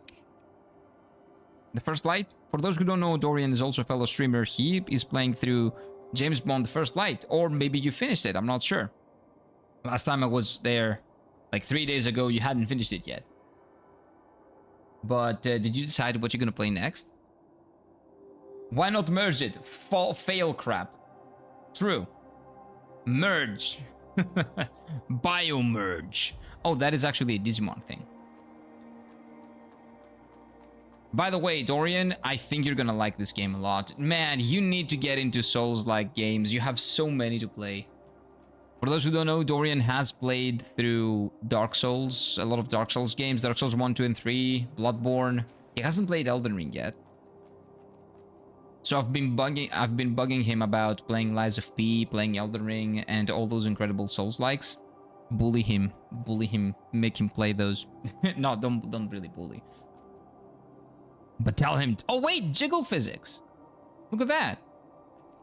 I hadn't noticed it actually. Look at that. That's good level design, okay? So I'm going to be retro visit Banjo-Kazooie if the Rumble vertical only feeds. Oh yeah, but that is like on the weekdays, right? Not on the weekends, not on mainstream. But for the main course, I thought I'm starting to lean towards OG Xbox. Hello? Oh, you're going down the shooting games. Okay, you're going for shooting games. I see. Got a few other games like Cold Fear and The Warriors. I have no idea what those games are. I have no idea. You like Persona? Yes. Persona 5. I've also finished Persona 4 and Persona 3 FES, Persona 4 Golden. I have copies of the original games on the PS2 here. I got them in Japan. This is Persona 3 FES, Persona 4, and I have Persona 4 Golden here as well. Those are the Japanese versions. I don't think I can play the Japanese versions of the PS2 games, but I'll see what I can do on my PlayStation 2. Maybe I can modify my PlayStation 2 to play it. Or I can just buy a PlayStation 2 from Japan, bring it here and play it. And this is Persona 4 Golden for the PS Vita, which I bought this. I bought this for about 10 euros, 6 to 10 euros in Japan. I found this. I don't know, like, if it gets sold as, like, I don't know if it was just one posting, but I did find it for like 300 bucks. Like over here. I'm like, are you guys insane? Are you guys insane? It's probably worth at least 100, but 300? Like, are you insane? But yeah, I love Persona. Persona 5 was the game that got me back into gaming. Persona 5 and Nier Automata. Persona 5 is my third favorite game of all time. Kingdom Hearts 2, Nier Automata, Persona 5. That's how it goes. I haven't watched any James Bond footage. Is the James Bond at least the hetero male and all the girls still a thing? Yes. From what I've seen from Dorian's stream, yes. Very much so. And the combat seems nice. The what do you call them? The spy sequences, let's say. Those are really cool. There are a lot of set pieces. The music is great. Like, even the kind of... what do you call them? Even the QTE, like, action cutscenes, those are really cool as well. Like, I don't know. What I've seen from Dorian playing The First Light was really cool. I really liked it. The Warriors is a Rockstar game based on a New York film called The Warriors. Oh, are you playing Rockstar games because GTA 6 is coming out? Are you gonna play GTA 6? It is a brawler, kind of like a GTA, but super linear open world thing. Cold Fear is a Resident Evil 4 clone. I haven't played any Resident Evil games, but I'm gonna this October. I'm gonna. But it came out pretty close to the OG GameCube Resident Evil 4 release. Okay. So maybe it was supposed to be like a competition, a competitor of Resident Evil 4. Have you already played Shin Megami Tensei? No. Technically, yes, because Shin Megami Tensei Persona 3. Persona 3 is basically a Shin Megami Tensei game. Although Persona 3 FES is not called Shin Megami Tensei Persona 3, it's just called Persona 3 FES. But Persona 3's name, the whole name is Shin Megami Tensei Persona 3. It was the first one that, in its remake, in the complete version, was not a Shin Megami Tensei game. But the original Persona 3, the full name was Shin Megami Tensei Persona 3. So technically, yes. Actually, no. I haven't played a Shin Megami Tensei game. Yeah, that was a lot. And again, that was probably one crazy person because he just put any price that he wanted because he couldn't find a copy. I don't think it's gonna be 300, but after a point it will. But I don't really care. Like, these are all incredibly cool games, and the way that the reason why I get those is because I want to have the physical copies of them to be able to play them with my kid one day.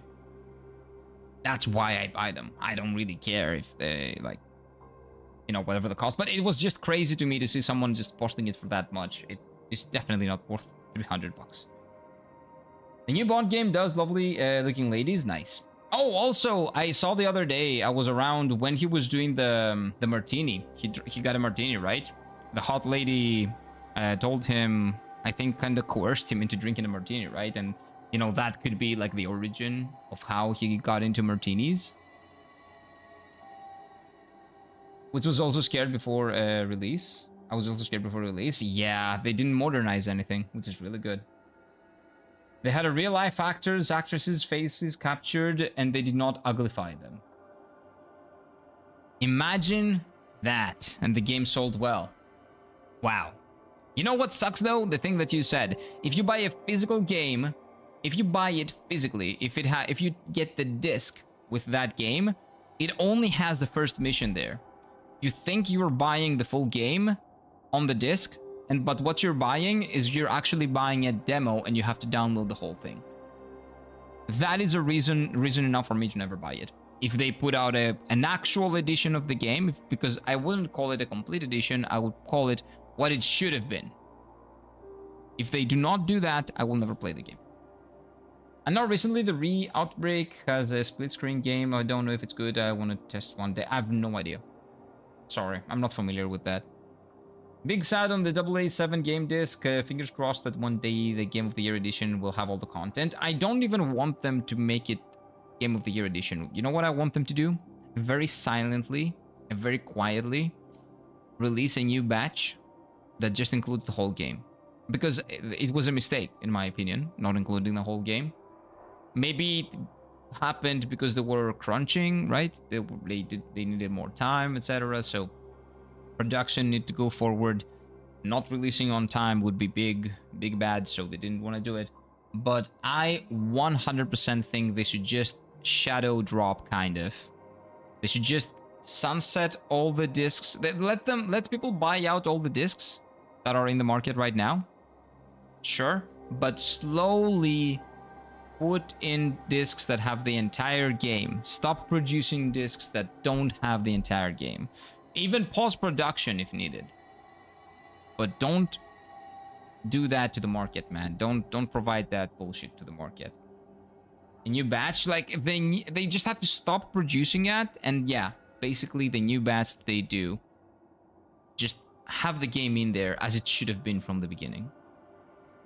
At least 007 has a good graphics. Who cares about the graphics? I don't care about that. Yeah, like good graphics. Games have had good graphics since the PlayStation 3 era. Because good graphics nowadays just things photorealistic.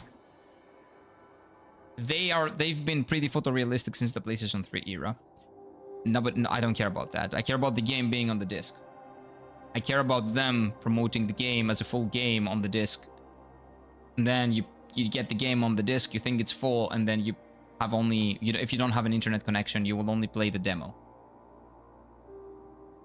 Which is disgusting. But yeah, hopefully, at some point, they're gonna release the full physical version of the game. But until then, no thank you.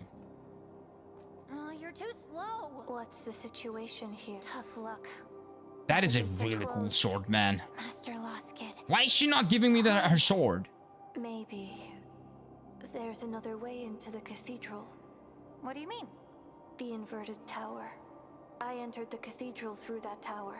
Of course I know that.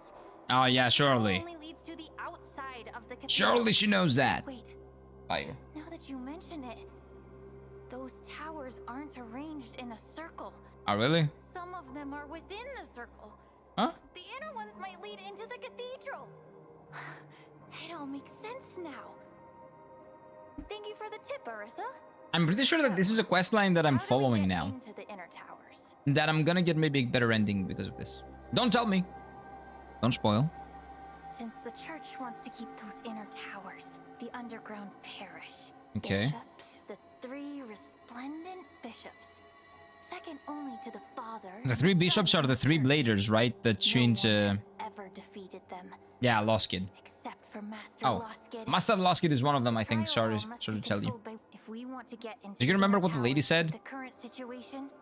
Okay, do you remember what the lady said? The lady said that the three first bladers basically became part of the church, right? They turned on them and they became one with the church. They started doing the church's bidding. So those three people that she said, the three bishops, that is Master Siskid, the guy that she's saying.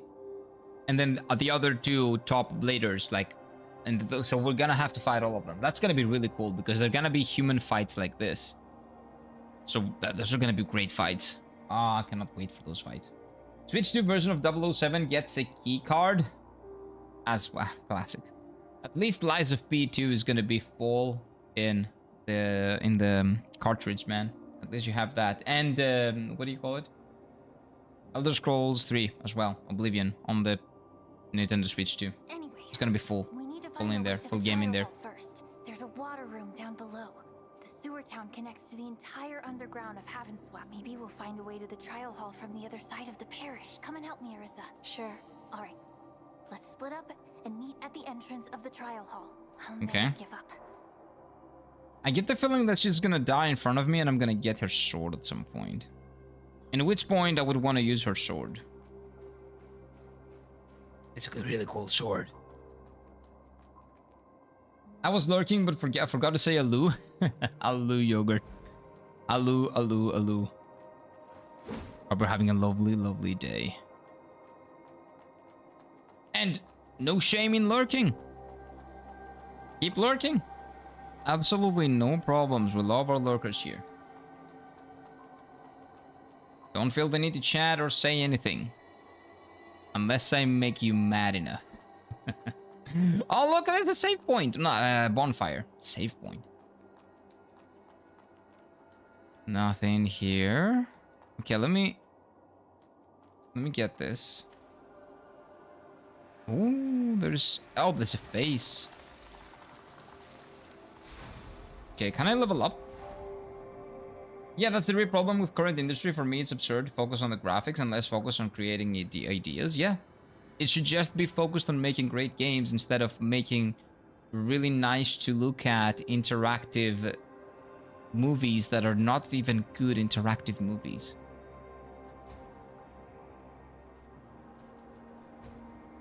%. I 100% agree. Map updated? Okay. I don't really open the map, but you don't really need to open the map. Well, I guess if you want to find all those secrets that Slendy was saying, maybe you need to. Maybe that's the problem.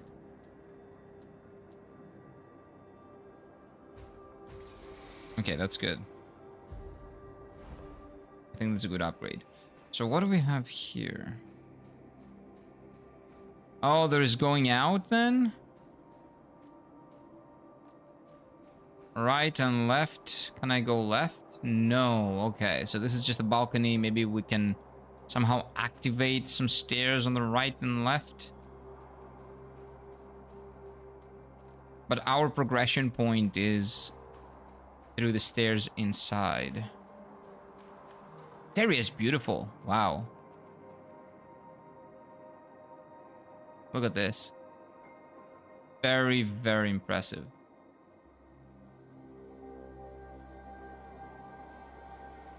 Man, this game is great. No, but our progression point is actually right. I think, right? We go that way. Because that's where we came from, so we go this way. So remember, for tomorrow, we come out of this, we turn right, we go forward. And if we get lost, well, we got lost. It is what it is. What else can I do? What can I do? Rewrite seal? Nah. Do I have any, like, interesting new seals? That are like really cool. A newborn. No, my baby. Shield of the baby.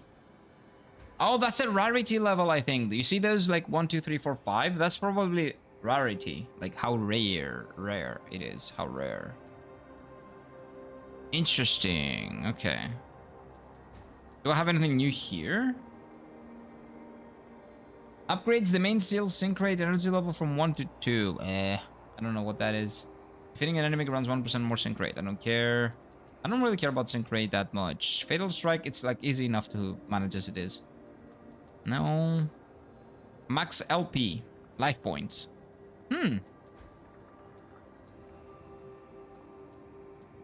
Yeah, you know what? Less XP, more life. I think that's better. Where's my health bar now? That's pretty big. I like it. Okay, so we'll leave things off here for today. I gotta go eat. I'm hungry. Very, very hungry. I like the fact that you said movies, because that's what they're doing. They're trying to be Hollywood 2.0. And then, unfortunately, they are very much turning into that. It's not only that they're trying to do it, it's that they're achieving it, but not in a good way. Because Hollywood is also, like, basically the worst thing at this point. Like, Hollywood is where art goes to die nowadays. And the same thing is happening with the video game industry.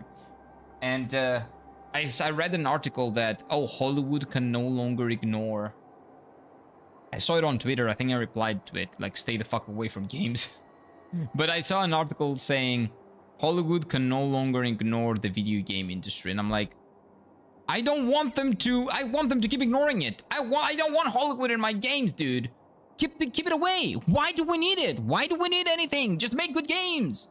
Stop with the bullshit. I don't care about the American money and all that bullshit. Just make good games, dude. Stop being part of the stock market. Stop chasing the money tree. Just make good games, and you will make money. Maybe you will make 1 less million. You will make 10, not 11. You will survive. God damn it, man. Anyway. Anyway.